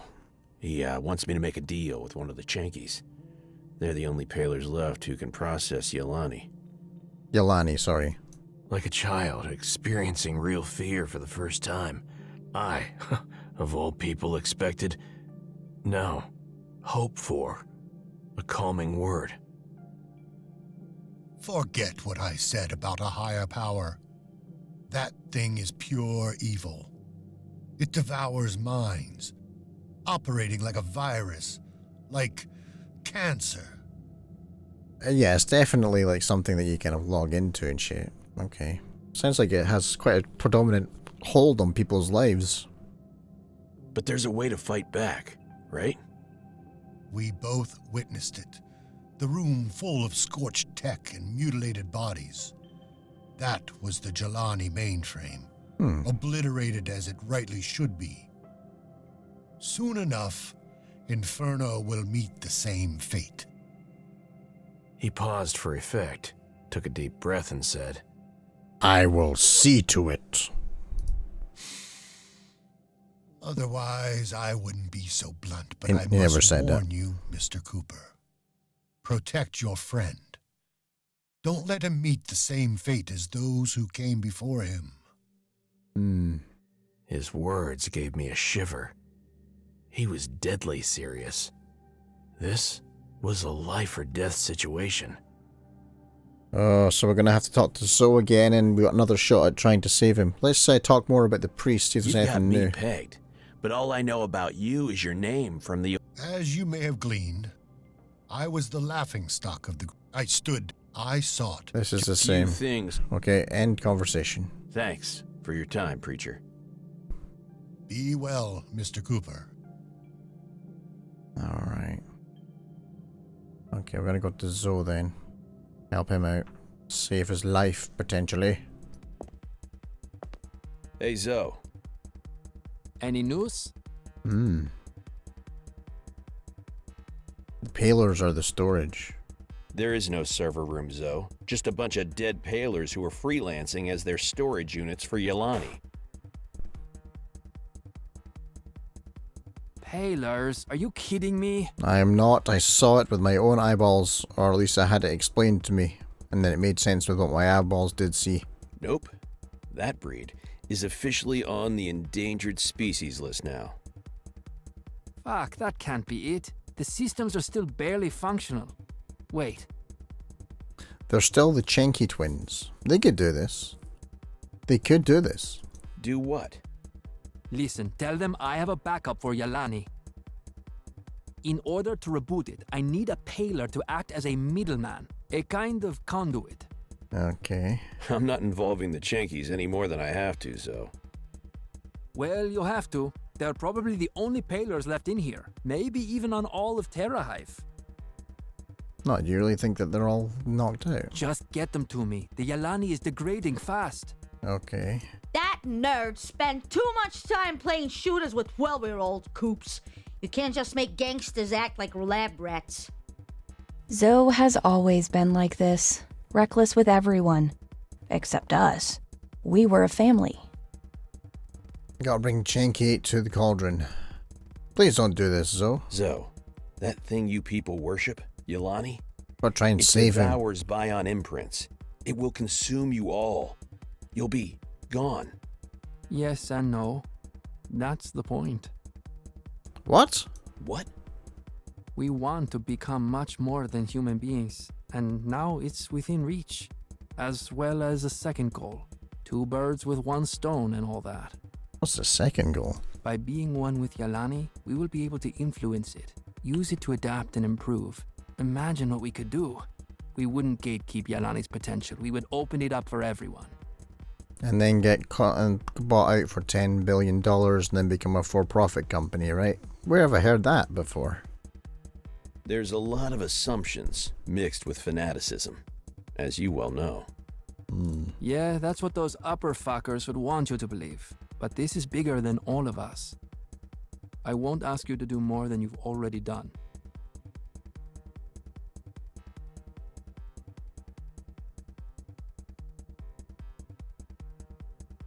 I can't do this. I need to save him. Zoe, this is wrong on so many levels. I can't let you die like this.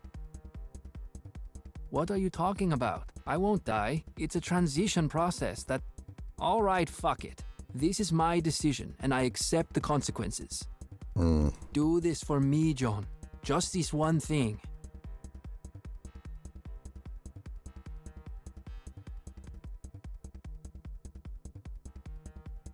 We'll find another way. Come on. You're smarter than this. We can find a safer way, without crime lords on our backs. No, we cannot. No more second chances, John. I'll do this myself. Just go. I won't give up, Zoe. I'll be back with an alternative. Hopefully, before it's too late. Carmen says we will find it. We'll help our friend. You see, he's not lost. I wanted to find another way, and if anyone could help me do that, it would be Preacher. Oh yes, the guy. Okay, so we need to go back to the baths then. I keep failing to save him. I could have just yanked the power, but I don't know. That just didn't quite seem right. How may I be of service, Mr. Cooper? I need a way to sabotage Zoe. He won't listen. Dumb bastard wants to go all in. We need to stop him before... I don't even know what to expect anymore. We've lost many good people down here, you know, despite our greatest efforts. This isn't a prison. Their choices have always been respected. Our world should not be a prison. You're a good man, Mr. Cooper. You did what you could. I did try. The Hound leaned closer to whisper something. His words ignited a fire. Now it's our turn. Excuse me? Maybe he is a cult leader. Here is a choice which is completely yours to make. We can help your friend together. Okay. You've met us, seen how we live, what we do down here. Now I wonder. Well, actually, I think I just found a better person who would play this in real life, because the voice is very familiar. James Cromwell. The farmer from Babe the Pig. Zephram Cochrane from Star Trek First Contact. The old man who dies at the beginning of iRobot. That's James Cromwell. That'd be quite good. Plus, he also has that tall, thin look too. Do you believe in us? Would you be able to pull the trigger for our cause if the need arises? This sounds like recruitment. I'm feeling rather suspicious of the man. You're asking me to kill my friend for your cause. Not him, but anyone who stands in the way of saving his. Including him. Who knows how many other lost souls. Alright, alright. In a single second, Preacher had changed from a shepherd to a general. Let bygones be bygones. A militant revolution. Oh boy. We have ways, tricks, will. We've been waiting for this too damn long, Mr. Cooper. What I need to know now is, will you stand with us? I'm not taking a side. I'm here to do a job, damn it. I wasn't about to be manipulated into taking a Yeah, side that exactly. guaranteed absolutely nothing. I'm a private investigator. Whether or not I agree with you, I'm not your soldier or anyone else's. You are an impartial observer, of course. I respect your decision. Good. But keep in mind, that shield you have may work in an orderly society. But we're dealing with utter chaos now. With that, I ask you to follow Kevin back to Preludium. What are you planning to do, Preacher? You'll see soon enough. Kevin, let's go, mate. Long road ahead. Is he taking me to the golf course? Task failed. Ask Preacher how to sabotage, so... Do I want to punch Kevin? I feel like I'm going to be taken to the golf course. I'm going to punch Kevin. Not so fast. A blunt reminder from the universe when I came to. I found myself in the Preludium. My kidneys and pride still in place. Shit.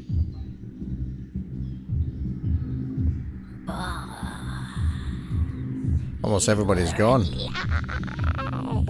So I got my ass kicked again. Unfortunately.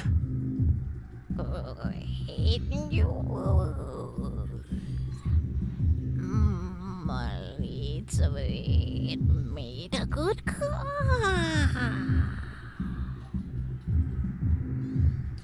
A what? What? A good call?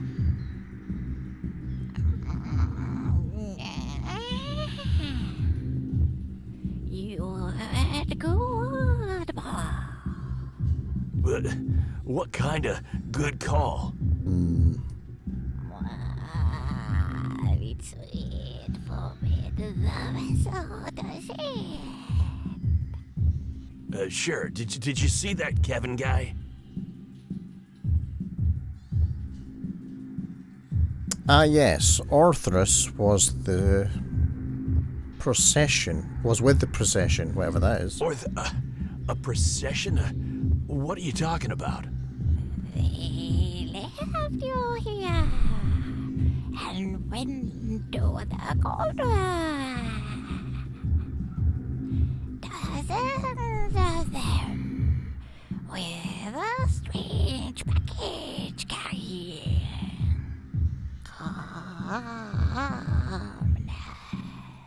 Sounds like they have some drugs on their person. So damn it, why can't you just be normal?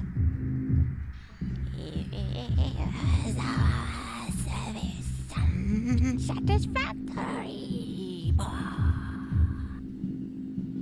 Tip. Sounds of commotion come from the cauldron. Later, Sabet. Guess I'm going to the cauldron then. No, Zo!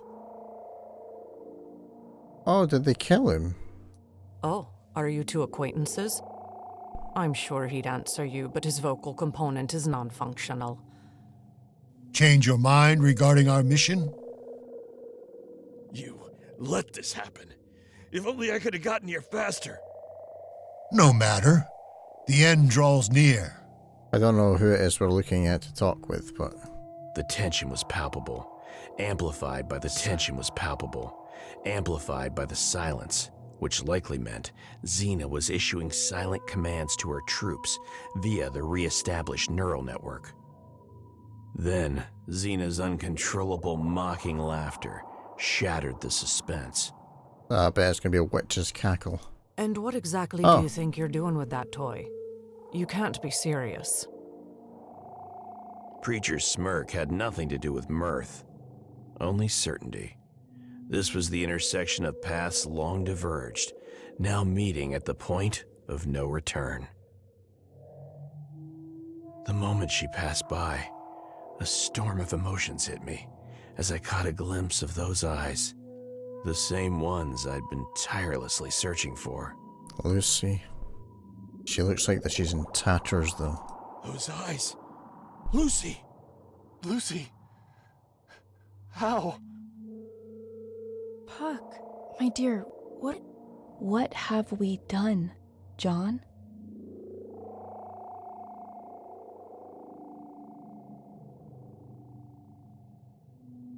Okay, flashback for Johnny here.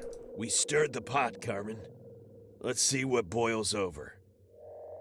I'm sorry, dear boy. Wait, no! Wait, somebody got shot here?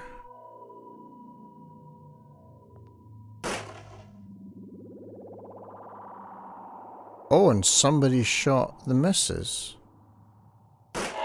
Oh!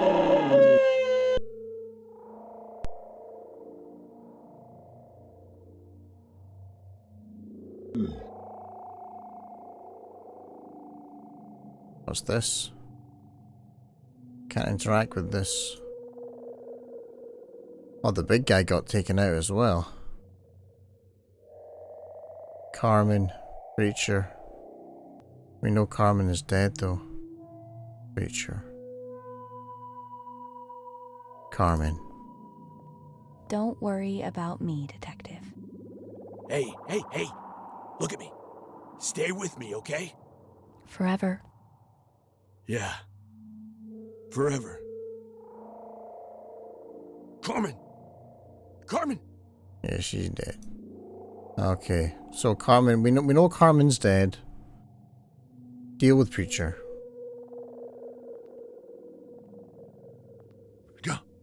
John! John! Oh! Help me!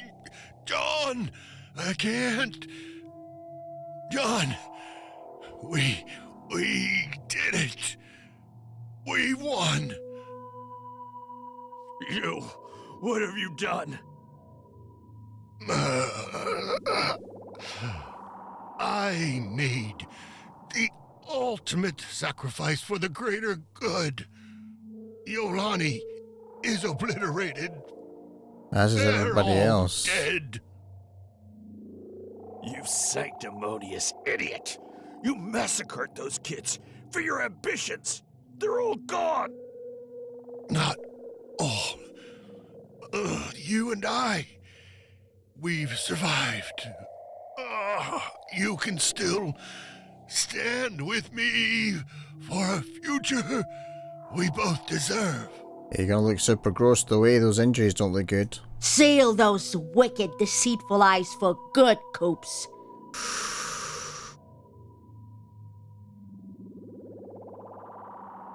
I'll let Faith decide. Knowing our luck, that bastard's gonna pull through. Going for Carmen. Yes. Who's actually Lucy, I think. We're obviously just seeing Carmen. We're back in the office. It's all over. I failed. Again. Double D is in the building.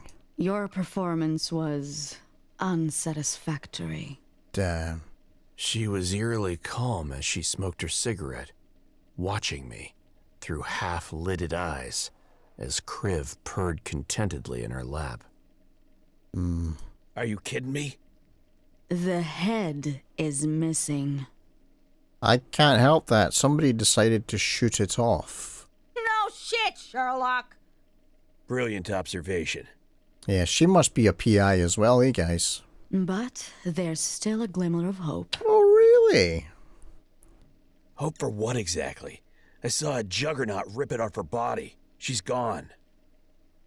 No, only the head is gone. And that probably in one piece. Whoever took the head knows its importance. You don't say. Lucy is unique. She represents a new generation of Bion. Smile, Coops. You're on camera. Is this some kind of joke? If you'll let me finish. She was born and raised like a human, devoid of unwanted imperfections. It was a secret, meticulously planned endeavor. Like Gattaca. She matures, experiences emotions, and disobeys, mirroring a human being, but with enhanced capabilities and no constraints. She was meant to be the successor to the Sentinel. What's that? What? This is madness. How am I supposed to find the head? No clue who has it or where they've gone. I guess it was dark and everything was moving super fast. We didn't really see who did it right enough. Okay, continue. But boss knows. Malitwit was selling boss all along. Yes, right has it. Darted off to the underworld. Malitwit can lead the way. He's a superb tracker indeed. The underworld, huh? Okay. I can't. I just can't. Send someone else. Excuse me for interrupting, but you might want to hear this. Secretary? I have a secretary? I didn't think I would be able to afford one. This really isn't a good time. I'm in the middle of a breakdown here. She strolled up anyway and placed something on the table. It was Zoe's badge. Oh. He had always kept it close, a memento of his brief foray into fieldwork, which he swore never to repeat. It was all they could find. Oof. So, damn it, Zoe. I thought you'd want to have it. You were listed as his next of kin. That's kind of nice. We weren't related. We didn't even really like each other. He named you for a situation exactly like this one. Exactly? He didn't have any family. You must have meant a great deal to him. Well, you know, I'm a charmer. Is that all? Well, actually, Buzz had one condition for giving you Dawes' badge. That I return with your signature accepting all his debts, you being his next of kin and all. The depth of his sleaze continues to amaze. I don't suppose you could pay him off for me, Double D, could you? He also said, if I come back empty-handed, I'm out of a job. Sorry about the timing. Well, I guess everybody has something to lose here. Wish I could tell you to ditch him. Yeah, that'd be good. Maybe one day. That's right, looking on the positive side. Consider his debt settled. Now, back to business. Oh, wow, she just swooped in there. Of course. Sorry again for the interruption. What the hell happened? No, never mind that. You must hurry. Follow that freak to whatever hole he calls home and find that head. This is of the utmost importance. And here, take this device. You'll need it if the head begins to deteriorate. Oh god, is it a cryo chamber? Retrieve the head, then make for the elevator in the old ruins. I'll mark the coordinates for you. It's a bionization gadget. No need, miss. Well, it's weird, no, the elevator in question. Many a good fellow whose life was claimed in that treacherous climb to Paradiso.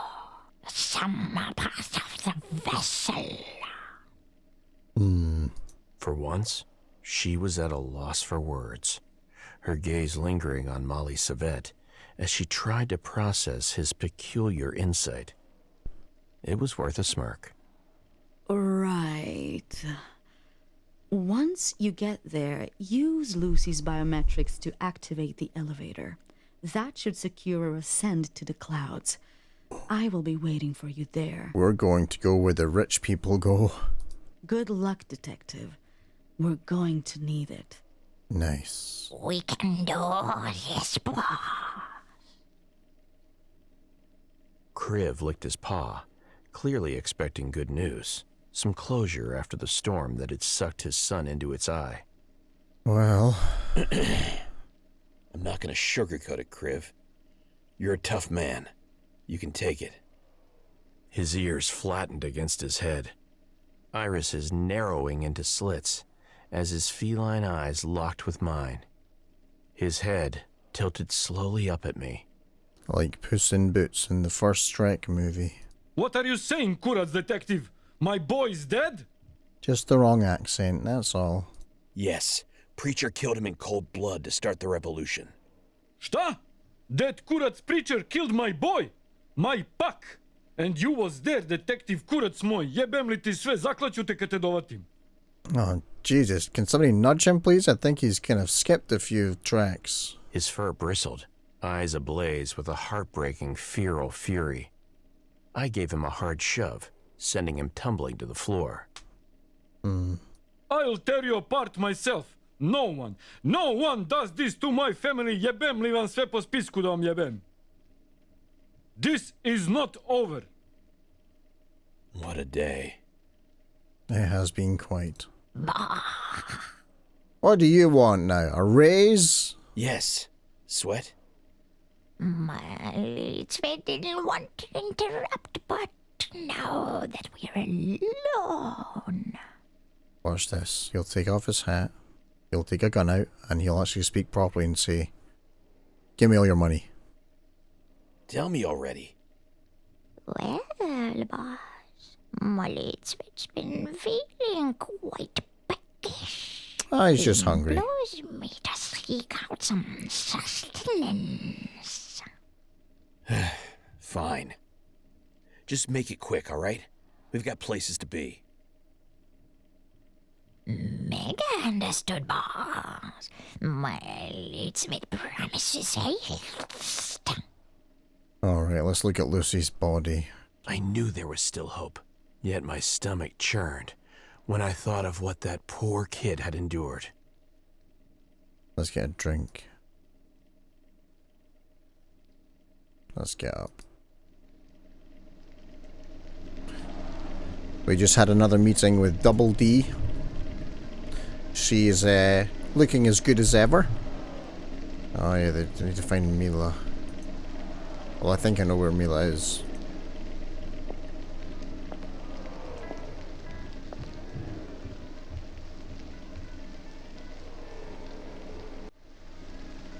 We entered the darkness that lay beyond the sludges and made our way into the underworld. An eerie luminescence guided our small boat through the subterranean passages and canals. Bah, we're off to Little Babylon. It's like a pocket-sized big Babylon. Not as grand, maybe, but just as nice. I'm sure the view is wonderful. Let's continue. Well, almost as nice. Molly, it's fair to admit people there don't always get along like they're supposed to do in Big Babylon, but it's still the best place to be in these parts. There's better bickering, sure, but you won't get that everywhere, right? How do you manage to stay so optimistic? You've got to look for the light, even where it almost never glows. Little Babylon has that, boss. The light people try. And that's worth something. The light of hope. Whoa. Ah, the great Ferdinand's entrance. We are now officially in the underworld. Okay. Ferdinand? It says Alistair's Gate. Somebody spelled my name wrong. Right on, boy. Elizabeth welcomes you and warns you to sit still as many fall out of the boat in the treacherous waters, and none come back. Up ahead is the esteemed Eastern Shore. We need to signal them all so they know we're friends. Oh, you're gonna jump overboard. No, you're extinguishing the light. They're not responding. Quick and usual. Quiet now, boss. We might be dealing with the Shadow Eaters. Oh, I don't know if this stuff is real. Shadow not Eaters, even- eh? Yeah, no, don't even ask about it. Don't entertain him. They're not real. They're not real. Follow the movements of Molly's rich vessel, and you'll be safe from the Shadow Eater. He jumped out of the boat and staggered off like a wounded spider on a disturbed web. Alright, let's inspect the watchtower. The watchtower loomed overhead, the remains of its once vigilant spotlight now shattered at our feet. It was clear that Victi's men had swept through here, wiping out the first line of Little Babylon's defenses. Poor little Babylon. No, he's found a dead body. Are you eating right now? It's a dead body, right? Hey, Molly's with this. Looking for a map to Little Babylon, yes. I thought we were there already. Oh, soul, I'm gonna... Oh, your vessel stomach contents. Molly's with has almost ingested all he needs.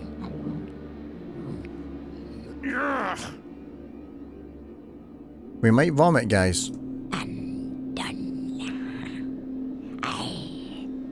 Follow me, boy. We squeeze through the narrow tunnels known as runs, expertly crafted by people whom Mally Savet called moles. The mole people.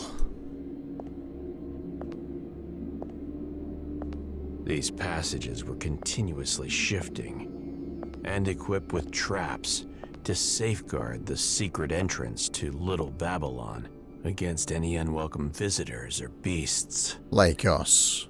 Boss, my leadsman prepares you to be astounded by Little Babylon.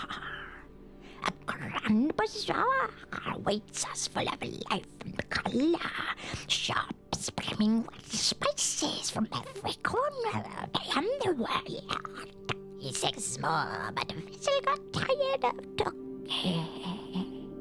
But as we emerged into Little Babylon, the scene revealed was one of sheer calamity. Oh, the dear. once vibrant and bustling streets were now a tableau of destruction. I don't know what you call that. Some weird vortex. Wounded and bewildered inhabitants littered the pathways, their cries echoing off the shattered remains of what once was. No, no, no, no, no, no.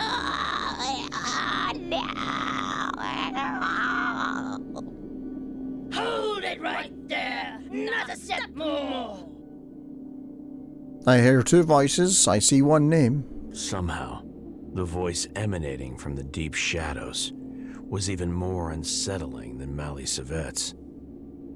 And that's a tall order. Who are you and what are you doing here?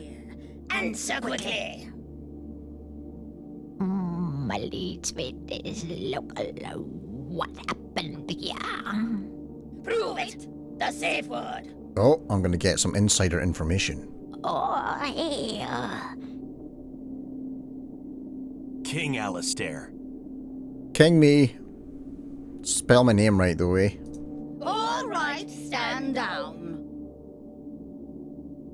Her pale, slightly bloated features were marred by a scar crossing her left eye, blinded and mostly hidden beneath a cascade of silky red hair. I thought that was a hood. It's her hair. Don't try anything stupid, or the battalion will shoot. You're not out of the woods yet. Her mouth opened to reveal rows of extra teeth, a grotesque sight that confirmed she was the same kind as Mally Savet, only weirdly pretty. It's a roll of the genetic dice, though, isn't it, guys? Reveals rows of extra teeth. That reminds me of a movie called Coneheads. When the daughter goes to the dentist, she opens wide and there's like 2 or 3 layers of teeth. My name is Rose, and you are? I am pleased to meet you. Let's turn on the charm. Rose? As in Trish Corner Granny's Rose? The daughter herself. How do you Granddaughter, sorry, granddaughter. How do I know that? Let's see. Granny's waiting. She's up there, waiting for you, every day. She misses you. Oh my, I wanted to visit, but there was always something more urgent. Guess there's no urgent thing anymore. Thanks for letting me know. I'll go to her. Just like that? It was that easy. Okay. You're welcome. Boss is a good person like that, but he is in a hurry, he is. He is looking for a head. Yeah, that's not going to make us at all suspicious that we're looking for a head. Speak no more of that wretched thing. That's what destroyed the dream world. So there was the shadow world or realm or whatever it was, the shadow people and the mole people, and now there's the dream world. This'll all make sense. Oh no. No, no, no, no. Molly Tweed was afraid that would happen. All those poor dreamers, so many. And a guy. You mean there's no backups? Oh, those people are actually dead then. We can rebuild Little Babylon, but your boss doesn't have much time left. Oh no? The Azurite headed for the old elevator. We killed the last of its backup, but it managed to escape. Well, darn. Time to finish that sorry bastard. Boss, you'll need these picked fresh by the lookout more. What are they? Oh, blessed be Bullets! the little Oh, thing. nice. Let me kiss his wicked smile. No, I don't want to kiss his wicked smile. I'm sure gonna need him. One more thing before you go, boss. The photo of Lucy. I did promise him. The picture of Lucy. I haven't forgotten. Here. You earned it. The ugliest character of the game, with the biggest heart. Now, whatever he's going to do with that photo, as long as it doesn't do it anywhere near me, we're fine. Oh, sweet soul. I know, Tavit. Hurry, boss, and good luck. Molly Speed will stay here with and fight for us to help restore Little Babylon. That's going to take you some time to rebuild this place. Good luck with that. Who knows? Maybe someday I'll visit in its full glory. Hey, if there's neon lights and a little bit of rave music every now and then, I'm not going to go into those places. I'll come back, especially for the neon lights. I like neon lights. Most certainly, sir. And good luck to you too, sir. Sir. Later. Later, dude. Victi stood there, defiant, submachine gun in one hand, the head dangling from the other. I'm going to activate Double D's gadget. I pulled out D's gadget. I had expected a device bristling with buttons and switches. Instead, I faced an even greater enigma. Oh no. No interface at all. Oh man, it works through positive thinking. Oh, I don't have a lot of that. Sugar lumps. I punched it in frustration, and it sprang to life, transforming to display a single directive. Kill all humans. Oh, the device is talking to me now. So my gun talks to me, a photograph of my ex talks to me, and now a device from a very well-breasted lady in red is talking to me. Click here, detective. I bet that's what it sounds like. Obligingly, I pressed it. Boop. Oh, there's no voice for it though. That's a shame. I'm going to have to read this. Searching for nearby Bion imprints. No Bion imprints detected. Please move closer to a Bion imprint or ensure the imprint is in a suitable condition for bionization. That's when they spotted me. Uh-oh. Damn. What are you trying to accomplish with that toy? Detective, our power is limitless. Hey, detective, hold on. Soon, Sentinel will fall, and we will rise in its place. My tool broke. I should have just shot the guy. Oh well. Quite the twist of fate. That's exactly what Lucy was meant to be. It has been foretold, detective. Two fences have already been toppled. Only the highest one remains. A new era beckons. With us reigning supreme, you can't stop faith. He's right, I can't stop faith. I could throw Zoe's memento. I don't know what I think that will do. It's almost like I'm trying to avoid the violence. Am I trying to appeal to... I don't know what I'm trying to do here. I will throw Zoe's memento. So, I regret how everything turned out. I really did try to help you. My badge. Nice try. Do you really think some sweet nothings can sway us? This is not some child's story. We are unified in purpose, and frankly, we despise you. Yeah, we are the Borg, blah blah blah. Okay, alright. So clearly all of the people who died in that exchange earlier on got uploaded to Jelani. So she has all of the knowledge of and experiences of everybody who's been integrated with her. Assuming that Jelani is supposed to be a lady, like a feminine character, computer person. We did appeal to the part of it that was so, though. My badge. And everybody else interrupted. No, no individual thoughts. You must think and behave and believe as we do. Zoe, Xena obliterated your existence. Everything you were. Molly handed me your badge, said the scene was a horror. You persist in your folly, oblivious to the facts. This debacle unfolded because you ignored clear directives. It is irrelevant now. What has already transpired is irrevocable. Well, that doesn't sound particularly favourable to me. I told you she would kill him, Dick. And you wouldn't listen. Silence! Jeez, there's an internal conflict going on within the one entity.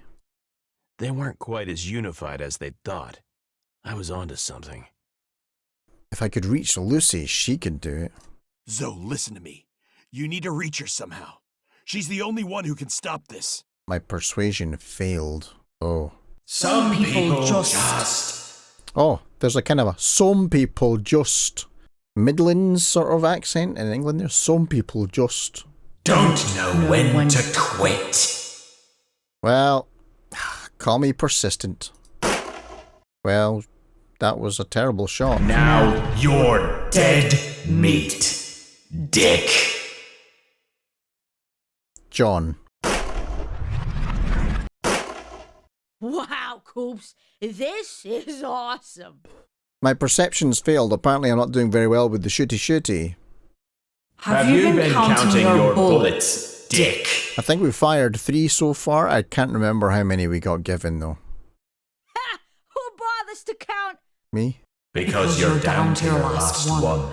Might as well use it to end your own miserable existence. You son of a bitch!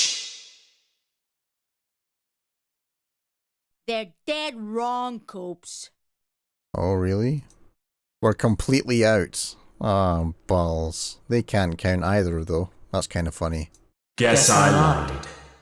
Farewell, Dick!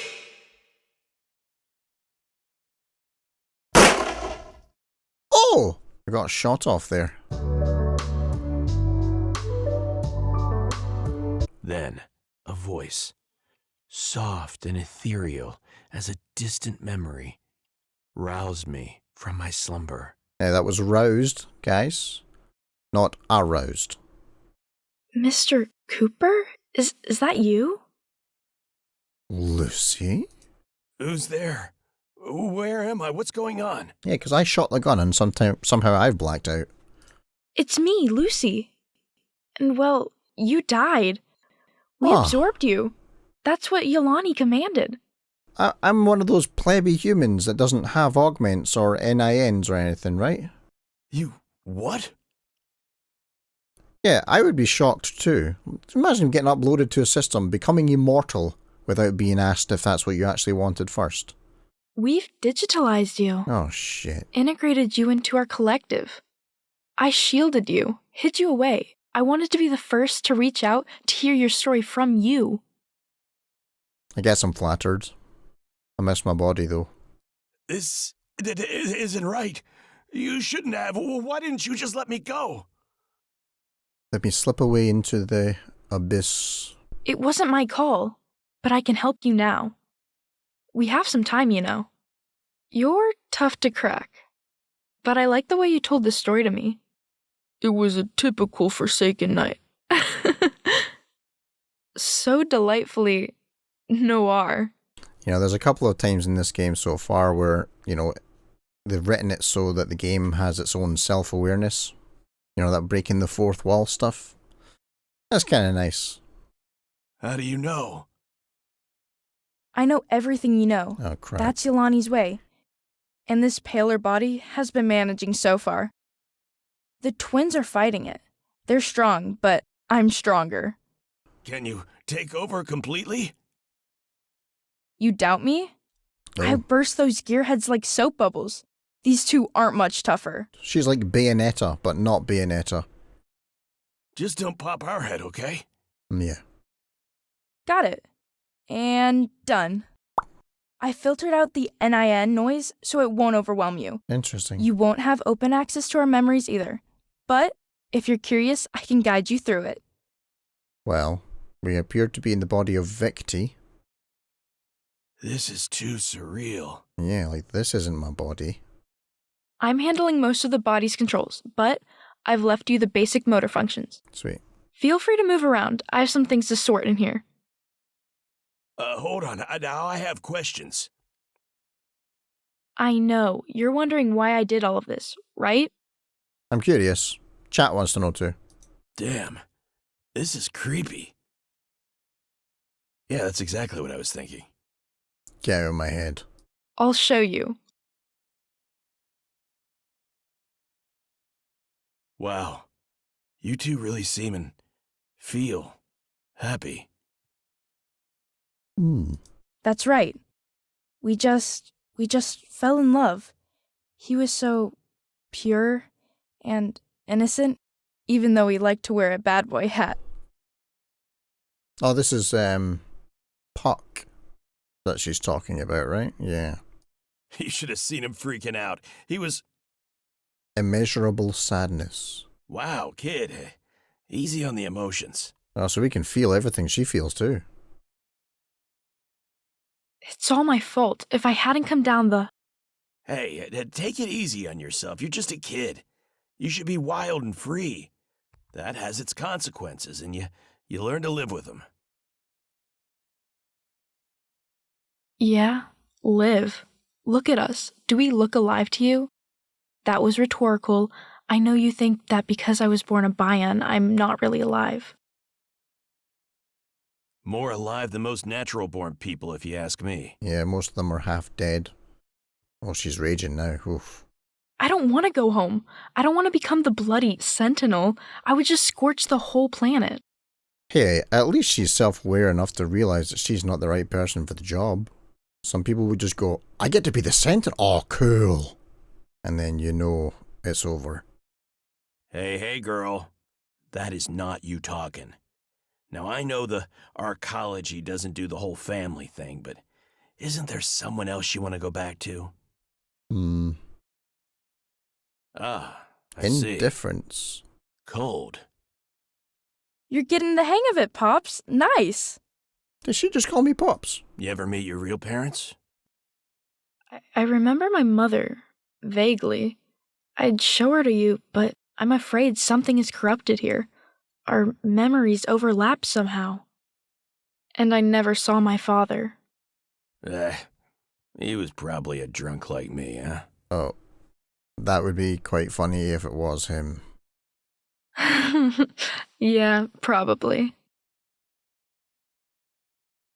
So what do you suggest we do instead of going up? Go down? We could go back, disappear in the underworld. Or go up, destroy everyone waiting for us. With these powers, we could do anything. The world is our oyster. That's what scares me. Yes, with great power comes great responsibility. It would scare the crap out of me too. Because people would be like, that's okay, that's Ali. He knows what he's doing. I know, you're and then too I have old, to live up to Pops. Oh, nice. Now you can do it too. So what'll it be? Are we going back? Please say we're going back. Oh boy. How would that even work? Don't you think Dee would send her entire bullsec army to get you back? Double D? Probably. But with our new abilities, we'd be safer staying hidden in the pit. Plus, you'd have free TV. Hey, she raises a good point there. Quite interesting that we're essentially hired by the mother to find the daughter, who's now dead, and The conversation has come up to make sure that she stays dead to get away from her mother. That does sound swell. Yeah, see, this guy is me. God damn it. So many times in this game. Think about it. I could learn to be the greatest PI ever, right under your wing. Imagine, you only with superpowers. Me with superpowers. My only superpower is not having any superpowers. Remember? Yep, just being naturally gifted. That's true. He brings up a valid point. Ah, damn, we're late. I guess we'll have to deal with D first. Just say the word and I'll fry them. Okay. Hold your horses. I almost forgot what a soul set looks like in person. I would miss it, to be honest. Are we going to see a sunset now? That'd be cool. Oh? An Azurite. You're a rare breed indeed. This is very Blade Runner. Look at this, by the way.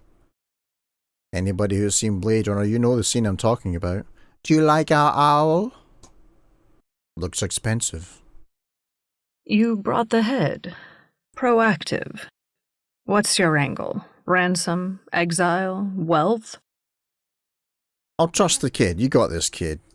It's me, Lucy, and you're not getting the head, you evil witch. Oh. I'd sooner toss it into the underworld to rot. Lucy? Your imprint is in the Azurite. Most intriguing. Men, disable it. Just you fucking try it. Their NIN disruptor shields are cute. But I'm much more powerful. They can't do shit. The language. Would you talk to your mother? Oh, wait a minute. She is talking to her mother like that.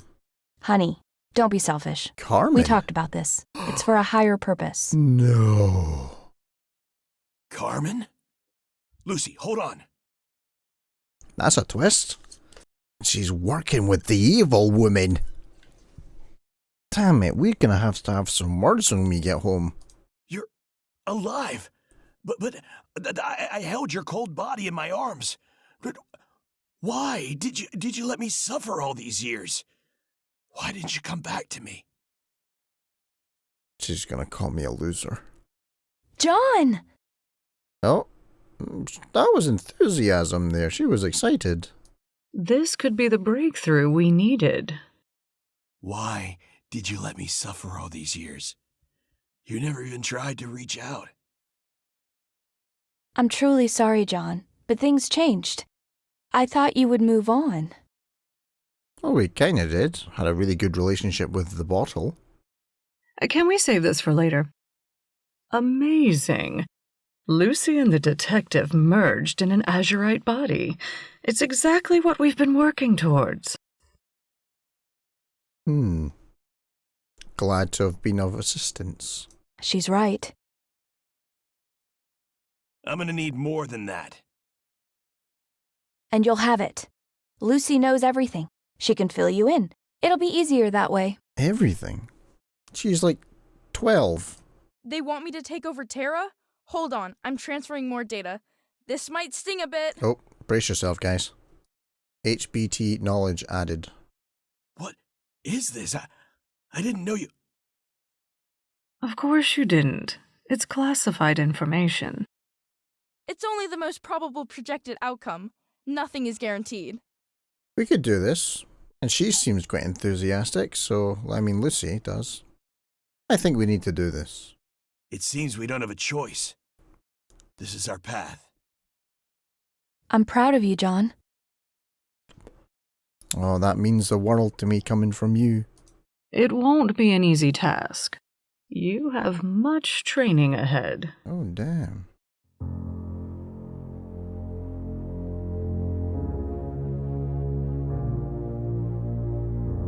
Well, that music has, Westworld vibes.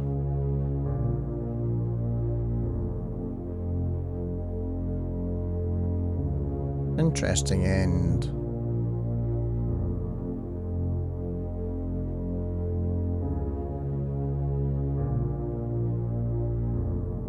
Continue.